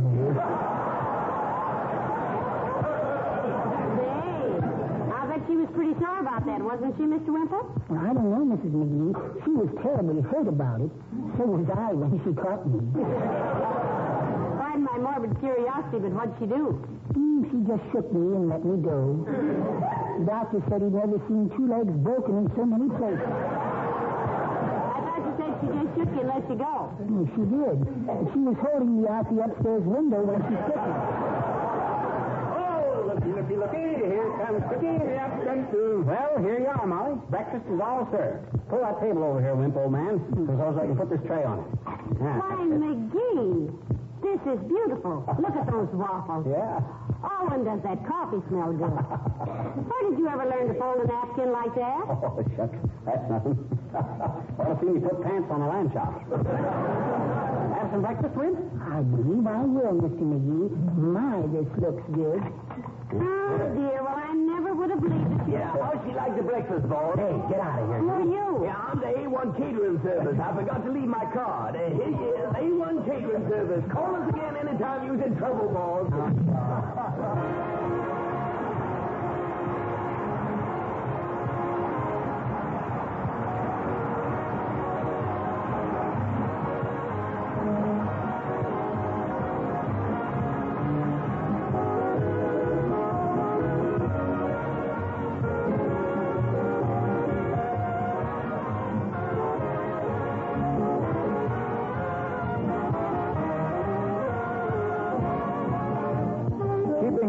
Clean and at the right temperature is an important part of housekeeping here in America and Canada. Women in most other parts of the world envy us these handsome white refrigerators that stand in our kitchens. I don't need to tell you that it's wise to take extra good care of your refrigerator right now. But let me read you a short letter that just came in. Here it is. I have found a new use for Johnson's cream wax. After polishing my furniture till it glowed, I happened to put the cloth on top of the refrigerator. Surprise of surprises, when I saw a bit of dirt there, I whisked the cloth across it and discovered that the marks which I previously hadn't been able to remove came off like magic. A new use and an enormous help I have found this old-time friend. You just can't imagine how my refrigerator sparkles all over. Thank you for making my cleaning easier and my house brighter.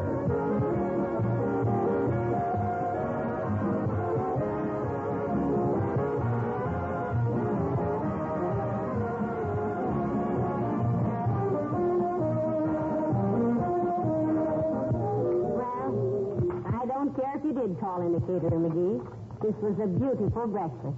No, I don't know. I thought the waffles were kind of soft. You did? Yeah. You know what I'm going to do? As soon as I get the dishes washed, I'm going to mix you up a real... Oh, no, not that. Huh? Oh, okay. Good night. Good night, all.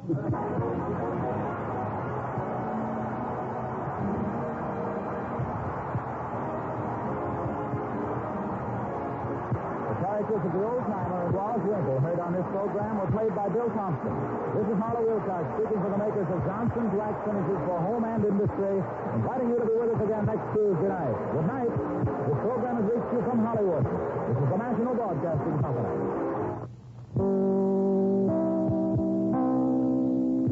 This is Chesterton Radio, your home for podcasts of works by G.K. Chesterton, plus drama, comedy, mystery, science fiction, big bands, and much more.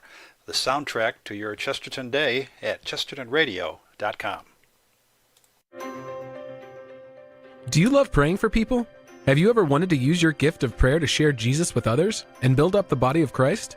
Start a public prayer station with St. Paul Street Evangelization. Listen to people's needs, pray with them, or invite them to meet you at church. St. Paul Street Evangelization can help you get started. Find out how at streetevangelization.com. That's streetevangelization.com. This is Chesterton Radio, the true, good, and beautiful at chestertonradio.com.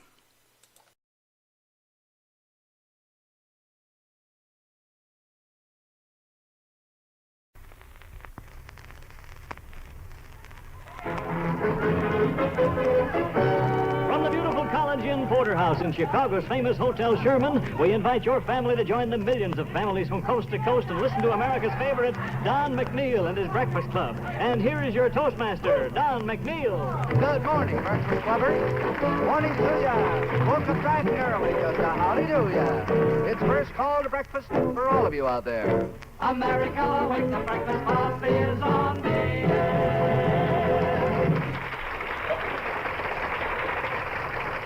Well, welcome to the Breakfast Club on this Wednesday.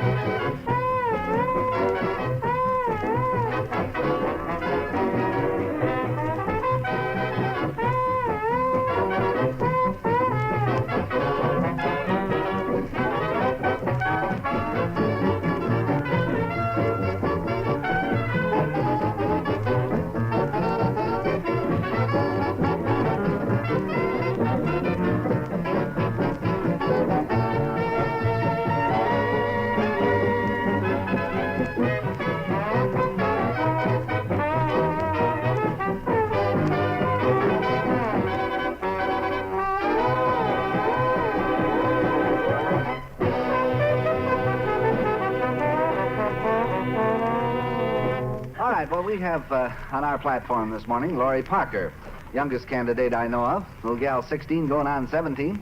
Sings real fine. Listen to her sing, I'm going to live till I die. I'm going to live till I die. I'm going to laugh instead of cry. I'm going to take this town and turn it upside down. I'm going to live, live, live until I die. They're going to say, my, oh, my, I'm gonna play for the sky. Ain't gonna miss a thing, I'm gonna have my fling. I'm gonna live, live, live until I die. The blues I'll lay low, I'll make them stay low. They'll never trail over my head. I'll be a devil till I'm an angel, but until then, hallelujah, gonna dance, gonna fly. I'll take a chance, riding high. Before my number's up, I'm gonna fill my cup. I'm gonna live, live, live until I die. The blues I'll lay low, I'll make them stay low. They'll never trail over my head. I'll be a devil till I'm an angel, but until then, hallelujah, gonna dance and gonna fly. I'll take a chance up there riding high. Before my number's up, I'm gonna fill my cup. I'm gonna live, live, live, live, live until I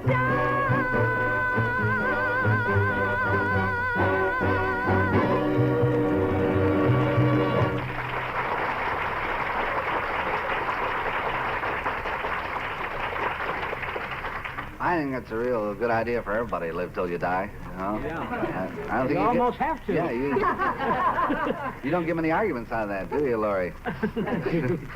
Laurie, what is your prime interest in school? Well, Boys? no, not really. No? Getting out? Yeah, that's about it. When 3 o'clock comes around, I'm just completely happy with school. Because I don't have to go back until the next day. You're, what, a junior? No, I'll be going to my senior year. You're going to senior Come year? September, Uh-huh. Well, good for you. Scooch Harper of Boise, Idaho, and Mrs. Martin Piper. She's from River Forest, Illinois. Scooch?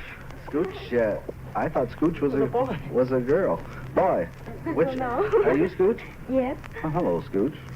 How are you? Pretty good. You're a student where? At Boise High. I see. Are you going to be a senior too next year? No, I'll be a sophomore. Say, tell me, Scooch, have you ever had desire to do particular things and things you knew you shouldn't do, but like like assign wet paint, you know, you just wanted to put your hand there to see what it really was? Yes. Tell them about one thing you did. Oh, no. Yeah, oh, yes. Well, I was in the elevator yesterday, and the emergency stop button was there, so I pushed it. You've always wanted to see what would happen when you pushed the emergency stop button. Well, what happened? Well, it stopped, and all the bells started to ring, and I didn't quite know what to do, and then the elevator wouldn't start. So there you were, stuck, huh? Well, you found out, didn't you? Did they rescue you? Well, there was a phone in the elevator, so I called the manager of the hotel, and he told me what to do. I would have told you what to do, too, if I were the manager. Not only what to do, but where to go in the elevator, you know. You're Mrs. Martin Piper, huh? That's right. Well, speaking of doing peculiar things, why did you set that tear gas bomb off in your office? Well, I was trying to clean the desk for the boss. He was away, and I thought, well, before he comes back, I would get everything cleaned up nicely, and this little tear bomb switch was hidden behind the desk, so which I didn't know. Oh, So, this was for in case of burglars? Yes. Oh. So you pushed it? I picked it up, and I thought, well, this is a peculiar switch. And I just pressed it, because both ends had to go together, you know, and set it off. Yeah. And all of a sudden, I heard a shot. Oh, boy. And I thought, I was in the back office, and the shot went off in the front. So I ran to the front, and here was a lot of smoke coming. And then I decided, well, that was the tear bomb, which we had wondered whether it was going to go off, because it had been in there for 10 years. It worked. It worked. And then all the customers would come in the office, and what would they do? Well, they came in there and they'd start talking, and then pretty soon they'd start wiping their eyes, and they didn't know what had happened because we told no one. And finally, the fellow said, I don't know what's the matter. I'm crying. It just seems my eyes must be weak or something. And so we had to tell them. They just. What kind of a place is this? What do you sell there? Well, at that time, this was a coal office. Oh, cola. Yeah. Give me 2 tons of coal. Oh, that was good. You know, it gives me an idea, though. For a program like this, we could have tear gas bombs, and we could have laughing gas, see? And when we want a joke to go over, press the button of the laughing gas, see? Or when something is real sad, the tear bomb, huh? That's right. Yeah. Well, you've given me a wonderful idea there. Thank you very much indeed, Mr. Piper. I'm looking at the world through cracked glasses. I've said goodbye to Mr. Sorrow. How do you do, Mr. Joy? There's no need to worry about tomorrow. Look at me, and you'll see a soul as happy as can be. Because I'm looking at that world through rose-colored glasses. Everything is rosy now. I'm looking at the world, and everything that passes seems of rosy hue somehow. Why do I feel so spry? Don't wink your eye. Needn't guess, I'll confess. Certain someone just said yes. In a bungalow all covered with roses, I will settle down, I vow. That's why I'm looking at that world through rose-colored glasses, and everything is rosy. Everything is rosy now. Thank you, Dick.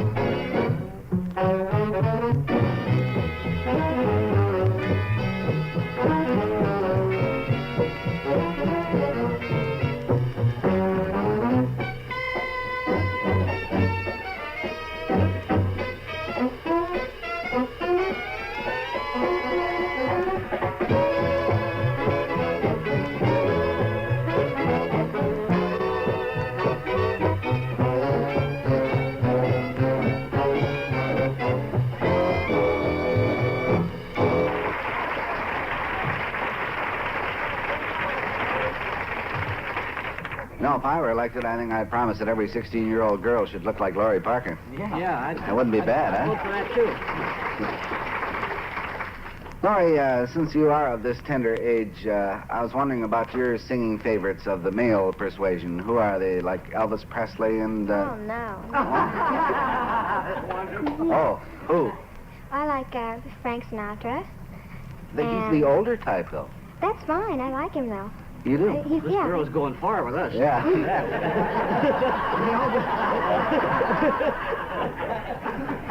And, of course, Dick Noel. Of course. He's a favorite, you know. Yeah. And I like Nat King Cole, too. Yeah, well, I do, too. Well, you've got fine taste. I thought probably the young hep cats would. Oh, they're awful. They don't, really are. don't send you at all. No. I don't like any of them, really. That's Miss Robert Henricks of Blue Island, Illinois, to come up here if she would. Now, I was talking to a fellow one time. We were discussing the qualities of women, since I see so many of them here and have for so many years. And I said, now, which do you think has the better disposition, a redhead or a blonde or a brunette? And he said, it doesn't make any difference. He said, my wife's been all three and she's miserable every time. Now, in your case, Miss Hendricks, you wrote that your husband says he's the only man whose wife has been a natural redhead and a natural blonde in the 19 years of your married bliss. Right. Well, you're certainly a blonde now. I know. Well, as the years went along, I became a blonde instead of a golden redhead. Oh, you mean the years took care of it just naturally? Just naturally. Well, your husband had both a redhead and a blonde. Yes, he did. Well, isn't he lucky, though? Well, speaking of things coming in doubles, if you were elected, what would you promise? 2 Sundays a week. One isn't enough? No, it'd be nice to have 2. Oh, I see. So you could have even more leisure time. Huh? That's right. Yeah. One for blondes and one for redheads. Right. Yeah. Do you have a family? Yes, I do. I have 2 daughters. Well, naturally, to be 2. Yes, thank you very much, Miss Hendricks. 2 of everything, huh? That brings us to our hymn time with Dick Noel.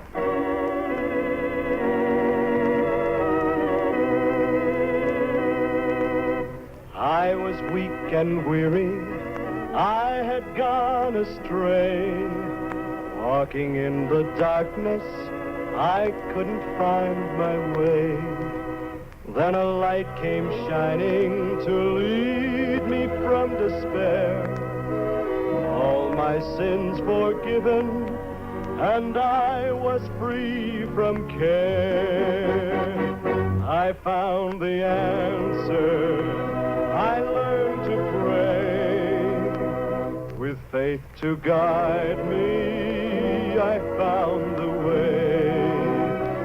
The sun is shining for me each day. I found the answer. I learned to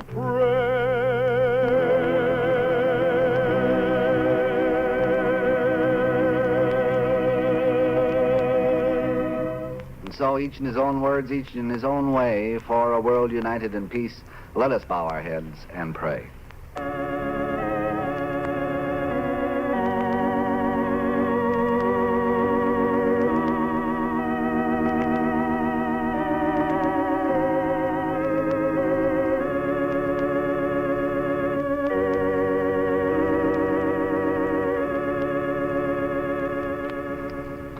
Amen. Memory time this morning, I'm continuing reading to you bits of philosophy from various great religions, edited by Leo Costin, that appeared in the June issue of McCall's. This is from the Moslem, called The Slave and the Philosopher. A pasha was crossing the sea in a fine ship when a terrible storm arose. One of the Persian slaves, who'd never been off land before, began to weep and moan and cried out in such terror that no one could reassure him. And at last the pasha called out angrily, "Is there no one aboard who can quiet this coward?"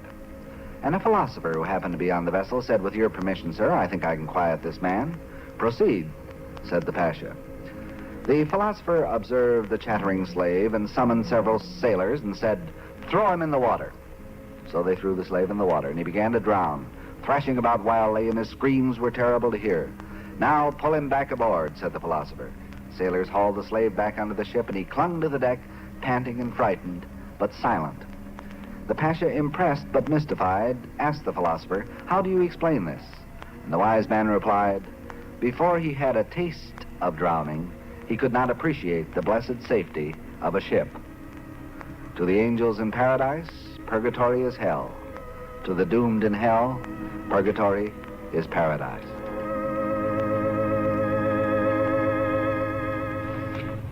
Interesting bit of philosophy, huh? I'd like to talk to Thomas Blackburn of Fort Harrison, Indiana, please. Mr. Harrison, sir, you have an idea of a promise you would make if you were elected president? What would you promise, sir? I'd promise a raise to the members of the armed forces. A raise to the members of the armed Yes, forces? sir. And what do you do, sir? I'm in the Army.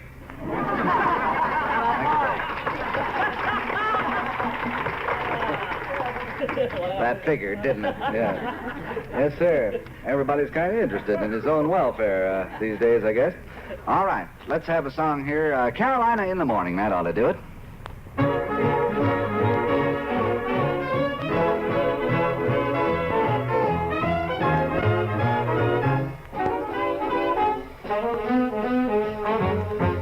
Nothing could be finer than to be in Carolina in the morning.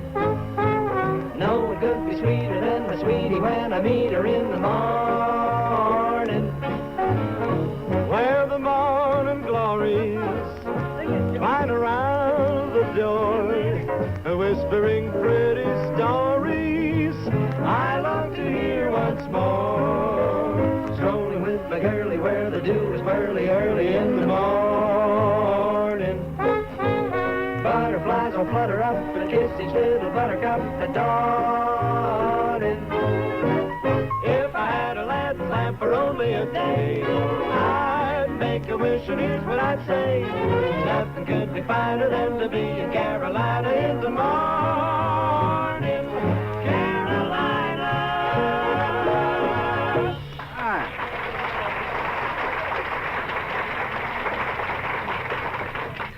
There's a young lady here who came from a lot farther than that. New Zealand. Miss New Zealand in the recent Miss Universe contest, Miss Lorraine Jones. I'd like to speak to her. She's very pretty, very cute, comes from Wellington, which is the largest city in New Zealand, and your first visit here, Miss Jones. That's right. Mighty nice to have you here. Well, it's very nice to be here. We don't know too much about New Zealand. How large is it?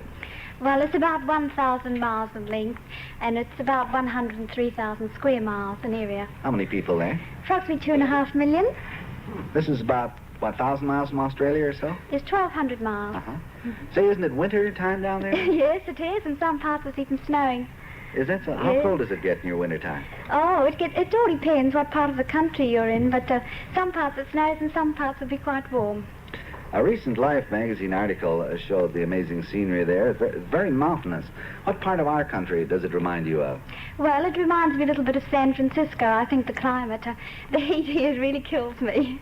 You don't like the heat? Oh, no, I think it's terrible. Well, it's only been 86, 90, 95. Oh, it never gets that hot where I come from. Doesn't it get that hot? No. Well, when we have a pretty girl like that, we like to make it hot for you. Well, I'm certainly having a lovely time here. Are you? Yes. Say, you don't have much nightlife out in your New Zealand, do you? No, we certainly don't. Our entertainment's more in our homes because our hotels close at 6 o'clock. Oh, is that so? Yes. And have you noticed any American men since you've been here? Oh, I certainly have. Do you like them at all? Oh, very much, very much. Have you got anybody waiting for you in New Zealand? Oh, no, not really. Is that so? No. So you're still looking, huh? I'm still looking. Miss Jones, if you have a moment, I'd like you to sit up here with me, and I'd like to ask you a couple of questions about your customs down there. Would you mind? That'd be very nice. All right, sit up here then. Miss Jones, do our customs puzzle you at all? I don't suppose you have commercials in New Zealand. Here we are giving you stuff. No, we don't really. Our radio stations are government-owned. Oh, are they? Yes. Well, Miss Jones, are any of our customs here at all very puzzling to you? Oh, yes. I think this tea drinking, that's what worries me most. The what? Tea drinking. In New Zealand, we're great tea drinkers, and we haven't had a proper cup of tea since we've been here. Because we have those tea bags. You don't like those tea bags? No, we make it in a pot. Oh, is that so? Well, we have both bags here, and then we have Sam, too. If you're interested in the pots. I understand what you mean, though. Any other customs that annoy you? Oh, yes, it's the tipping. The tipping? Yes, the tipping. Nobody tips anybody in New Zealand? Oh, very rarely. Only if you go to a place for dinner that somebody's giving you very good service, you might leave them something in appreciation, but certainly not to the extent you have it in America. I see. You just don't tip everybody every 5 minutes like you do here. No. Uh-huh. Anything else? Oh, the tax on you go to buy something and you get out your money and then they said it's something else because of the tax. We have our tax already added on in New Zealand. Oh, they're kind of sly there, aren't they? They put it on first, huh? Well, that's right. We have tax on just about everything here. Anything else? Oh, well, I went out with a chap in New York and I said to him, well, what'll I wear, slacks or a frock? And he said, oh, he didn't know what to say. And he told me afterwards he didn't know what this frock was. He said, and you call it a dress here. We call it a frock. That's right, we do. Well, whatever it is you're wearing, I like it. Well, it's a frock. Yeah, well, I'm glad to hear that. Well, Miss Jones, you're a very charming representative of your country, of New Zealand, and cheerio to you. Thank you Thank you very much. Bye-bye. Nice of you to visit us. Bye. All right. Sergeant Michael O'Brien, please. May I have the pleasure of talking to you? He's with a group of Army sergeants, master sergeants, sergeant majors, the top Army recruiters from 13 states here on Army business, 9 of them with their wives. I think you brought yours, didn't you? Yes, sir, I did. Well, I know Sergeant Major Dulcie brought his, too. She's in the Army also. Yes, she is. And Very member of the Women's Army Corps. very attractive couple. Who, by the way, in that particular family, the Dulcies, where they're both in the Army, who gives the orders at home? Well, that's a moot question. Yeah, I right? imagine, too. Well, Sergeant O'Brien, delighted to have you and all the rest of your recruiters here. I'll bet you between you fellas you've gotten literally thousands into the Army. Well, we believe we have. I think we set a record here, but it's an easy thing to do when you represent the finest product in the world. Well, you sure? And, we have no trouble doing it, especially when we enjoy our work like we do. Well, good for you. One thing about it, as far as your wives are concerned, they've got to be ready and able to travel at all Yes. times, don't they? They're good soldiers also. I bet you lived in how many places since you've been married? Oh, since marriage, Yeah. I've been very fortunate. Oh, I've been just one. Oh, but usually it's 6, 7, 8, Yes, 9, sir, I 10, did. 12, 14, yeah. They got to be ready to go everywhere. You know Gene Gale, don't you? Yes, I do. Grand Junction, Colorado. Well, I tell you fellas really go after these recruits. He wrote on his card that he rode a horse 36 miles just to get a rancher's son to enlist in the Army. Well, I believe that. Yeah, you guys go after him, don't you? Well, it's so. Yeah. And then there's Jean Taylor, you know her? St. Joseph, Missouri. She's the wife of one of your Yes, I do. recruiters. And interesting thing how she got her husband. He was a military policeman, and he arrested her, gave her her first traffic ticket, and later became her husband. That's a lot of spirit in our Yes, you do. Yeah. It also shows that some of these military policemen, when they're dealing with a young lady, are not quite as hard-boiled as they appear on the surface. No, sir, there's a little bit more than justice given. Yeah, you betcha. And then there's Sergeant Mel Colby in your groups from Grand Forks, North Dakota. Here's a guy who spent his honeymoon in a fish house. That's what he wrote. Do you know anything about that? That's probably fishing for more men. Well, that could be. That could be, but that's what he wrote in there. Holy mackerel. Then, Sergeant, I looked at your card, and you asked me if I ever received a live grenade in the mail. I hope not. Did you? Yes, sir. I received the grenade pin and was told I'd get the rest of it when the recruit came home. Oh. Seriously, any of these guys that you've gotten into the Army, they haven't gone around looking for you afterwards? No, sir. This is all in good fun. I know that. I think each and every one of them can't expound, can't talk about it, and can't be proud enough to be a member of the finest branch of service in the world. I'm glad to hear you say that, having a son in the Air Force. Well, there's still time to re-enlist.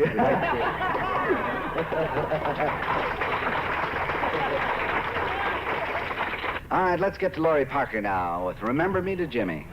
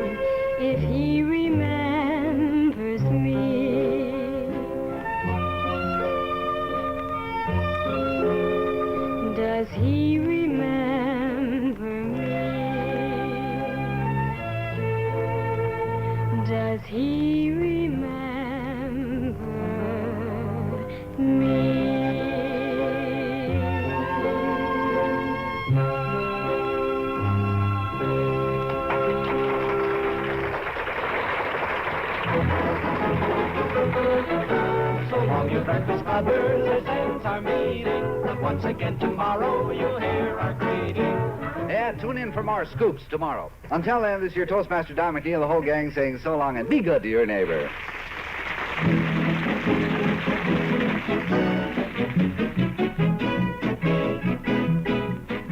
Don McNeil's Breakfast Club has come to you through the worldwide facilities of the United States Armed Forces Radio and Television Service.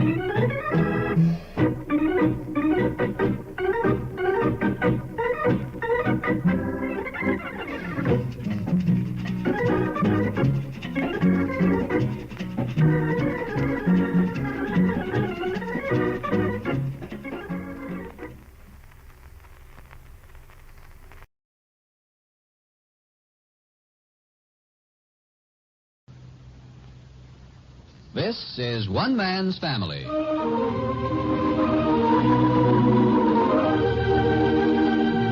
One Man's Family is dedicated to the mothers and fathers of the younger generation and to their bewildering offspring. Today transcribed, we present Chapter 13, Book 72, entitled Christmas Morning with the Barbers. It is Christmas morning in Seacliff, and the wintry sunrise is breaking through the mists over San Francisco and splashing bright yellow shadows over the fir trees and the green lawns. In the Barber family home, where the family held their Christmas Eve celebration last evening, there are 2 lighted windows. In the kitchen, Mrs. Kettleman is preparing coffee for an early riser. And in the master bedroom, Fanny Barber has just reached sleepily above her to turn on a bed lamp and look at the bedside electric clock. Rousing from a deep sleep, Henry opens his eyes. What time is it, Fanny? 7:18, Henry. Yes, the sun's just coming up. Merry Christmas, Henry. My dear, well, Merry Christmas, so it is. It's going to be a lovely day. Yes. Oh, Henry, thank you for my gift. You thanked me last night, my dear. Twice. 3 times, I think. I've always loved topaz. I had the jeweler make it up especially for you, Fanny. I said I want a sparkling pin with an unusual gold background. I wanted it to have a jaunty air about it. That's what's so intriguing about it, Henry. When I opened the box, I thought, what a gay-looking, what a smiling sort of pin. Fanny, you slept with it pinned to your nightgown. I couldn't bear to put it away, Henry. I'm glad you like it so much. Wasn't that a Christmas Eve, though? Paul was more like himself last night. Did you notice, Fanny? Yes, I was so surprised. You know, when we were watching the children unwrap their presents, he patted me on the arm in a very comradely way. We didn't say anything, of course, but I had a premonition. I thought Paul will come back to us. I could not. I couldn't bear it, Fanny, if he should marry that woman and move out of the home. We're not going to talk about it today. You promised me. Yes. Look at the yellow sunlight through our blinds, Fanny. It's going to be one of those sunny Christmas days, and we'll have all the family around again. Yes, I love the holidays. No, one would never guess it. Is it possible that you and I have lived together for half a century and more? Where do those years go, Henry? I don't know, Fanny. Half a century is the merest wink of time. You are still my young wife, and we have just settled down to raise a family. I can't believe that so many years have gone. Can you? I don't feel a bit different inside, Henry. Neither do I, Fanny. Why, I'm many years times a grandfather. My eldest son is the age that I feel myself to be. It's the most bewildering thing because you're right. Inside. I don't feel any older than I did when we moved into this house 30 years ago. My dear. Henry. There's one thing I want to say to you, Fanny. I have made a resolution for the new year. Now, here it'll be 1950. 1950. And I am simply not going to fuss so much about little unimportant things. Oh, good, Henry. I fuss a good deal, Fanny, don't I? Well... Yes, I was thinking last night when all the turmoil and confusion was beginning to irritate me a little, I was thinking, now, tomorrow when they come back for breakfast and for Nicholas's phone call, I'll not fuss about anything, no matter how noisy the children are. That's the only way a man shows his age, fussing. So, in 1950, I shall do it no more, Fanny. No, as a matter of fact, I shall start today. Today, Christmas, 1949. It'll be easy for you today, Henry. Huh? You have a joke on me? No, but we did have a perfectly brilliant idea last evening. Hazel and Claudia and Dan and I. Now, Fanny, what are you up to? Huh? Hazel said Father will be fit to be tied, with the children all swarming around when the long-distance call comes from England. So the children not be here for breakfast, Henry. Oh, that seems too bad. Dan has taken them all to Golden Gate Park this morning. That's why I'm so glad it turned out to be a nice, sunshiny day. You mean, Fanny, that I fussed so much that you felt that you... Oh, no. It just seemed better for everybody. You aren't the only one who will want quiet for the phone call. Claudia does, too. Yes, that was very wise. Yes, I see. Well, you'll find that I'll be an easier man to live with in 1950, Fanny. That's a promise. But the children will come by today, though, eh? Oh, surely they'll come by this afternoon. Oh, now the sun is really up. Look, Henry. Fanny, isn't this a nice old bedroom, eh? Isn't this a comfortable old bed? What fortunate people we are, eh? Yes, who is it? Merry Christmas. Beaver, come in, my boy. Merry Christmas to you. Merry Christmas. Why, Clifford, how nice of you. I said to Mrs. Kettleman, I said, how is it your orange juice always tastes better than other people's orange juice? And she said she chills the oranges, not the juice, that's why. Clifford, how very thoughtful. Put it right down there. And coffee, too. That's fine. This is a perfect morning. When I woke up and saw that sunrise, I thought, golly, wouldn't it be swell if somebody'd walk in now with orange juice and coffee? Yep, nobody did. Here, Henry, sit up. Here's your juice. Thank you, matey. So I thought it's Christmas. Do unto others as you wish somebody would do unto you. And here we are. Oh, hey, Mom, you're wearing your pin. She wore it all night, Cliff. I know just how you feel, Mom. Annie wanted to sleep in his baseball uniform instead of pajamas. Oh, where are you going, son? Eh? I got another tray out there. Paul's going to get some service, too, this Christmas morning. Oh, that's nice, Clifford. Thank you. Where's Andy? He's having breakfast. Dan's going to pick him up in a little while. See you later. Merry Christmas. Thank you, my boy. Merry Christmas. Merry Christmas. Oh, he looked so happy, didn't he, Henry? Yes. He was happy because he was doing this for you and for me and for Paul. And that's the secret, eh, Fanny? Doing things for other people. That was a swell cup of coffee. Thanks a lot, Cliff. Got your eyes open now? Uh-huh. Yes. Christmas Day. Another year almost over. A lot of things happened in 49, Paul. Yeah. Never a dull moment, eh? And next year sometime you'll be a married man. Seems funny somehow to think of you as married, you know that?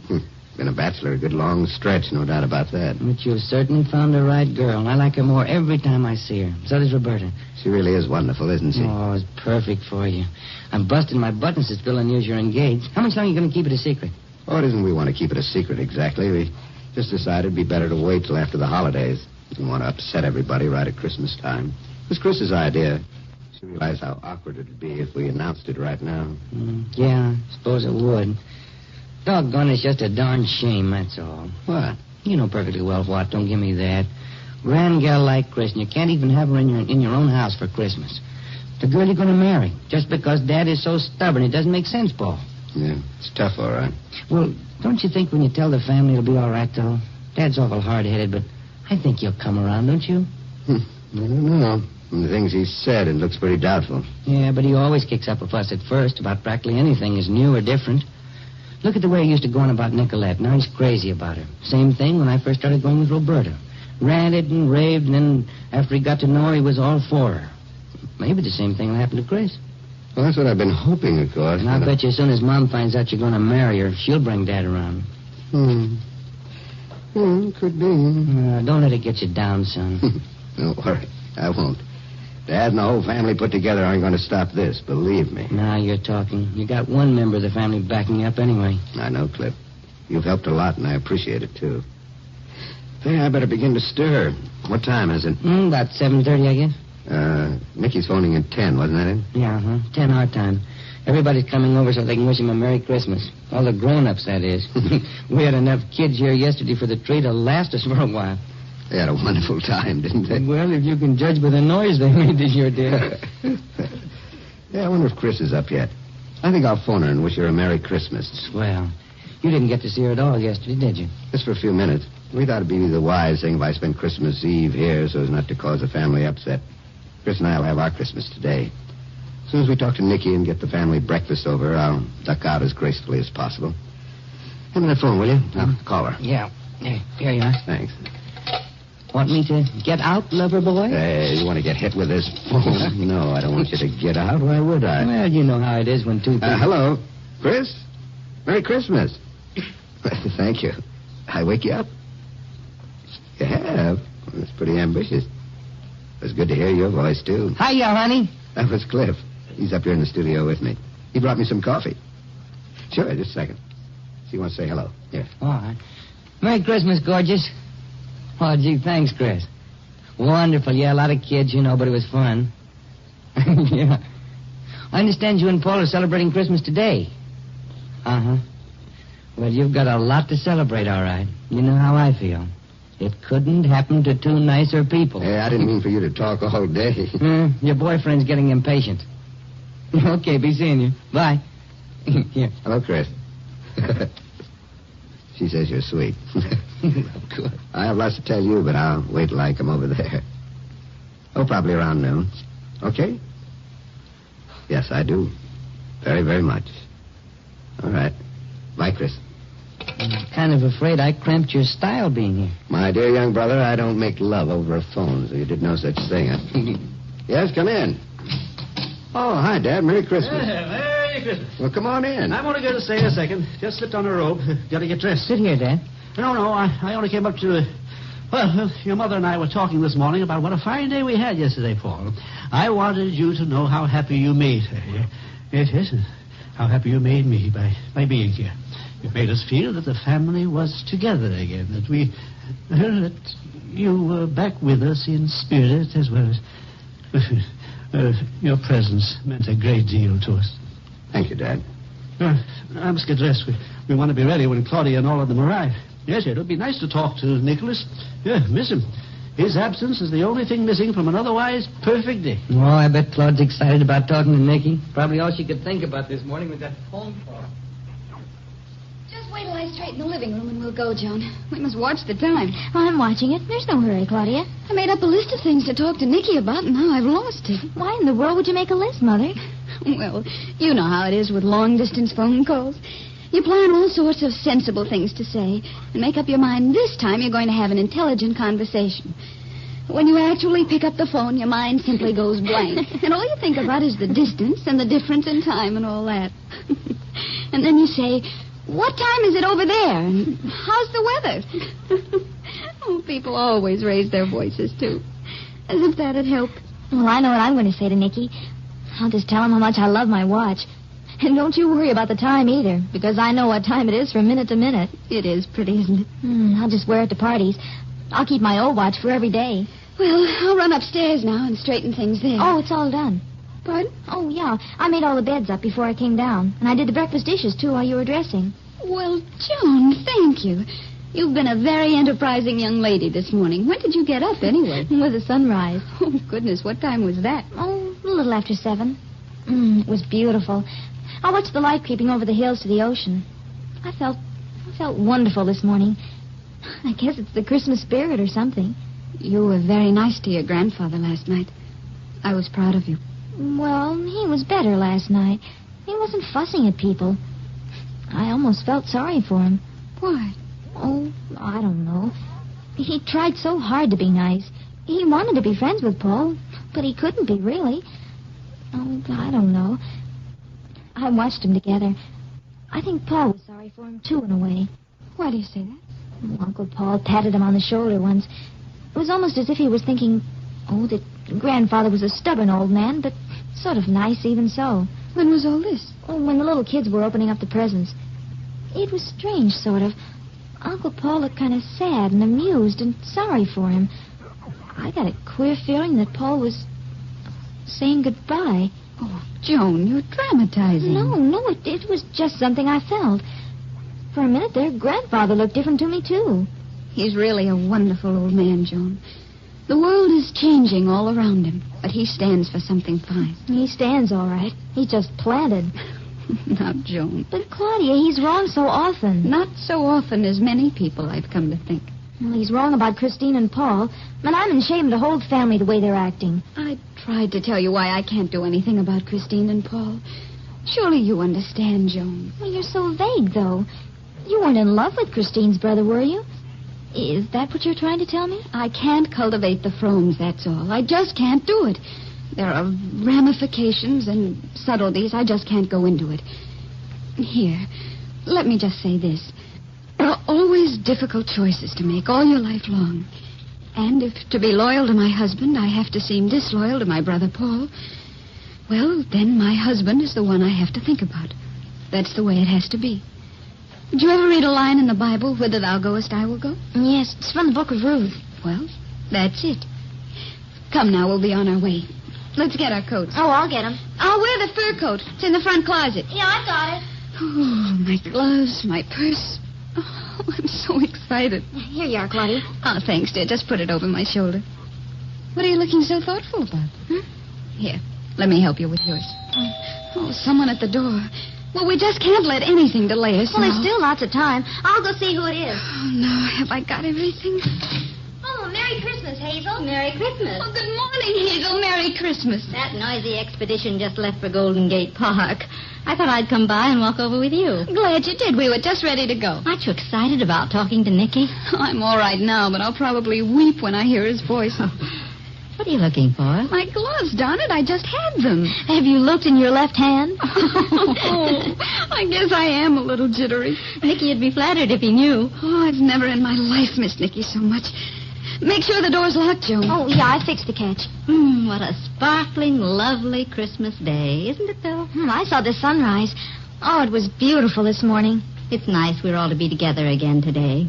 Is Nicolette coming over, do you know, Claude? I don't know just how Jack and Betty were going to work that out. Somebody'll have to stay with the triplets. I think we've done pretty well to get everything all organized this early, don't you, Nicolette? Yes, indeed we have, Betty. Oh, did you ever see so much paper and ribbons? I've saved all the nice ribbon. We can press it out and use it for wrapping presents next year. Atta girl, Nicolette. Watch the pennies for the poor old Jack Barbers. Jack, why don't you put down that book and get ready? We have to be over at Father Barber's before too long. Oh, I can be ready in 2 shakes. We got it on the rest of them. We only have to go through the hedge. But we don't want to be late for Nicky's phone call. We won't. This is Christmas. Don't rush me. What are you reading, anyway? He has been reading all the books the children got for Christmas. My, they got a lot of nice ones, didn't they? Well, I don't know. They look pretty, but they're not so hot when you get into them. Honestly, isn't that just like a man, Nicolette? He puts up a big howl about reading to the children at night, and here he spent practically all morning reading the books they got for Christmas. Yes, Jack, if you didn't read them now, you'd have the excitement of wondering what was going to happen when you read them to the girls. Oh, you got me wrong. I'm not reading these because I like them. This is research. Oh, Jack. Oh, I'm not kidding, Betty. I'm trying to find something to take the place of Peter Rabbit and Whimsy Mouse. I don't know, though. From what I've seen of most of these, I think I'd just as soon go on with dear old Whimsy. I ask you, who writes things like this? They're not written for you. They're written for children. If you liked the books, you don't suppose the children would, do you? I don't know about that, doggone it. We got smart kids. They'd probably like something a little more intelligent. Of course. Something like Whimsy Mouse. But just the same, listen to this. Little Chucky Chipmunk peeked out from behind a log. His home was in the forest. Isn't that silly? Where else would his home be? He's not going to live in a tent, is he, or an igloo? What difference does it make if the children like it? It stimulates their imagination, Jack. Could be. Little Chucky Chipmunk peeped out from behind a log.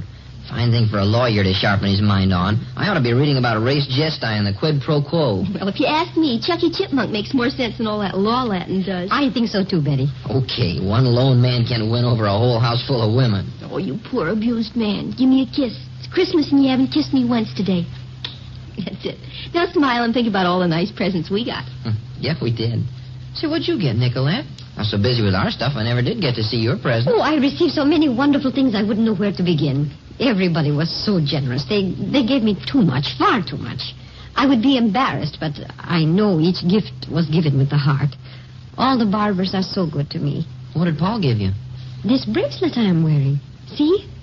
Isn't it beautiful? She showed it to you last night, Jack. Don't you remember? Oh, did she? I guess I was too excited. What are those stones? Amethyst. That's my birthstone. I think it was sweet that Paul remembered that. But everybody remembers to do thoughtful things in this family. Yeah, we got a few thoughtful things ourselves. Some of them were a little too thoughtful, maybe. Why, Jack, what a horrid thing to say. What are you talking about? I'm only kidding, Betty. I couldn't help but notice, though, that we got a lot of stuff that we've borrowed off and on. Wondered if it was a gentle hint. Big roaster. Won't have to borrow Claude's anymore. Did she give us that? Of course. She wouldn't have known we needed it if we hadn't borrowed hers. Didn't think of that. It's not a bad idea. We ought to borrow her cad. Jack, you're making it all sound so commercial. Well, this is a practical world, Betty. Might as well be practical. All right, Mr. Practical, you can start right now by getting ready. Say, what are we going to do with the triplets? Haul them over with us? Too bad we couldn't have farmed them out with Dan, too. No, I will stay here with the baby. You two go over. You'll want to talk to Nicky. You'll do no such thing. They're sleeping peacefully, and one of us can run right back after he phones. Nicky will want to say hello to you, too, Nicolette. Sure he will. Heck, it's only through the hedge. Won't hurt to leave him for a few minutes. Start them early to be independent. That's my motto. You got 6 kids. They ought to be made to fend for themselves while they're still in the crib. That's fine talk, but those little darlings are going to be a long time before they do any fending for themselves. But they are getting pretty lively, I will admit that. They're lively in the lungs. Wow. Did they set up a caterwauling last night over at the house? I don't blame them. They were kept up too late. They're worn out today. But didn't they look cute last night when Father Barber held them? Yeah, everything was fine until they decided to yell out in unison. He didn't like that much. And he's going to like it less if we're late, Jack. You know how he goes on when anybody walks in late when he's planned something. And here it is 9:45 and nobody's here. Now, Henry, I thought you weren't going to fuss. Fanny, my dear, I merely remarked that it's 9:45. Yes, over there in London, Nicholas must be waiting at the telephone, Fanny. Now, what if the call comes through, eh? He'll say, Claudia, are you there? And I'll have to explain that Claudia isn't even here. Well, that's fussing, if I ever heard it. It could happen. Why are people forehanded, eh, Fanny?